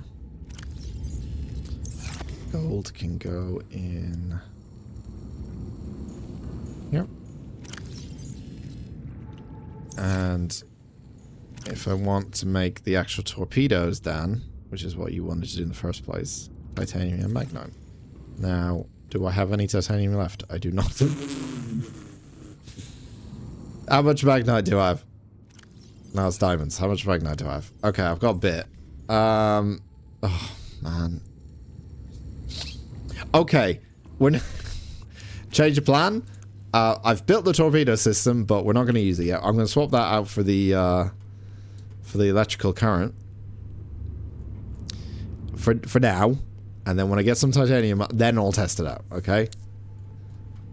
I'm not going to go titanium hunting again. I want to get out now. I want to start moving into new lands. Get rid of that. Where's the other thing? Get rid of that. Okay.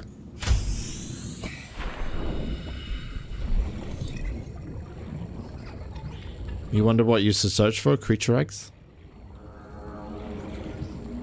Okay. Well, I've neglected them quite a bit throughout this entire playthrough, so it's only at some point I was gonna use them, right? Okay, fine. Torpedo system's gone. For now. For now. For now. Where is it? There it is. 3 of these. 2 nutrient blocks.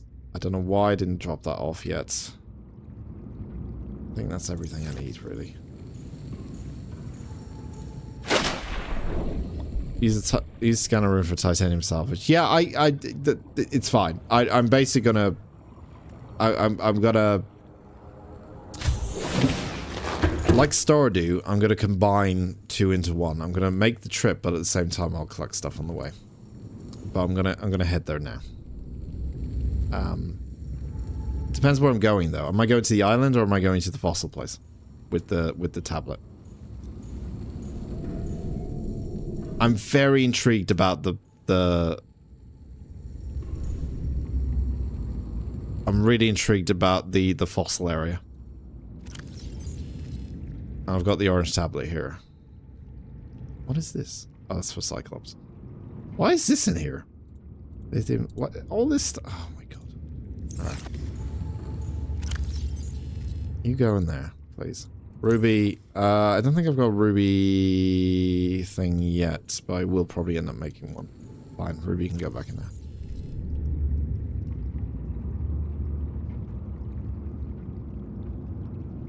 You don't have to actually search for it since it'll show on the HUD. That's true. Well, I can scan it, and if I see it, then I can pick it up, right? Okay, I'm gonna drop the copper wire. There's so many things to do. See, I've got some eggs in here, I think. Yeah, I've got, like, creature eggs in here. Already. Okay, copper wire can go in there. I need to... Oh, Christ, I'm already... See, this is what happens when you take too long organizing stuff. It's like, you already need to eat again. My character is so fucking hungry. It's unreal. Titanium. Alright, give that a scan.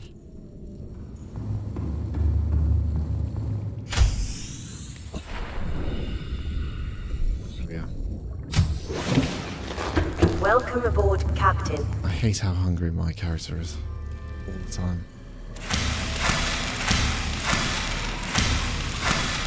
I think that's the one thing that I would like it to slow down a little bit on is how much you have to eat in this game, because you have to eat all the time. It's mad. It's like food is essential or something. Fuck, now I need to go back and deposit that. I want to keep that, but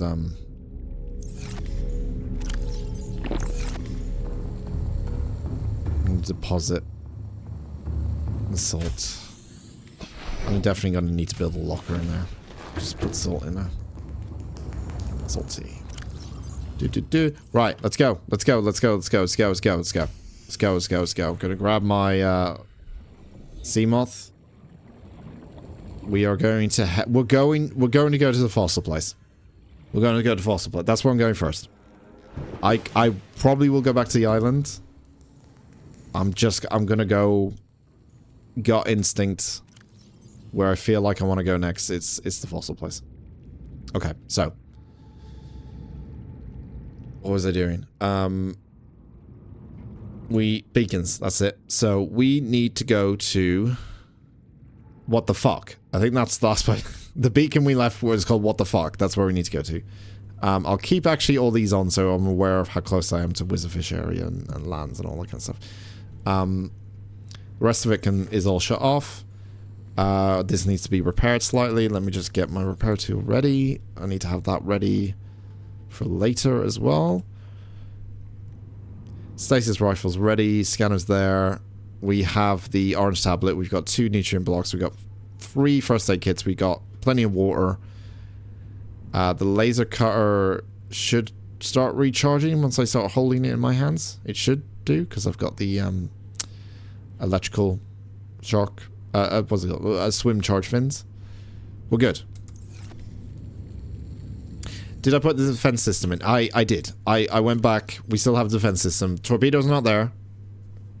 So, but we're going to have a defense system. We're going to have the sonar. We'll have the defense system. We'll have the Mark III depth module. And then we'll have the hull reinforcement. So all of those. So I think we're good to go. I'm terrified about what's going to happen here. But here we go. Let's get that. Welcome aboard, Captain. Especially because I haven't used this in over a week. I haven't driven the Seamoth in a week. And my skills sometimes, when I haven't driven it for a while, is very questionable. Okay. We are going to... There is a lot of titanium. What the fuck? We're going to what the fuck?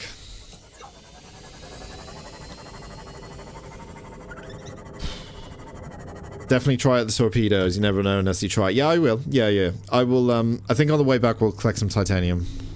Or if we find any, I'm sure we'll find some titanium on the way. But we're gonna head there now. And see what happens.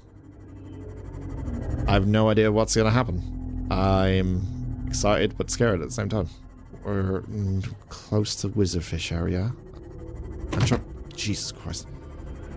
I'm trying to remember where everything is again, because it's very easy to forget after not playing for a week where the fuck everything is. I think we're heading down here. Here we go, peeps. Here we go. Now I gotta remember, there is the defense system. If you forgot how to use it, you press 3 and then you left click. Wizardfish. Shit, there's Wizardfish here. Shit, Wizardfish are here. Okay, let's back out. Let's back out. I'm probably going to use the scanner and turn my lights off. Hang on. Scanner? There we go. Okay, that's lands. Let me just get my bearings. Okay, let's use the scanner. The scanner is so helpful in these situations. I know it takes a lot of power, but... my god, this thing is... It literally is one of the most useful upgrades, yeah, in the game so far for me. Yeah, it's pressing down the HUD button, which is 3, and then left click. Same with the scanner. Okay, here we go. Okay, this is the floor. So we need to find... We need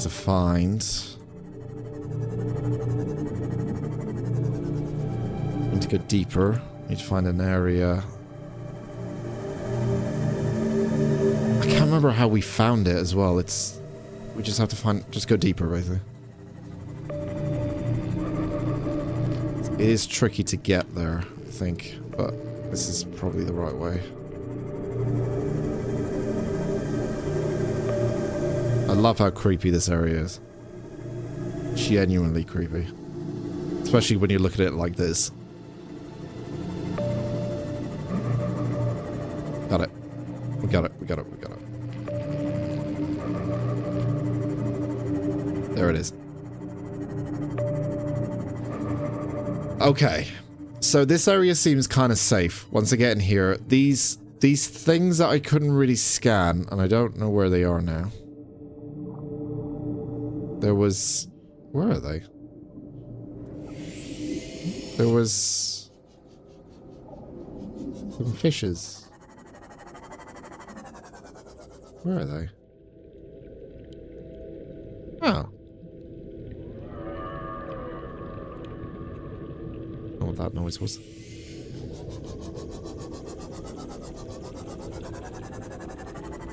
Okay, so There was some things swimming around here, but they're not here anymore, which is odd.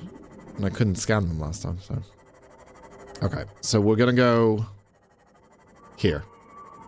We have the orange tablet. I'm gonna just keep you here. Please don't leave me. There we go. Yeah, the power line all led to here.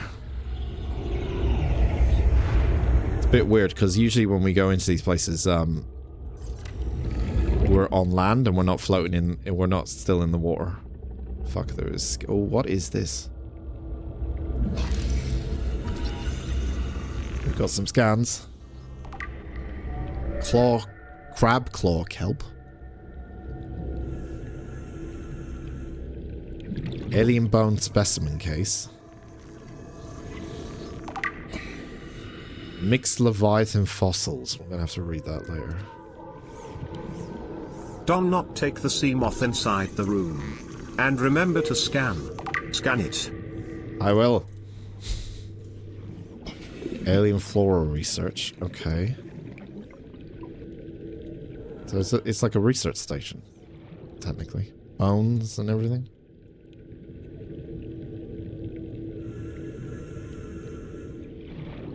Interesting.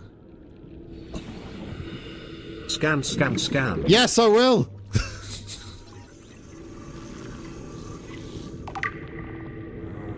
Research equipment. That's... Oh, hello. What the fuck? That's a creature egg. You look friendly. You probably don't grow into anything friendly. But over here. Nickel ore. Something we haven't got before. Okay, I'll take nickel ore. Can I steal it? Is anyone gonna get angry if I start stealing shit in here? Can I rob it? Take it? Okay.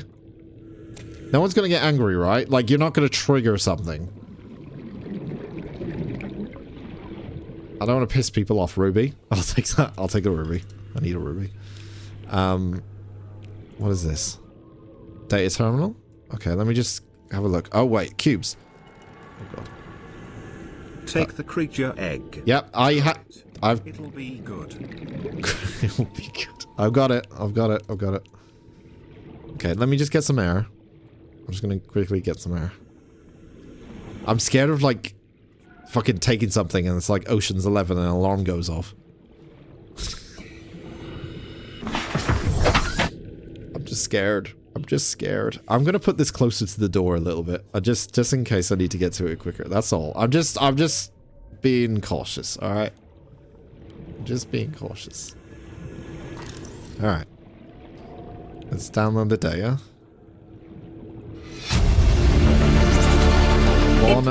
New PDA data. Reproductive data. Okay, I will give that read as soon as I get a sec.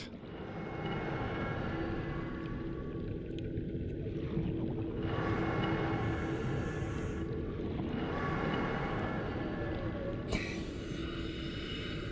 you want me just to pick them up? Or do you want all three to be standing?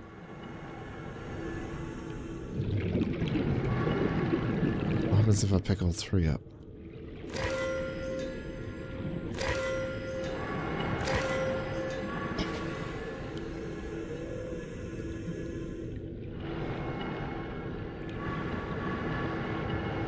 That looks like a door. It's like an entranceway. Maybe it's just one of them? No, you can't place it down. Okay, so you do have to pick them up. Okay. So, we're trying to get the power back on though, right?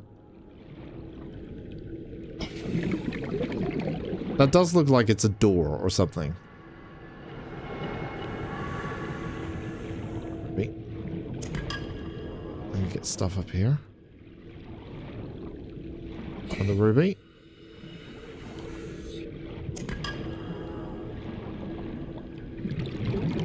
Maybe there's something I'm missing. It looks like somewhere you put the cube.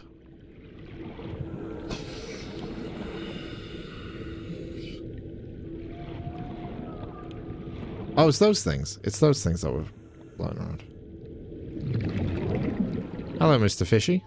Can I scan you now? You didn't seem to be that aggressive when I saw you. Get close to you. Ghost Ray. There we go. Stand still. Stand still. Got him. Okay. So, in terms of the power coming back on, though.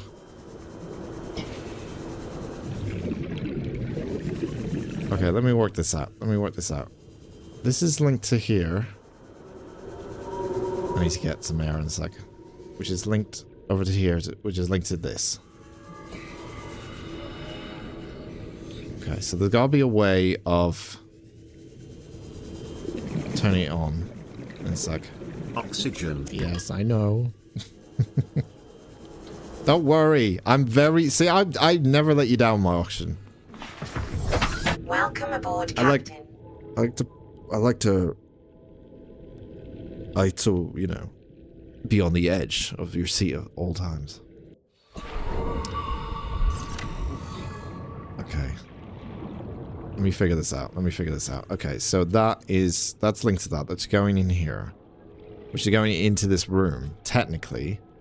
There is one thing above here. There was 3 cubes. Maybe I need to read the data, and that will probably give you an idea of what's going on.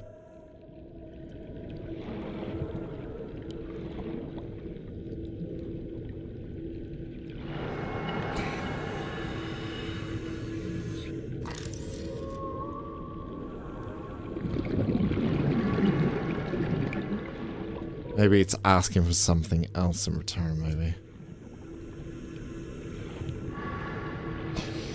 Yeah, there's no other way. I don't think. It's not like a switch. It's gotta be...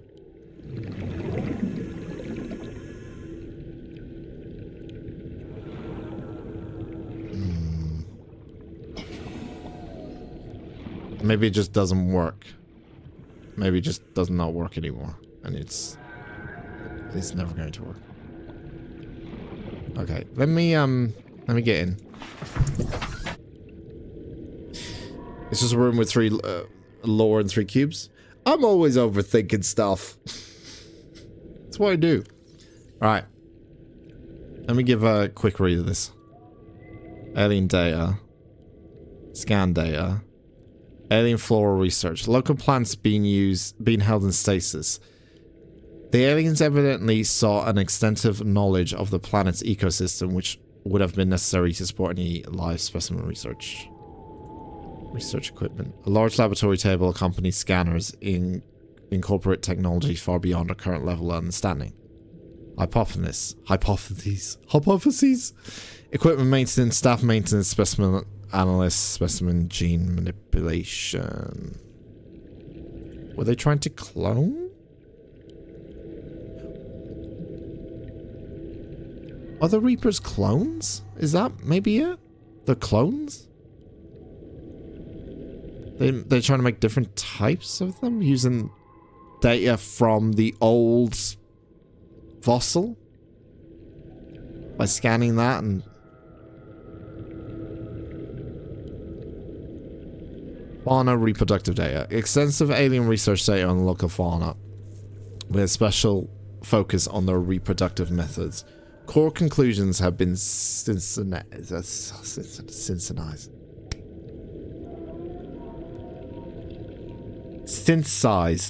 Is how I read that. The aliens discovered the life forms on the planet have just one sex. Overthinking. Nah, we wouldn't do that. We never do that. Now, about that pools game. Yeah, I literally did it like on Thursday. Are we in a simulation? Okay. The aliens discovered the life forms on the planet just have just one sex. Okay. So that would mean my original idea when I was building the aquarium, I was like, oh, if we put them together, they can make multiple babies.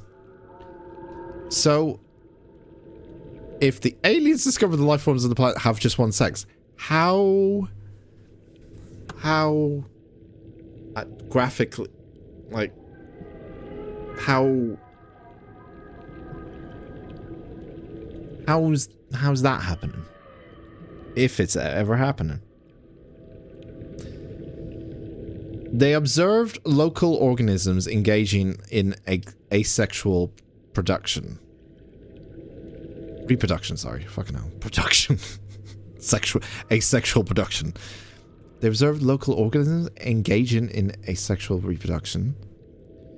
All healthy individuals tested were capable of egg laying. Okay.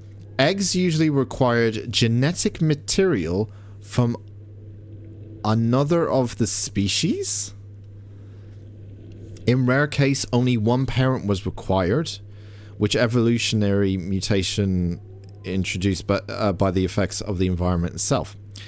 Research appears to be focused around hatching conditions and generic variations between parent and child.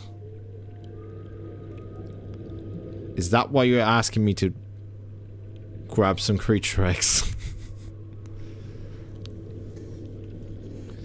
Research appears to have been focused around hatching conditions and genetic variations between parent and child. So it doesn't... They just lay eggs, but they use... Where is it? Where does it say? Eggs usually require genetic material from another of the species. Right, yeah. Double sexed. Okay. Yeah, that's why there hasn't been any kind of, like, data about male-female species and stuff. Okay. Nickel ore. Nickel is a medium hard ductile metal used extensively in production of strong metal alloys, has applications throughout the construction industry. I think I did see it on a couple of recipes that I need to do. The earthen coral tubes. I think we scanned these, didn't we? I think we yeah. Bone shark. Yeah, I've counted you a couple of times. Thickly armored ecoskeleton.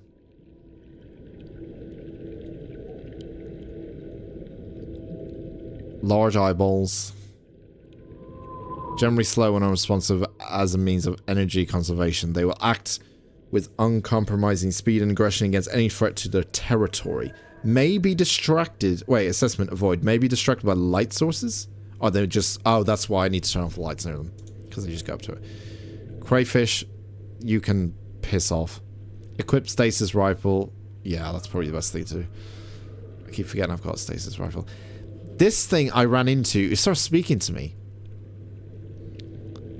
Assessment, draw closer. Yeah, it's I remember this thing because when I got to it, it said it started making like the my PDA voice AI woman voice thing saying come closer. It enables to hypnotize its foes. Interesting.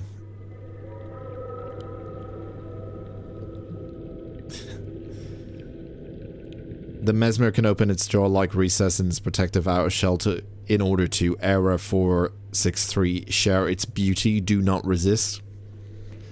I see. Mixed Leviathan fossils. These fossils likely came to the ancient ancestors of the Leviathans, which inhabit the planet today. The relative size and delicacy of the bones suggest they form part of the ear canal or some other complex internal structure. And these are ghost rays. This ray species has adapted to deep sea conditions. Its body is fully protected by translucent skin. Its large wings are capable of generating considerable thrust. As is common for rays on 4546b, the ghost ray's flesh is inevitable, making it one of the more resilient herbivores. Feeds on plant matter that has settled on the ground in deep sea caverns. It's completely inedible. Okay. Fine. Nothing more to it. Got hoopfish, got people. What is that stuff popping up now? Maybe I just didn't read it originally. Like I'm doing right now. I don't think there's anything else that I scanned that is here when I scanned it. I think there's just other stuff. Okay. Okay. Let me take some more. Okay. So, I was expecting something to happen there, but we did get the cubes. Now, I know the cubes are used to power their technology. And you did mention, Turtle, slightly, no hints, that I might have to go back to the beach and go back to the alien building. See if anything else has opened up. And I should bring the cubes with me and probably tablets, I would imagine. Maybe one or two. Maybe just one tablet. I'm not sure, entirely sure. So maybe I take these cubes, go back. We're quite close by. Maybe I just go straight there now. I think I've got enough to survive. And I can get boba tree stuff at that island anyway, so I can eat from there. Is there anything else in this area, though? I could get resources and stuff. Maybe we make a base down here. I quite like it down here.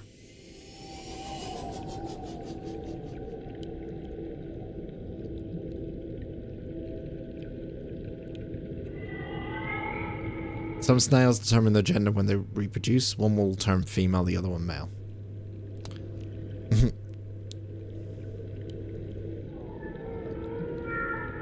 If there is a power conduct into the room, maybe there's a power conduct out.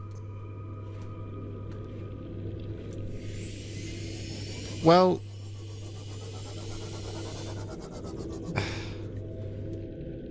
thing is, I'm gonna follow this a little bit. Let me just have a look.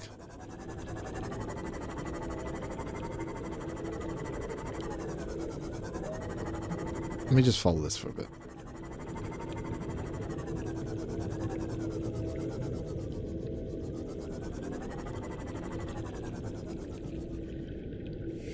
Is there anything here that I miss?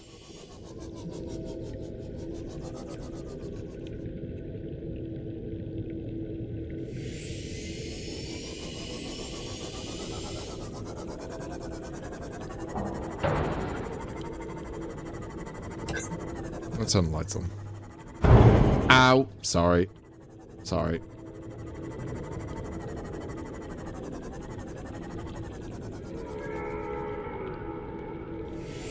Maybe it's above? Seems to be stuff coming from above. Like, lots of these things are coming from above. Maybe it's just above us? Oh, wait a minute. Wasn't there the island thing? Remember the island thing that was nearby? Where is the island thing? That's Wizardfish area. Where's Lands? Where's Lands? Where's Lands? What the fuck? Lands is quite far away. Maybe that's what this was. That power conduct or something that was on the island. I think it was on the island. I'm trying to remember now. That was going down. Maybe it does reach down here. Maybe that's what they were doing. Maybe that whole power was going from the beach area down to here. Oh!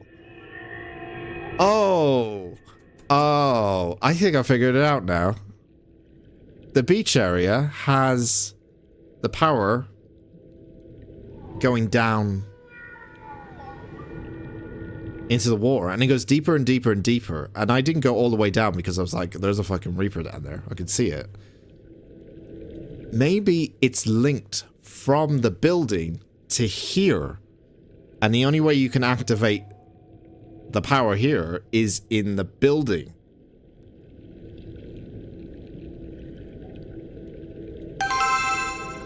I don't know if I'm right or not, but I feel like I'm right there. I feel like I'm right now. Okay, I feel like I got it. I got it. I think I've got it. So is there a way to follow it from here? I guess there was a way to follow it. Okay, so how are we for... I think we go straight there. And if something bad happens, something bad happens. Your English is failing. What power here? No, like, so, basically, there was... Where the beach is, which I think is not really that far away, the first main area, there was a bunch of these power conducts, or like cables, basically, going down into the ocean, deep into the ocean. And I noticed it, and then I was like, that's weird. But I also saw a Reaper in the area, so I didn't kind of look into it. I think what's happening is the main building where the gun is, the space gun, yeah, where the space gun is meant to power this area. Because the power lines are coming down from the top into the deep.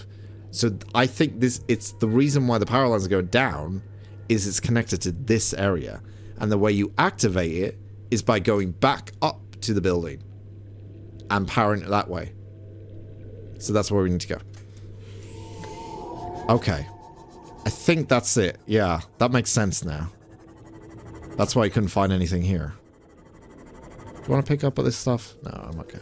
That's fine. Let's just go. Okay. So the interesting thing now would be, I need to get that scanner on. I'm going to need the scanner, I think. Would be, we need to find, is it lands? No, it's, is it lands? Get ready for Seamoth version 5. Please don't say that. Okay. We need to let's get out of here first, and then we can see where we are in terms of how far the beach is. Wizardfish might be an issue.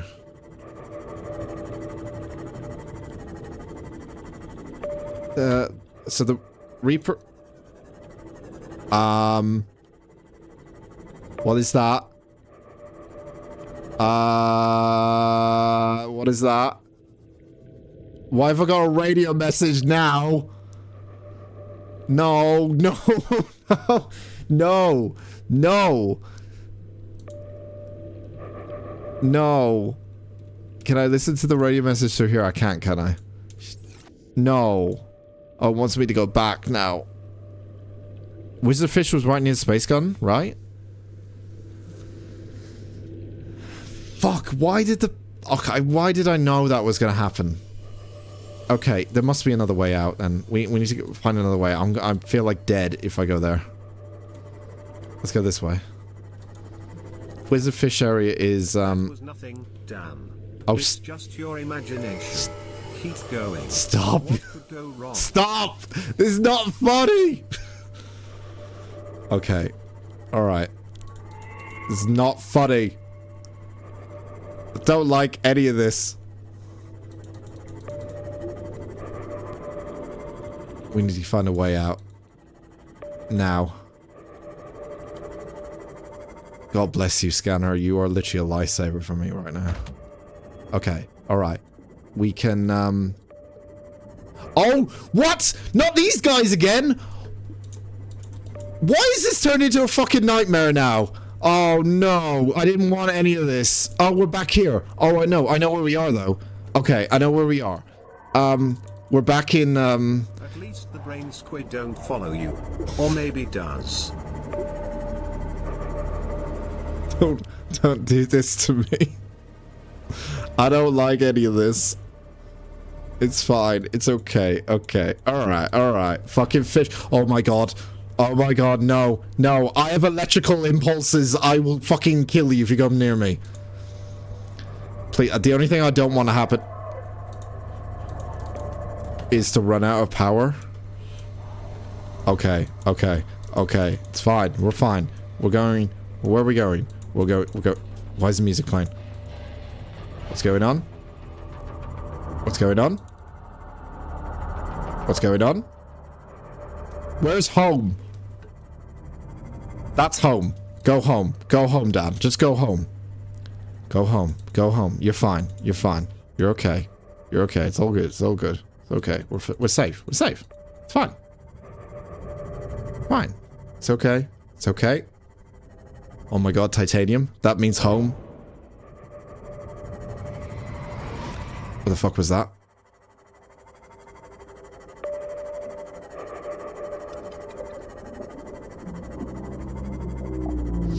Remember to use the defense system if you feel it's getting hairy. I feel like a Reaper is going to be here. Why do I feel like a Reaper is going to be right in my home?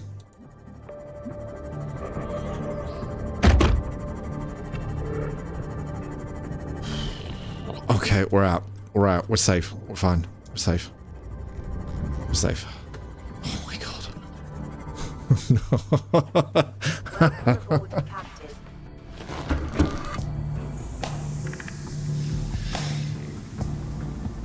Oh, I thought that was going to be... That could have been a nightmare. That could have been an absolute nightmare, I feel.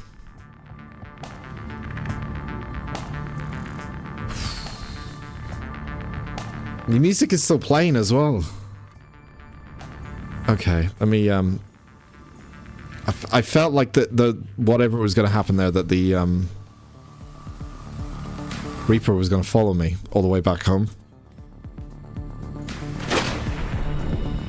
Oh, sweet Jesus. Yeah, that was scary. That was scary. Okay. Well, I can see that everything's kind of connected to one another getting out of there, then. Yeah. Alright.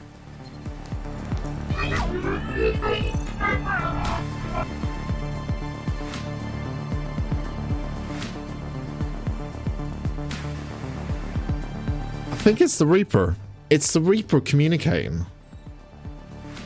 Or it's the alien, if the aliens are a different species, because they were studying, they were studying Leviathan. And I think what they're doing was they were studying Leviathan so that they could create more, because there's a lot to do with them creation of like different species and stuff. So they were creating more Leviathans, I think, and then they've ended up with those Leviathans that are roaming different areas.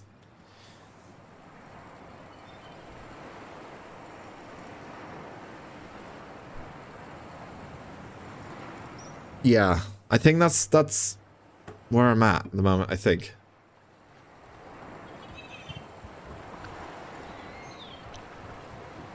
It's a very good game, guys. It's a very good game. I do like this game a lot. Okay. So we just got a broadcast that is decrypted. Let me head back in here. Safety. Is there anything?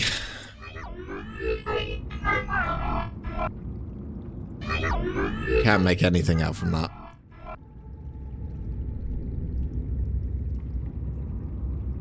I can't make anything out from that. I don't think I meant to, really.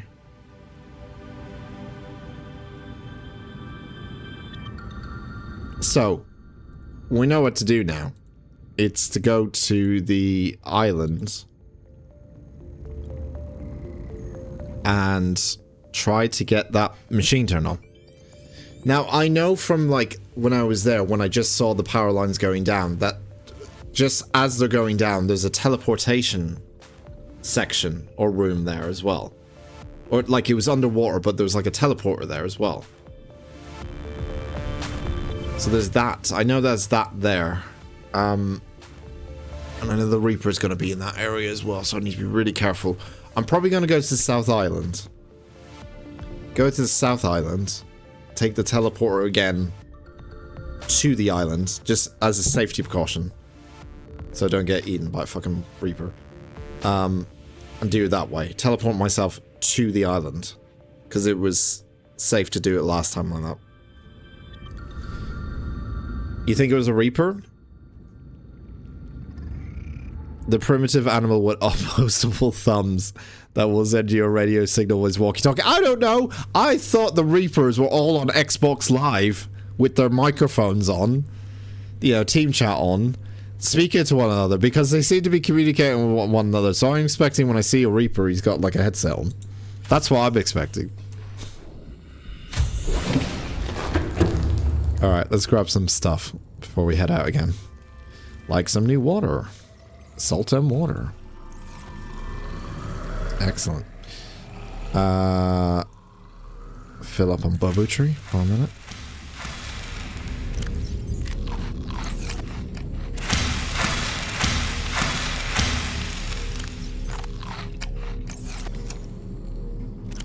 I need to dump some of this stuff up. So I've got a creature egg as well. What is it the creature eggs stay in? They just stay in habitat, isn't it? Like a little, like Planet Zoo all over again. Is there anything they officially have to be stored in? Observatory?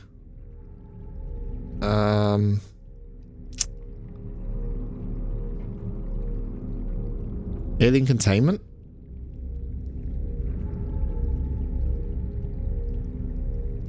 Maybe it's alien containment, possibly. Probably would tell me here, actually.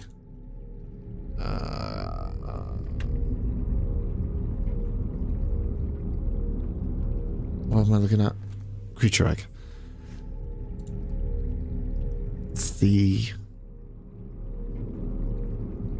No, it wouldn't be here. It would be... fauna, really, wouldn't it? Creature egg. Creature egg. Creature...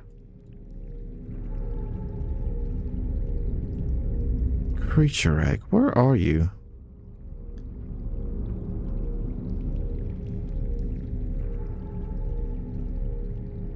Huh.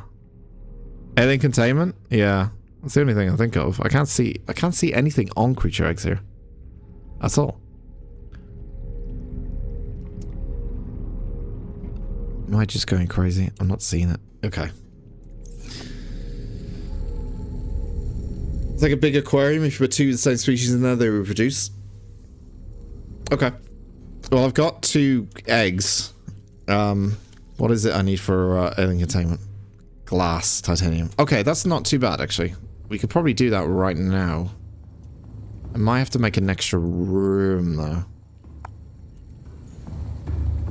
Okay, I'll tell you what we'll do. We're gonna go titanium hunting, because I need to go titanium hunting anyway. Because I don't have any. So let's quickly go grab some titanium. Because we need to make lockers as well. Some extra lockers. I'm gonna put you... We have loads of eggs. I'm gonna put you in here for the time being. I need to make a ruby locker as well. Salt, go in salt. I'm gonna take the RNQs with me. Nickel ore can go in here because I haven't got a locker for it. I think that's everything. I'm gonna take the RNQs with me. Do I take maybe a tablet with me? A purple tablet as well? Maybe. Maybe. Let's get some titanium for the meantime. It's big though, you might want a large room. We'll get a large room then. Oh god, I'm so slow with these electrical fins.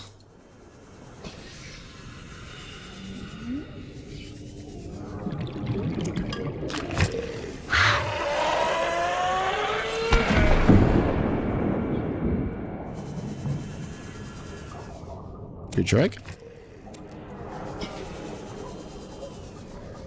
Come on, you bastard.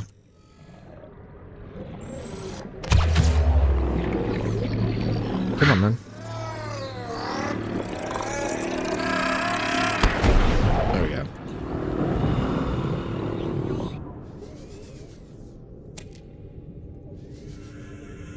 I'll get some quartz as well, I guess. I'm gonna make some glass. I'm gonna need some glass in a sec. Most likely. Hey, boy. Oh, fuck, missed him. Oh, God. My bad.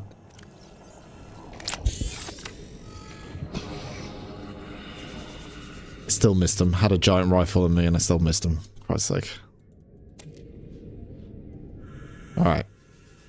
Head out. Titanium. There's loads over here. Well, I find some wreckage, I guess. How much space do I have? A little bit.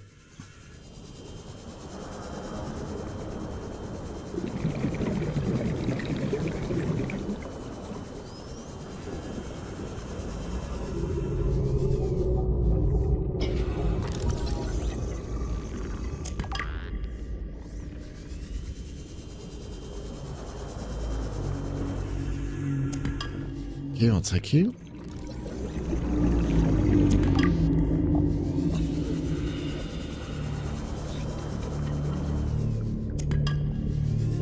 Electrical fins are meant to be used in combination with the Sea Glide. Note the Sea Glide is still 100% charged. Yeah, it's a good combination. Like, it's the trade-off is you will be slower, but if you have the Sea Glide, it's actually not a bad trade-off because you can go fast with the Sea Glide anyway. So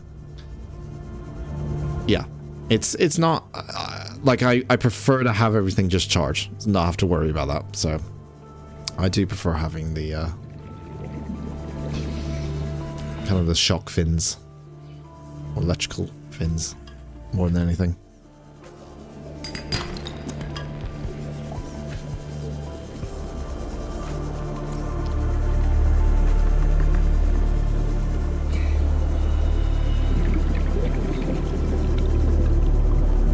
Scanner upgrade is so good. It's so good. It's so helpful. Just go in. Oh yeah, titanium. It's here somewhere. There we go. More creature eggs.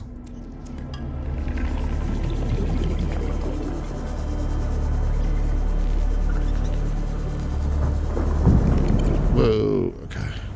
How much space do we have? 2. Go up.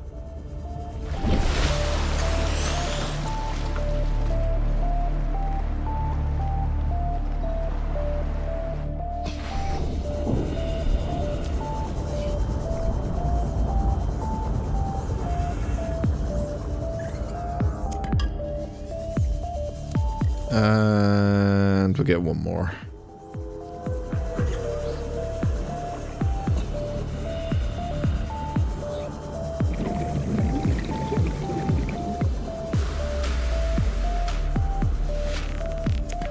Okay, we're good. Okay, so I'm gonna build a room with a view. Let's build a new room first. Let's go with Habitat Builder. Let's put that as 4. Let's go with large room. Oh god, plasticine ingot. What is plasticine ingot again? What do we need? Is that going to be annoying? Or can we do that? Titanium ingot and lithium. Okay, it's not too bad actually. I can make that. Welcome aboard, Captain. Don't search for titanium. It would only look for find titanium that you previously dropped. Make it look for metal salvage. Yeah, I mean, I can... Either way. Metal salvage, obviously, you get more from, but yeah, it uses up a lot of space. But it's fine. As long as I have some, we're good, we're good. Drink that. I'm going to put the fish stuff in here. Creature eggs can go in there. Silver, that's not what I want. Sulfur, go in there. Quartz can go in here. Copper. Copper, go in here. Cool. Alright, so now I need to... Can I make a... There we go.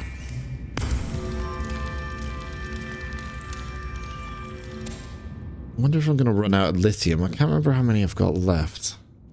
Okay, I've got a couple. It's fine.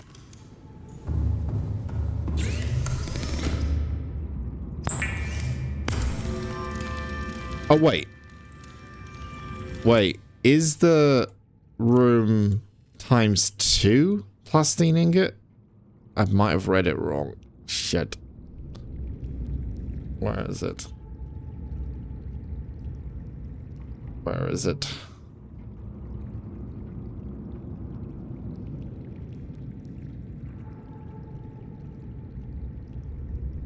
Shit. It is times 2.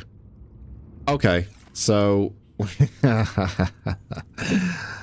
Alright, game. You won this round. Okay, store that in there, store that in there. We need to get some wrecks then, shall we? Let's go get some wrecks. Let's get some wrecks, everyone. Let's go for a scan. Not wrecks. I want metal salvage. Thank you.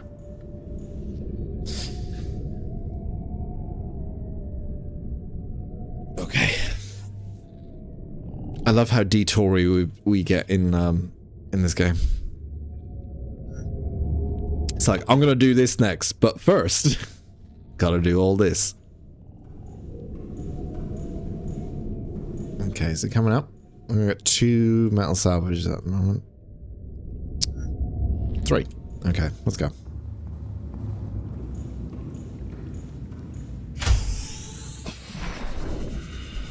Let's go.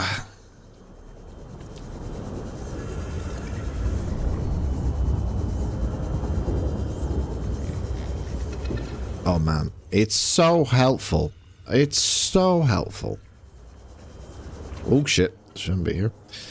It is legitimately so helpful now. So much time wasted trying to find metal salvage. Now I can just do this, it's great.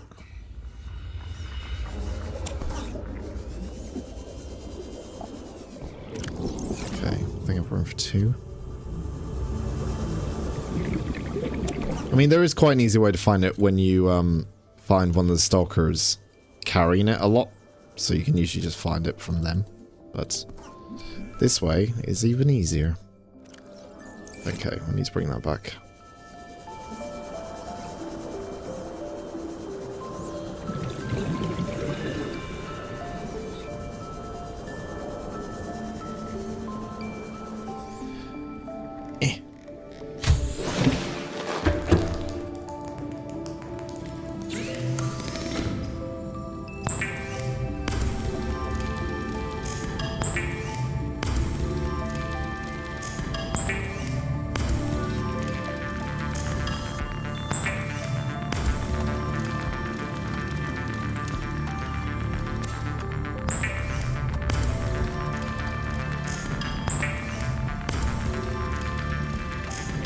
Okay.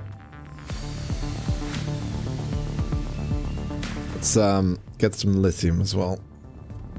It's 2 of these.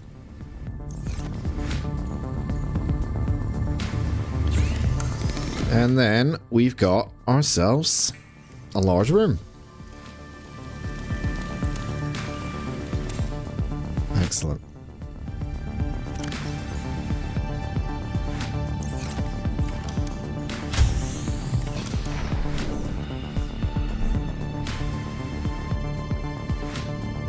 Wait, did I?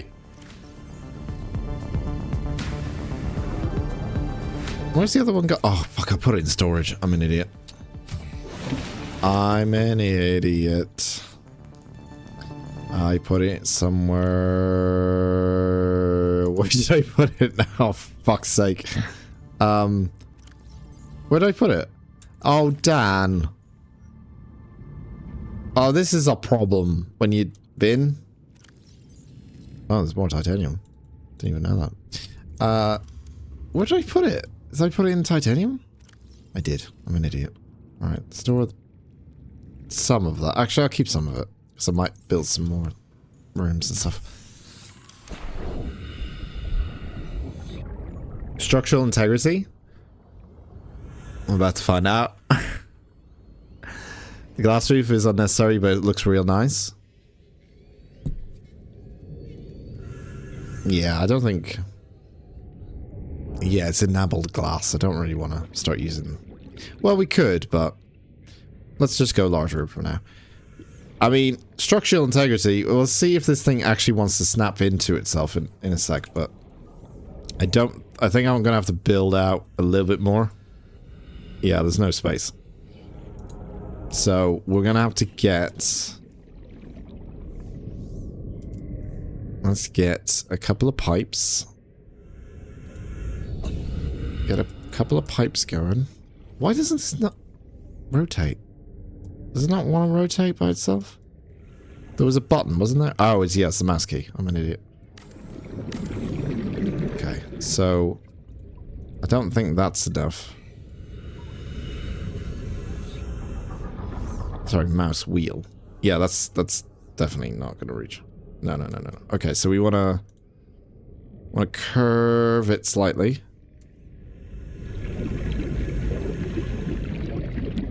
Or maybe push it out. Hang on. Maybe push it out a bit further and then curve it slightly.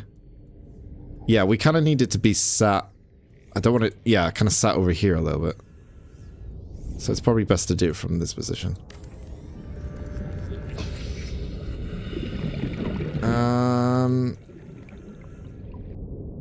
Curvy? Oh man, we could link it. Oh, we could link it back into there. That's not a bad idea, actually. Oh, we could. I'd say. Okay, alright. Thinking brain's going on here. That would do this. There we go. Now we're getting stuff linked. Finally.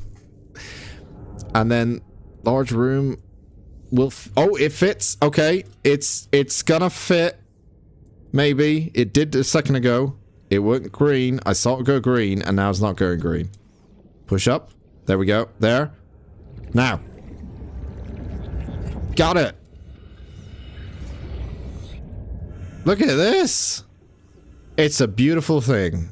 Maybe we link that back into there then while we're here. Hang on. Maybe I'm getting too excited. I don't think I can put a door in this room though. I could possibly... There's loads of lockers there though. That's going to be annoying. It'd be nice to link it into there. I'd have to probably do something with the lockers though. Yeah, it doesn't want to link it or anything like that. I'll have to redesign that area pretty much to link it all together. Alright, let's have it is pretty fucking big, I'm gonna be honest. That is a big room. Let's have a look, shall we? Nothing's fallen apart yet either, so that's good. It's staying strong. How is the power, by the way? Is it gone? It's still there. Let's chop some of these.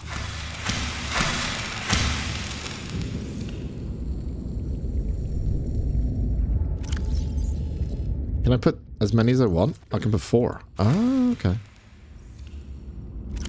Nice. Okay, cool. And then I'll just chop this.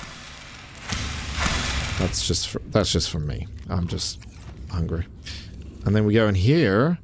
Oh. Oh, wow. Okay, this is ridiculously big. My god, you can have... I don't know, like, what if there's a limit on Subnautica bases and stuff, but Jesus, you could have some pretty big stuff going on. You could have some pretty big projects, but I don't know if there's like a... I'm guessing there's some sort of space limit? Or maybe mods... I'm guessing maybe, if so, maybe mods fix that then. But I'm intrigued to see, like, some builds and stuff. This is what... I tell you what. This is what the storage room should have been. This is what it should have been. This probably should be the storage room, really. Fucking lockers everywhere. And clearly see them. It should be a storage room. I think I have to build another one of these and make that the official storage facility. Instead of that hallway that is now being called the storage room. Pretty much. You could have Wimbledon tournament.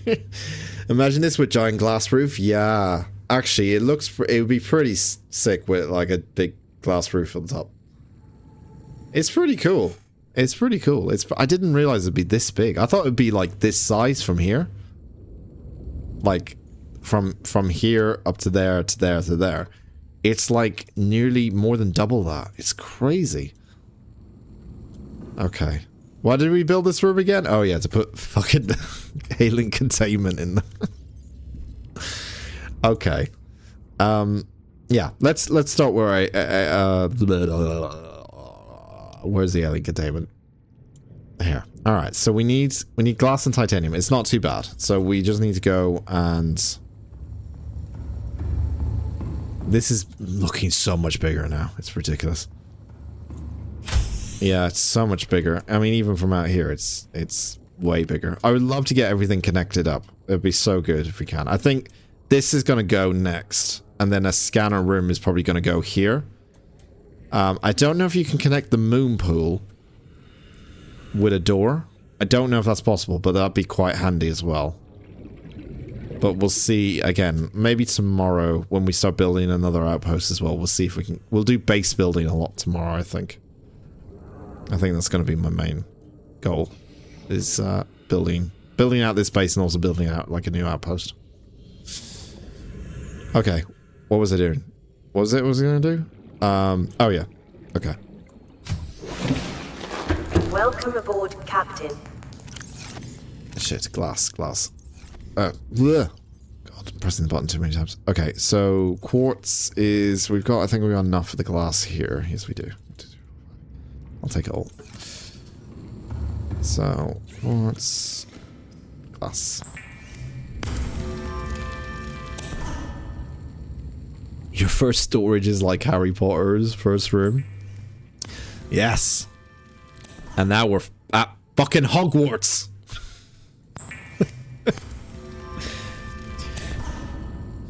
We don't call it the Great Hall. We call it the very large room. Okay. Oh wait. Oh, it's 2 quartz each. Oh no. I need one. I need probably one more. I need 2 quartz. Okay. Never mind. We can go to the scanner room. I'm going to just use this way too much now, but it's legitimately very helpful. Alright. Let's see things appear. Quartz in the red glass area? Yeah, there's usually loads there. This just is very... It's just quick. I can just go, hey, here we go. It's quick if you can find your way in to where it is, which I think is in here. Oh, shit. I saw it. I stopped for a moment and went, oh. And then it happens. Of course. More creature eggs. Of course. There's probably going to be more in here. Yep. Yeah, there they are. Alright, let's not stay in here then, because they're going to be annoying. Alright, there's a couple over here. There. Gotcha. Yeah. Come on then. Oh, he's trying. Oh god, he even floated up into the air. Wow, okay. He is a determined motherfucker, I'll give him that.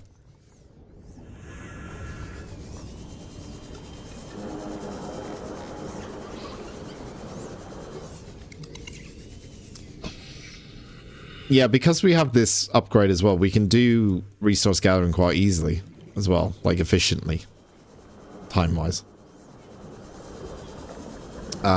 If we build, obviously, the other outposts as well, that will help with the same thing. Know that you need stalker teeth to craft certain items.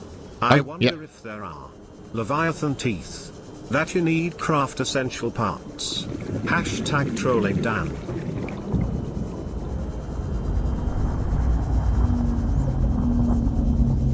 You're funny. I wouldn't be surprised, I guess, if that is a thing. However, don't want to think about that now, because they scare me. Obviously.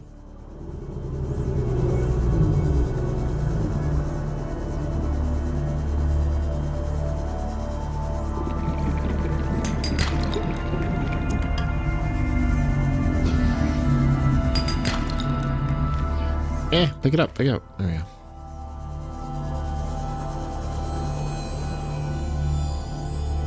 Shit. Okay, inventory full. Alright, we got enough, I think. Yeah, we're fine. We're fine, we're fine. Yeah, I wouldn't be surprised if that is an actual thing. Which it probably is. I'm intrigued to see how you take down a Leviathan. I'm guessing the status rifles were really not enough. A status rifle and a gun. Or maybe wizard fish claws. Or maybe brain squid tentacles. Maybe. Who knows? Okay.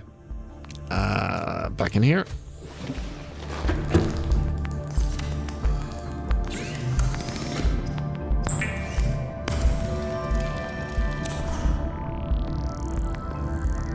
Alright.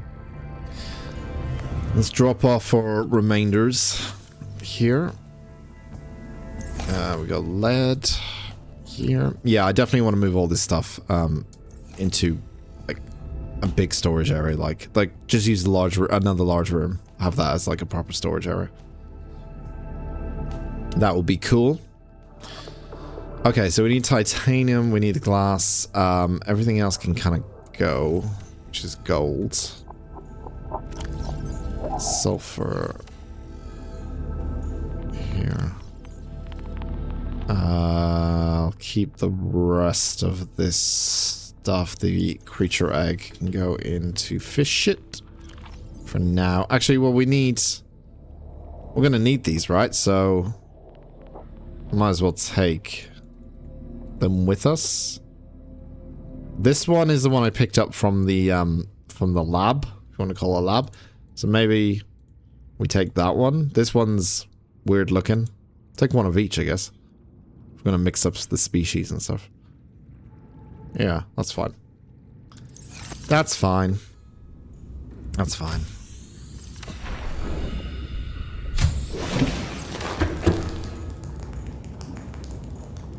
Okay.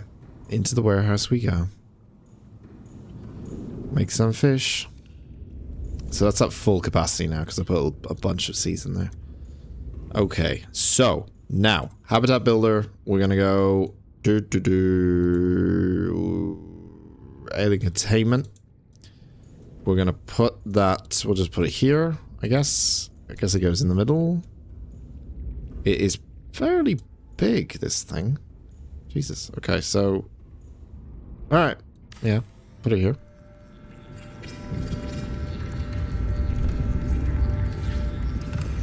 Aquariums provide an ideal opportunity to study alien fauna up close.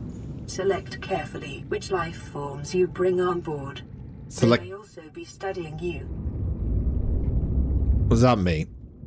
It's like carefully?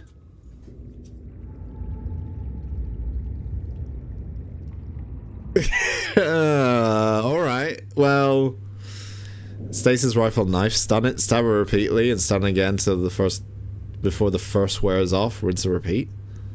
What, just to take down a Leviathan? That's it? Okay. Alright. If you say so.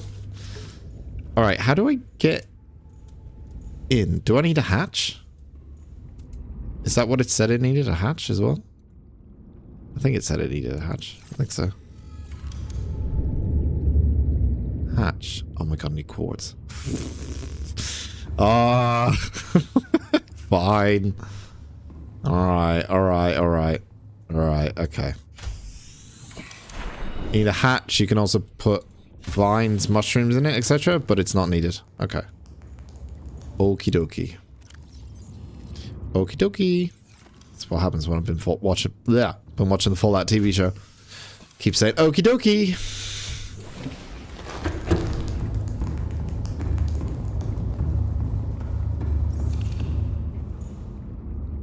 Okay, hatch. You can go here. Hatch is made. And then we enter the containment facility. Now I wonder if everything falls apart and goes to shit. I'm guessing the fucking fish might escape. Maybe. Planter. Okay, so can we put the eggs in here? No. So the eggs... Wait. No. No. Pick it up.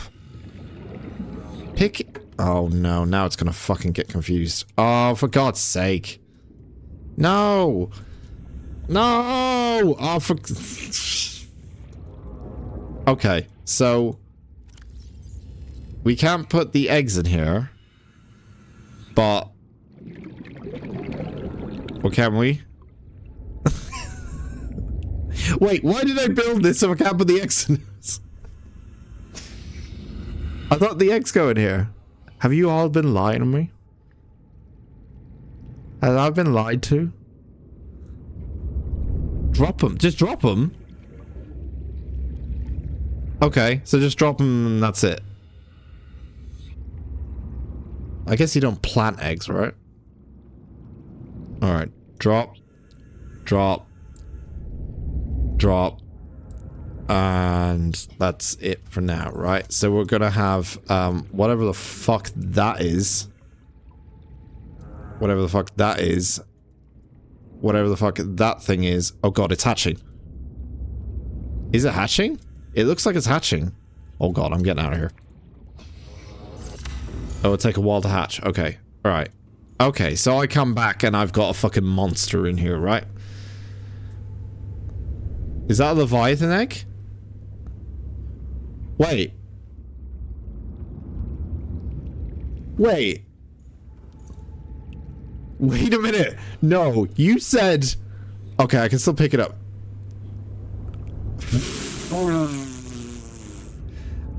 Yeah, imagine I come back and there's a giant Leviathan just pick it. I think okay, something's gonna happen, obviously. I don't know. I'm scared. Obviously. Okay, so let them hatch. We'll sort that out for now. I am going to... What am I going to do? We're going to go back to the islands. Yes, we're going to go back to the island with the iron cubes and we're going to sort out the power. We're going to figure out this power situation. We're going to leave this as it is. Leave the base for now. We've done everything we need to do for now. But you should hatch the eggs you found in the deep alien base. I don't know what the different eggs look like, but you should hatch... Okay. Well, if I get some,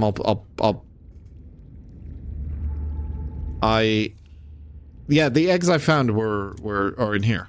Well, like the egg I found, the main egg at least, and the rest of them are here as well. So there's a couple. I'll come back and see what happens afterwards.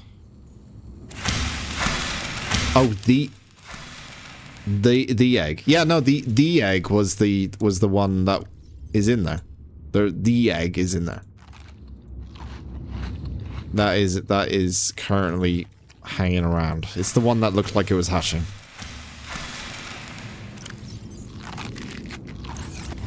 Okay, some more water. Excellent. Got plenty of water now. Ever seen the movie Alien with Yes, I've seen Alien with Sigourney Weaver. Yes. Why are you saying that now? Yes, the one where she's trapped on a underwater base, and everything goes to shit. Yes, that exact one. Yeah, and they make an alien containment center and they put some eggs in there and stuff happens. Okay, so. Plenty of water. We're fine with that. We got food. We got a food. But we could always kill fish and eat them straight away with this. So that's fine. Titanium we need to get rid of. The quartz we need to get rid of. We need to make as much room as possible, just in case. Titanium goes in here. We're gonna bring 3 iron cubes, just in case. I don't know if we need all 3. Whatever. We'll take all 3. Ever seen Jaws? I have seen Jaws. Or Godzilla. You know what I'm going to watch tonight, actually? It's Botzilla. Fuck's sake. Maybe we should make a TTS called Botzilla. No reason. Sure. What was it? I'm going to watch... What is it I'm going to watch tonight? I'm going to watch, speaking of Godzilla, I'm going to watch, what's the Japanese Godzilla film that came out that everyone was raving about? It came out late last year. Godzilla something. It's the, I think it's Japanese Godzilla film. Everyone absolutely raving about. Zero, yes! I'm going to watch that tonight. I think. Is it available? I think it's available now. I'm going to watch that tonight. Very excited. I used to really love Godzilla, and I just sort of like stopped watching it. Like the recent. I think after the bad one, was it 1999 Godzilla? That one. I think I stopped watching Godzilla related stuff, but I used to be a really big fan of Godzilla. Yeah, it's Godzilla Zero something. I think it's Godzilla Zero. I'm gonna watch that tonight, and hopefully that doesn't give me enough nightmares for when I come back to Subnautica. But we shall see. Okay. We have everything, right? We're ready to go. We're ready to go on this trip that may kill us. Probably. Probably not. I think we're good. I think we're good. Okay, so the plan is we're gonna go south. It's kind of like what we did last time. We're gonna go south to the South Island, which is over there. Southwest Island, at least. Which will then transport us over to this island. So we will bypass the Reaper just in case anything bad happens, kind of thing. So yeah. So we're just taking a little bit of precaution by taking the Seamoth that way first. I need to swap that out for a repair tool as well while I'm at it. No torpedo still. We'll stick with what we have at the moment. There's a section in here where I can hit the... I can do the repair. Oh, it's fully repaired anyway, so that's fine. Alright. Let's go. Saw Godzilla X Kong a while ago in cinema. Super bad. Don't ever watch it. Yeah, I heard it was bad. I heard... I mean, it's... I guess with that type of film, it's... Wait, can I have a marker? I think I can have a marker set up. Yeah, rendezvous point. That's the marker. It's technically where I need to go. It's one of those kind of films where, like, if you know what you're expecting, I guess, then some people might enjoy it.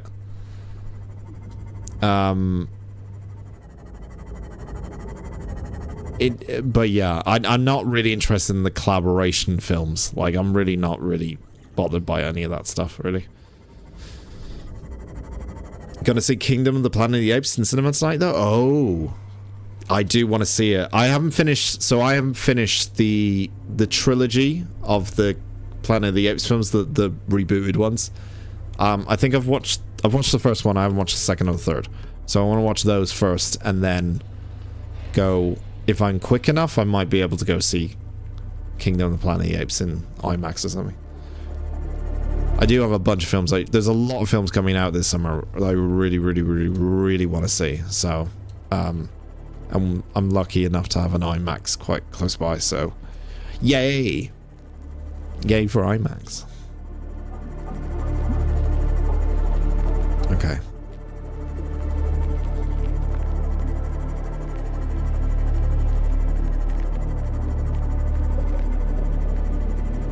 Okay, so what's the quickest way to get to the cave? No, we need to find the cave, remember? So I need to put it here. There's an entry point over here. So we know how to find the cave because we figured out a system. There's a system. Right, you go here. Don't float away now. Huh? Which ones? Top of my head, Deadpool 3 is coming out in July or June, I think. I'm very excited for that. I think that's going to be very fun. There is, I think it's already come out, but the, what's the one with Ryan Reynolds? And he's a stuntman. And he is, I think it's already out, actually. He's a stuntman.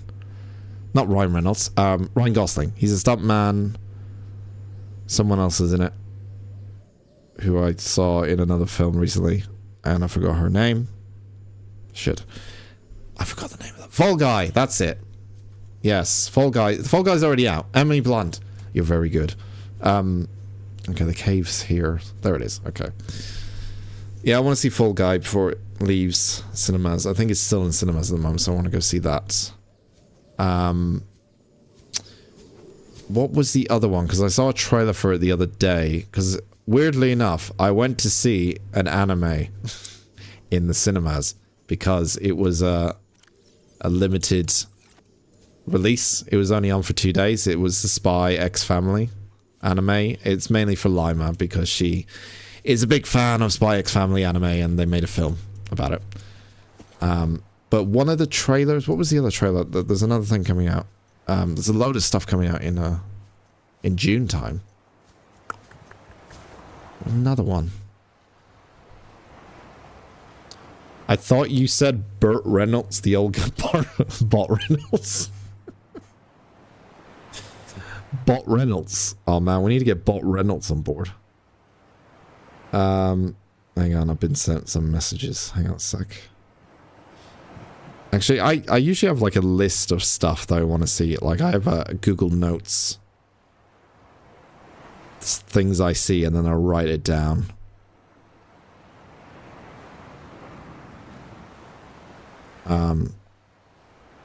Let's see if I find it. There's a couple of stuff. There's a lot. It was just, I remember my list was like, oh shit, there's so much coming out in, there's so much coming out in summer. Alien? Yeah, Alien Romulus is... I mean, it's a new Alien film. Whether it's going to be good or not. But it's an Alien film at the end of the day. I mean, I think that's coming out sometime. Twisters? I don't even know if Twisters is going to be good, but I remember the original Twister film. 16th of August. Ah, okay, so end of summer. I'm not sure about the Borderlands film. I'm not sure if that's going to be good, but it could be like the let me pause this so I don't fucking lose anything. It might be like it might be like the Dungeons and Dragons film where you don't feel like it's going to be quite good, and it might have like a it might actually turn out pretty fun at the end of the day, as long as it's fun. That's it. What else did I put here? I had another one. Where's the other one? There's one that's not as widely known, and it really caught my eye when I saw the trailer for it. What was that? It was like a really weird...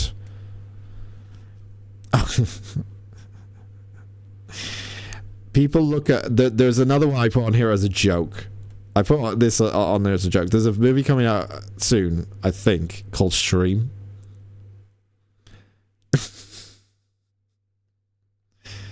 Guess what it's about? Let me get the synopsis. Stream is an upcoming horror film co-written and directed by Michael Levy. It stars a bunch of people who have been in really bad horror films, who... Danielle Harris, Jeffrey Combs. They've been in many horror films. Some good, some bad. Tony Todd. If Penny was here, she'd be having a fucking field day with this shit. Dave Sheridan. Yeah, bunch of people. Several producers and crew members for Stream included Levy, who were previously involved in production of the 2016 film Terrifier and sequel Terrifier 2, as well as the upcoming Terrifier 3. Stream has been blah blah blah. It's been financed by crowdfunding. The premise of it is when Roy and Elaine realize their family's drifting apart, they decide that something needs to be done. Roy forces his work to take a back seat, and they seize the opportunity to recreate a vacation from their past. A peaceful stay in a quaint hotel is just what is needed. However, that is not what is in store for them. With 4 deranged murderers patrolling and seemingly mundane holes, the odds are definitely not... Wait a minute, no, that's not what I thought this was about. Why is it called Stream then? Oh, they're live streaming it. Oh, yeah, that was it. Yeah, it's like they're live streaming a a horror thing happening or whatever it's called. But yeah, I'm probably more excited about. I don't think it is that film. No, I can't remember what it is. It's a drama film. It's a slow one. I can't remember what it was fucking called. But again, I'll find something on my list or something. Is new Alien movie directed by Ridley Scott? Ridley Bot? Yeah, I think it is. I didn't really like Alien Covenant that much, but I did like Prometheus when people didn't really like Prometheus, even though it's not really Alien. It is, spoilers, if you know, you know. Alien Romulus is, I think it is. No, it's not. Oh, it's being done by Fade Alvarez, a Uruguayan filmmaker. Is Ridley writing it? Is he have any relation to it? That might be. No. Does he have anything?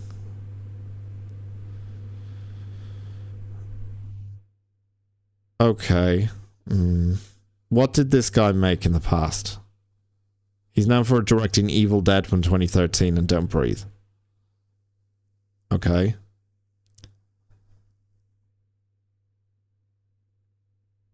Oh no, it's being produced by Ridley Scott at least. He's at least having his say in it.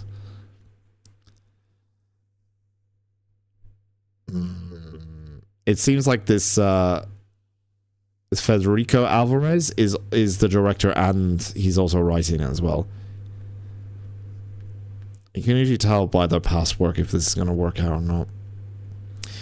He did the 2022 Texas Chainsaw Massacre, which was one of the worst films ever.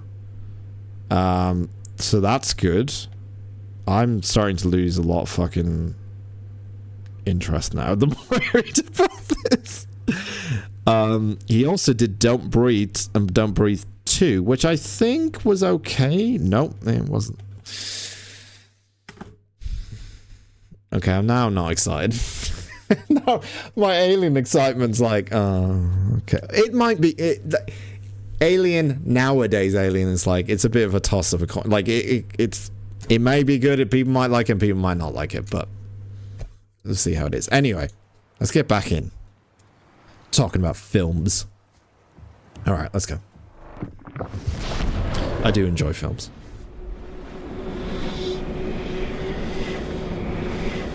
I got to a point in my 20s, for a long period of time, early 20s, where I was watching a film every single day. I was just soaking up everything. I kind of go on little bits of trends, like lately. I have weeks where I'm like a couple of weeks ago, I was watching like classic cinema. So I was watching like 40s and 50s stuff. And then the weeks after that, I think it was sci-fi, and the weeks after that it was horror. So I go in like, I have like bulks of like genres that I go into. Covenant was shit too. I mean, I can understand why people don't like it, but I kind of enjoyed it. But it wasn't great. It was just sort of like, I didn't mind it. It was more like Easter eggy teasery kind of thing, the whole thing. Fan service, I guess.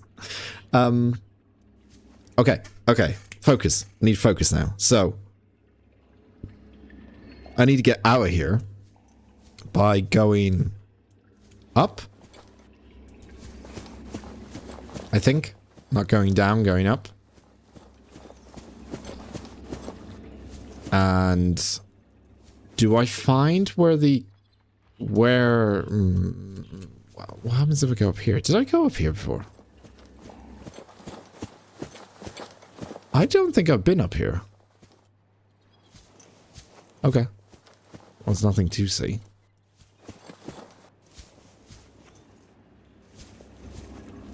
This is fairly dangerous. Yeah, okay. I just need to go back. I need to find my way out. Fair and simple. It's not that hard to get out of here, but It is a bit of a maze.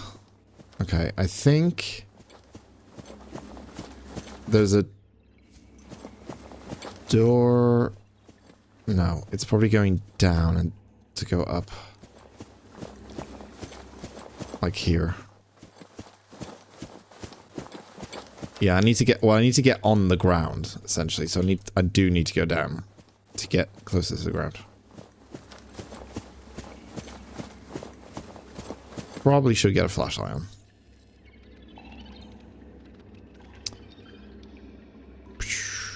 Let's go for 4. Okay. We're good, we can see.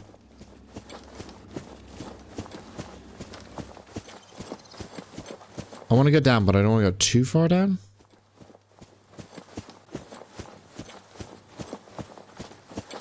Okay, so we got bubble trees here. Actually, let me, while I'm here.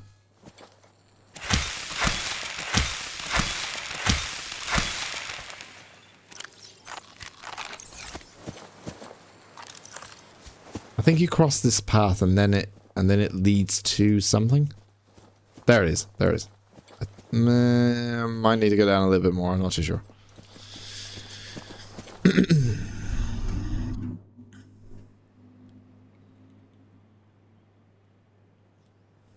You're watching Star Trek Picard at the moment. Ah, yeah. Again, what I tried to do was watch Next Generation first, all of it. Even season 1 and 2, which is considerably worse than the rest. But yeah, I do want to watch Picard because I watched season 1. Sorry, I'm going to read the rest of your message. Starting season 3 later, holy moly, it's so bad up to now. Totally embarrassing at moments. Oh, so I've heard, okay, so I watched half of season 1 of Picard. And I was sort of like, well, I think it was the point where, spoilers, Jerry Ryan shows up, I think. And I thought it would be filled with, like, it kind of is filled with, like, remember Data. Like, it's sort of like, it's very fan-filled, you know, with stuff. And but I didn't know really what direction they were going with it a bit. It was a bit like, it was a bit sad all the time when I was watching it. Well, I wasn't really entertained. It was just sort of like, I've just felt sad a little bit watching it. And I gave up on it. And then 2 seasons happened. Obviously the final season, all that kind of stuff happened. And everyone was like, oh my god, the last season. The last season's amazing. So apparently season 3 is the best one because they end up bringing pretty much the entire cast around to that point. It takes them that long to get to that point. And then it's like, next generation cast, let's go. Let's fucking, you know, engage, let's go, kind of thing. Where am I going? Maybe I should just swim around. That seems like a stupid idea, but let's do it. This is how I found the, this is how I found the power lines, right? Wasn't it? It was by swimming around anyway.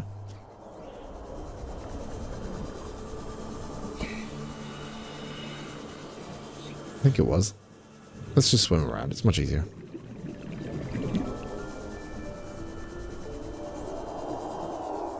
You had to stop a man in a high castle? I really like the concept of Man in the High Castle, but yeah, it wasn't, again, it was one of those where I watched like the first season and then forgot about it.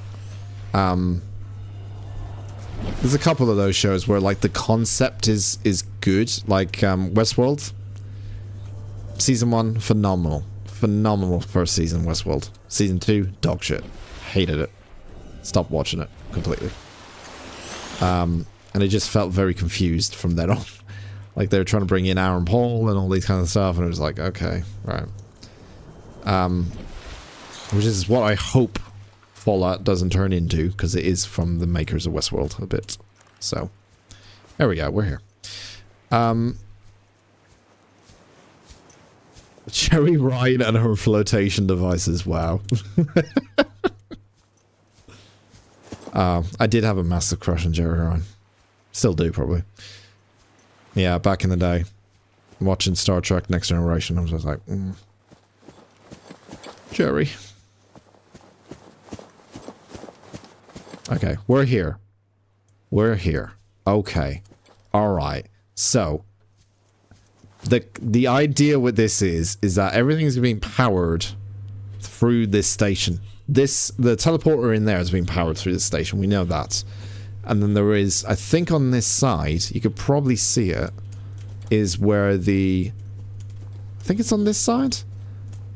It's when you dive in there, you can see like there's lines coming down from the building into there, which would lead us down to what the fuck, which is down there. And maybe, you know, the lands. Crayfish egg discovered? Oh, that's my eggs. My eggs have hatched. My babies. My babies are born. My babies are being born.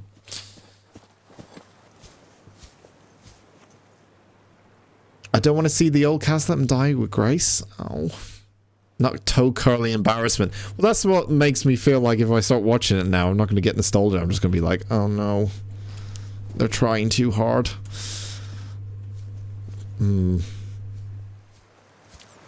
It's not fun to watch. Picard's so old he can barely run. Yeah.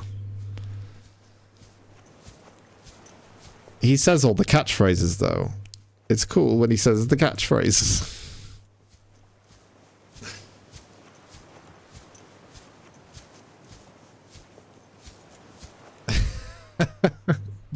I know what you mean.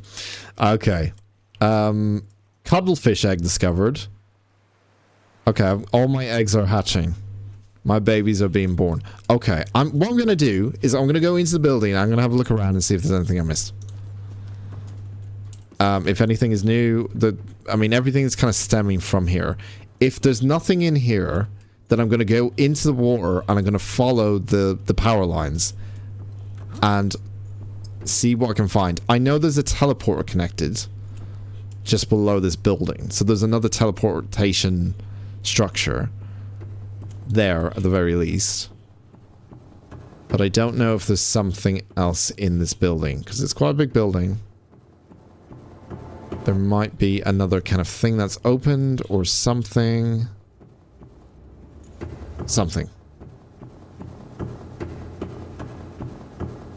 I do have a purple tablet with me and... No, I don't have the purple tablet. What happened to the purple tablet? I thought I had that with me. What the fuck?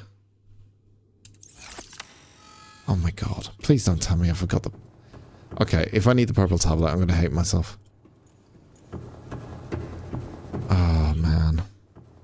Please don't tell me I need a purple tablet.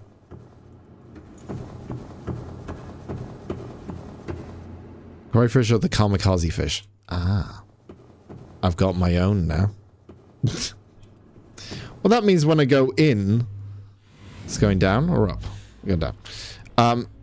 That means when I try to grab them, right? They're just going to blow up. That might be bad. Force field control. Still can't use that. Okay, so we're down here. This is the water area. Actually, through here is where you would see the... you'd have a better view of the... of the power grid that's going down. The power source that's going down. What I'm trying to think is, what is this for? Is this for like a ship? Or like a... or a Leviathan? It looks like it's big enough for a big Leviathan. Just seems to be one of those things, you know? Or a ship. Ship or Leviathan, you know, bay kind of thing. Docking bay. Okay, let me see. If there's anything here. That's, is that a stasis rifle? I don't think it is. No, it's not. It's just one, it's just a weaponry thing, isn't it? Which I can't scan.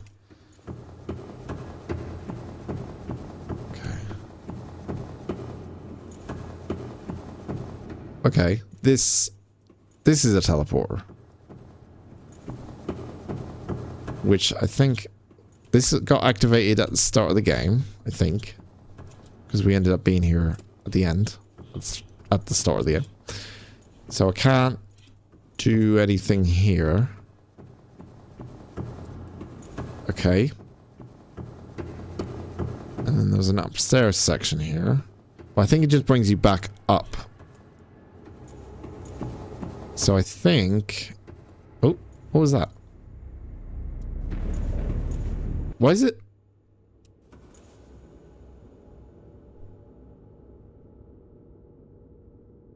Why is it changing the music suddenly?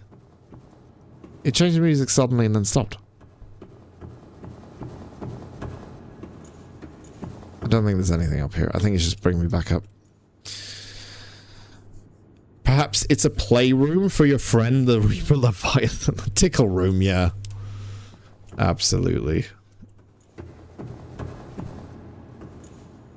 That looks like Ghost from Destiny 2. Yeah, this is just going straight up, isn't it? It's not really doing... Or here? I think there's nothing here. I think so. Let me just double check. Oh, wait a minute. Wait a minute. Oh.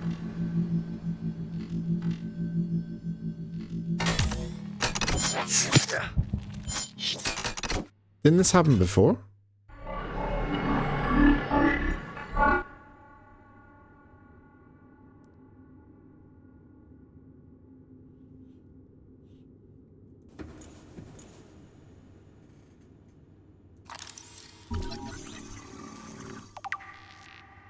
Still infected. That was the thing that determined you were infected. But why is it activated now? Oh, you can still do it. Oh, okay, so it... Okay.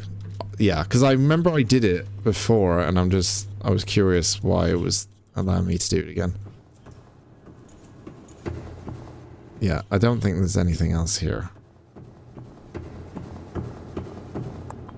Okay, I'm gonna go down to the playroom. Is that what we're calling it? The tickle room? I'm gonna go down to the tickle room, and I'm gonna follow the power lines without the sea moth, because that would allow me to, in case a Leviathan is there, to kind of not really see me as much. I hope. Which way is it? Is this way? I hope. Alright.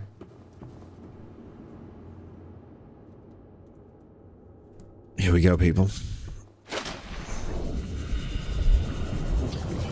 So I know that there is a... There it is. It's right there. Okay. Do I still have a beacon on me? I don't. Shit. I should have got made a beacon. Okay, so I remember the Leviathan being, like, quite, like, hanging around. I'll piss off. Hanging around the area a bit.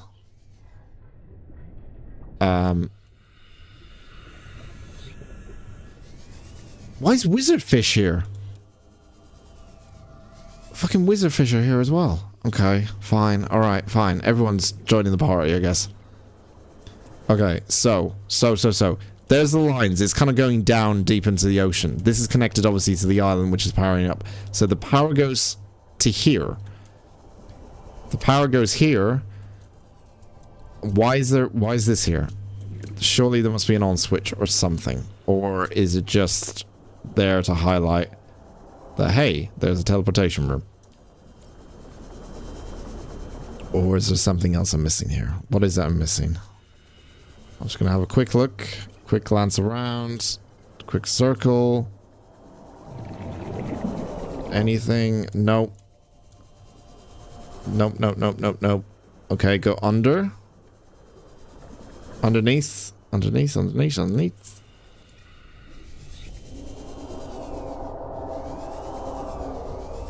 don't see a way in.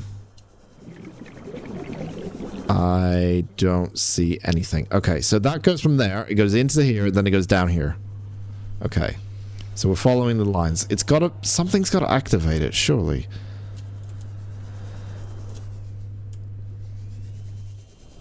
Which... Where's the continuation of the... I need to be really careful because I know a Leviathan hangs around here. Can I see it?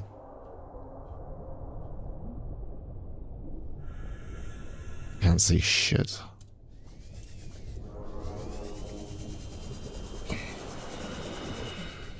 Oh. What's this? Oh, Cyclops engine. Okay. Does it continue down? I don't see it. I swear it continued down now, right? I need to get air.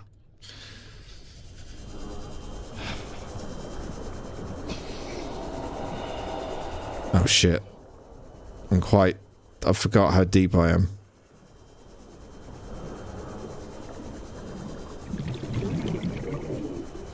Take a deep dive into the darkness and reapers? If I take a deep dive, I kind of want to get the sea moth, right?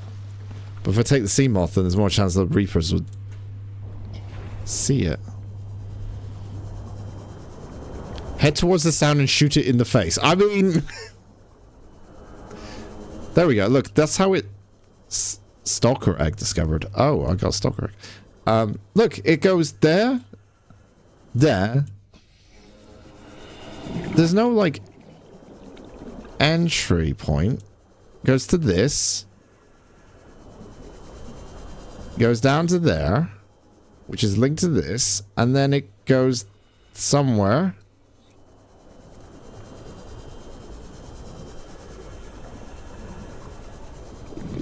Okay, I can get some air here at least. What's in here? Anything interesting here? Oh! Oh, there is a tablet. Okay. Okay. Anything else?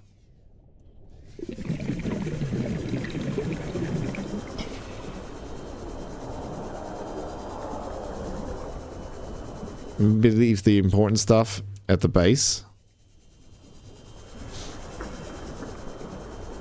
I'm not gonna go shoot a Reaper. Don't get lost in the tunnels. I mean, I'll probably not gonna shoot a Reaper. I don't know. Okay, there's a shot, guys. Okay, okay, alright, alright. Let's get Phil. Let's get. I need to get some air. Come on!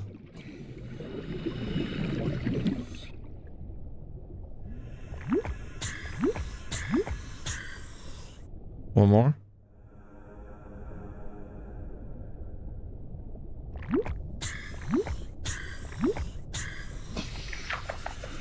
Okay.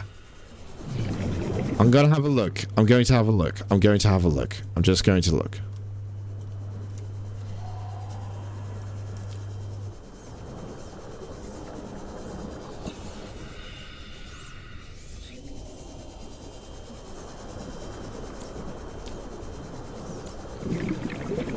I need to be wary of my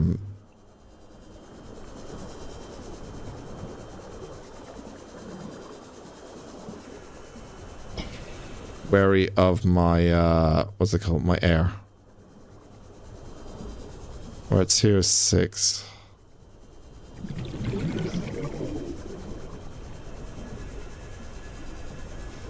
There's something there, obviously.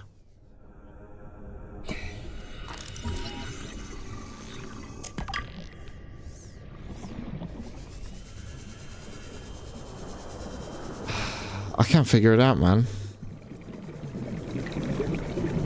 Down there? What I need is the fucking sea moth. So I can see, like, how deep all this is.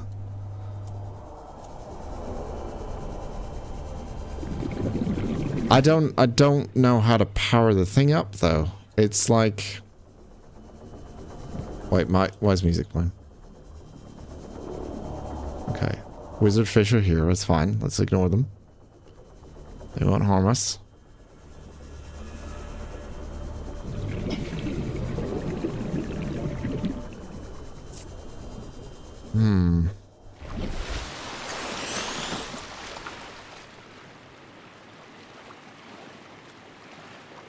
You don't want to encounter... Careful, Dan. You don't want to encounter.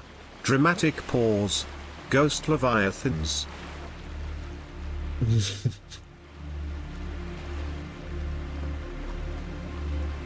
So, okay, there's something... Do I need to bring the sea moth down there and use the scanner so I can see what the fuck's going on? Is that what it is? Is that what's trying to make me do? So I can go down really deep?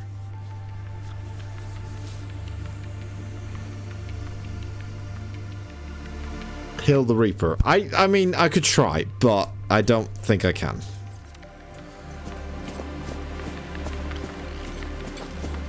I'm trying to figure out how to power... More than anything, I'm trying to figure out how do you power... How does the power thing work?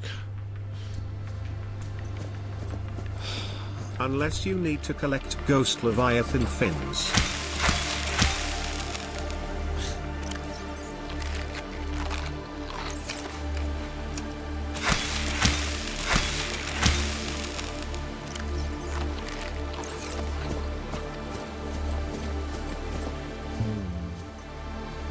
What was the other area thing?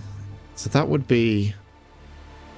Okay, at the start of the game it mentioned there was other alien bases, right? Maybe they are the ones that are connected. And they have... Hang on. Where was it? There was... I'm just joking, Dan. I know. Don't worry.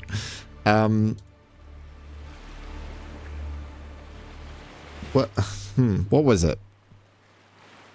What was it? It would have been in alien data. Clues? Alien... Okay, facility locations. Ah, right. Okay, so... Oh! Oh, wait, it's here. It's here. This is like one of the first clues. Instance of background data background data regarding further alien facility activities elsewhere on the planet.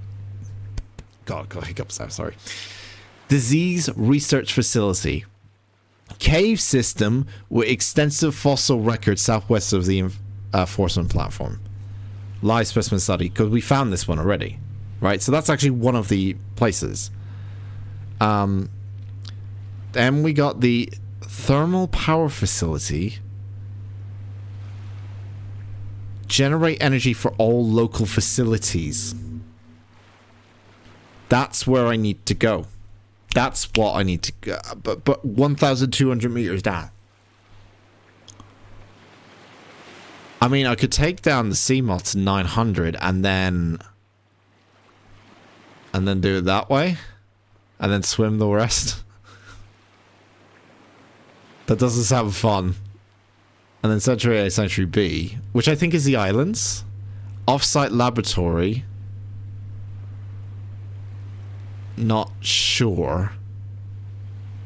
Primary containment facility. Not sure either at the moment. So technically, in terms of the main one, this one is the one I need to find for the power. Was that the first location? The one you needed the orange tablet for? The orange tablet one is this, Disease and Research Facility. This is the one I just been today, basically. Live specimen study. Yeah, cave system with extensive fossil records southwest. Yeah, that's the one. Isn't it? Disease Research Facility? 800 meters? Am I going mad?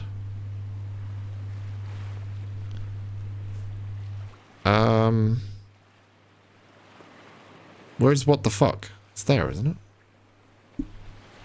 The orange tablet place was just one small room. It's not a facility?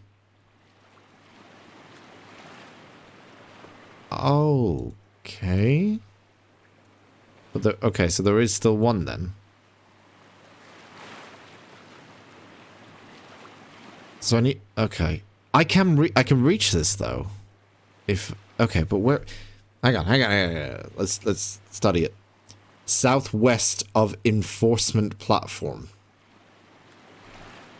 Is enforcement... Is this the enforcement platform? Southwest. It's... Oh, it's Wizardfish area. Oh, it must be that, because that's southwest. So that's not where I've been?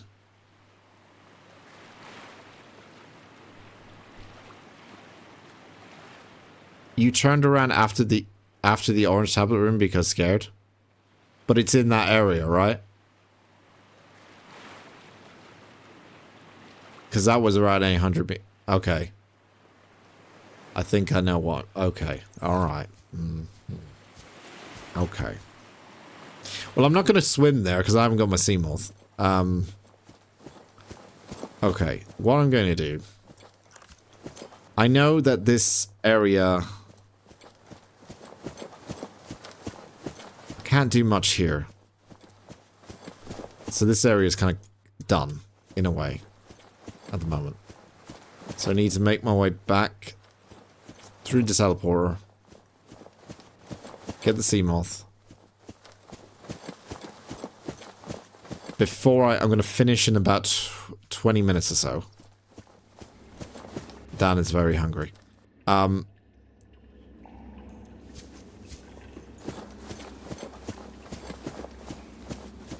What am I going to do? What am I going to do to end the stream? Am I going to go down there? Again?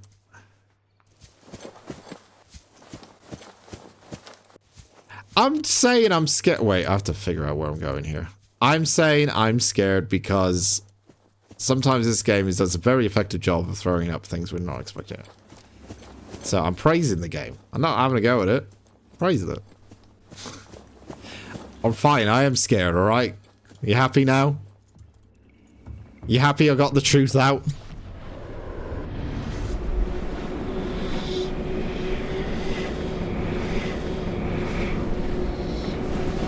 Guys, I've been live for 6.5 hours. Give me a break. Okay, right. Go get the sea moth. Fuck it, we're gonna do it. We're gonna do it. We're gonna do another kind of like, let's see what's the worst that could happen moment. Let's just do it. Let's just do it. Let's just do it. No, you're gonna go back to home base and store your loot. That's probably a more sensible idea, isn't it? Where the fuck is... Oh, there we go. That is a more sensible idea. No stupid adventure before the ending. Always end the stream on a positive note. No, you end the stream on a cliffhanger. That's what we've been doing. I need to end it on a cliffhanger. Maybe... Okay, the cliffhanger is I go home and I find out what's fish have hatched. Maybe that's the cliffhanger. I don't know. Let's go back and see what has hatched in the aquarium. Fine. And then tomorrow... We're gonna do... What are we doing tomorrow? We're doing new outpost build. We're doing... Yeah, we're gonna start with outpost building. Welcome aboard, Captain. And then we're gonna go and...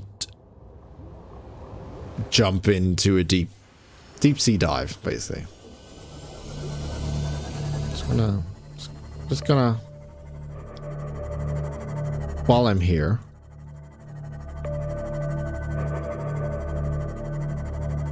Let's have a look at what's around.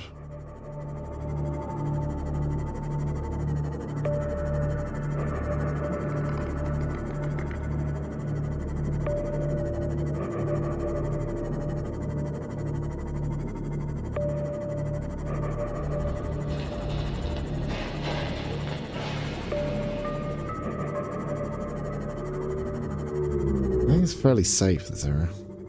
Fairly. Can never be sure, though.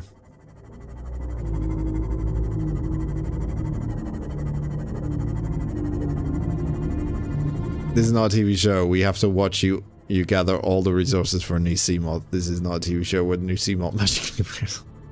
Come back next week when Dan destroys another Seamoth by going down.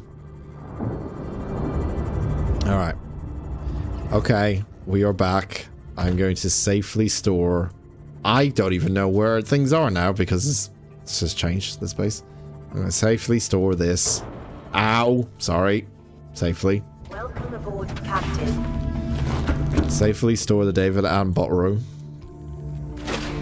Nice and safe, David. Have a lovely, peaceful sleep. I'm getting a phone call now. And yeah, let's go have a look. Let's see what's happened to my beautiful babies. Okay. All right. So, I know what that is. I know what that is. I know I've seen that before. I don't know what that is. Can I do I have to go in to scan him? Hang on. I'm being cold. I need to just say I'm very quickly.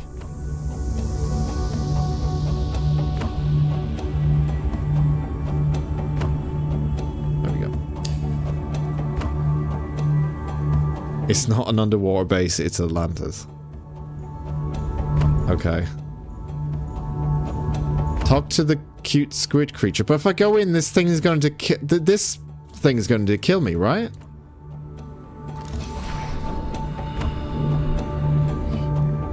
Him? Oh, he's not. Oh, he's my friend. Oh, that's cool. All right, talk cuttlefish. Okay. So none of these guys attack me. Oh, that's sweet. Cuttlefish. A small grey-coloured herbivore, the cuttlefish displays high levels of intelligence, curiosity, and attachment. Strangely, this species has not been encountered in the wild, and the scan specimen had to be artificially hatched within an alien containment unit. In the absence of wild specimens, little can be known for certain about the cuttlefish life cycle. It is possible that the environmental conditions have changed, forcing the species to the edge of extinction, leaving its eggs in permanent stasis. It is also possible the cuttlefish has been genetically altered, even imported to 4546b from another world.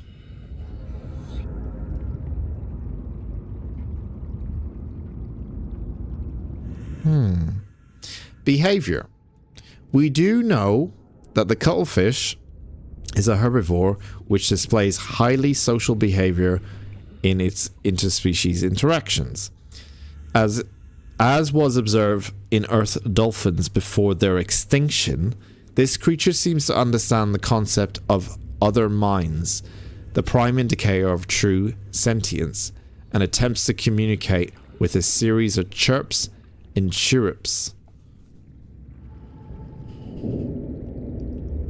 Okay. Evidence suggests that the cuttlefish is capable of understanding and following simple commands in addition to assessing the emotional state of individuals around it, responding in kind. Assessment. Emotional connection between living creatures is an essential component of psychological health. Is he gonna come along on my trips with me?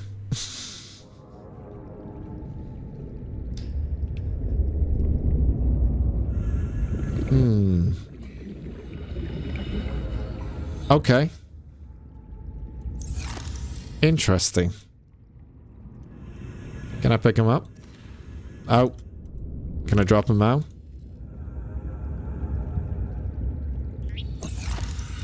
Okay.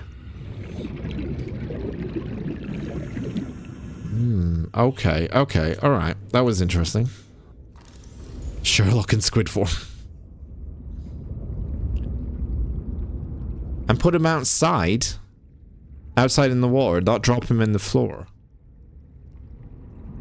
Put him outside. Why would I put him outside? But won't he... Will he stay with me? Please don't make my baby leave me. Okay, what the fuck? Okay. Alright. I'm taking him out. Okay. I swear to God, if he leaves, I'm blaming you. Okay, and then we drop. What's...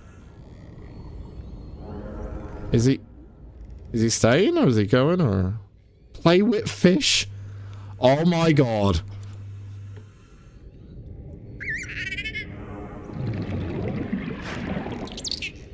We have a pet. We have a fucking pet.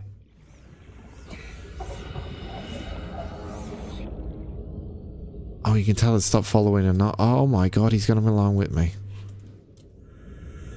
Does he sit in the side passenger car of the David Attenborough? We can definitely install one for him if we have the resources. Wow. That is why it's important you grab the creature egg. Okay. I wonder if that has any implication? Do I take him somewhere?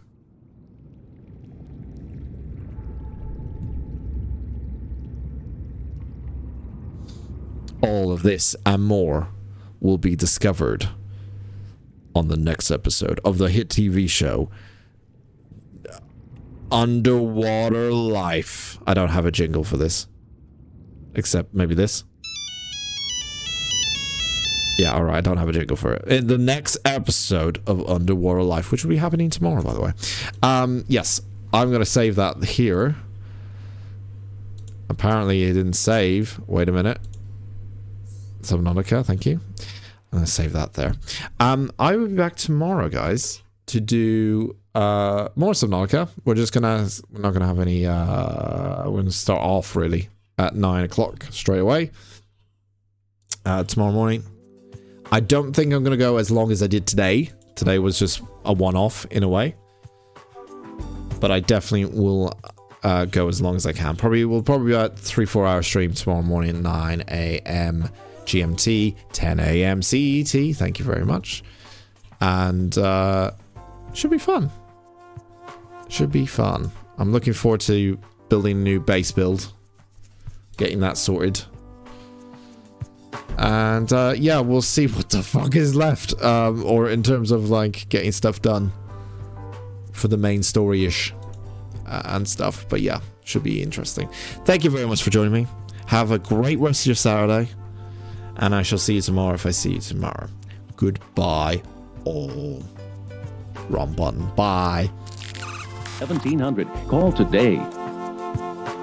Six got the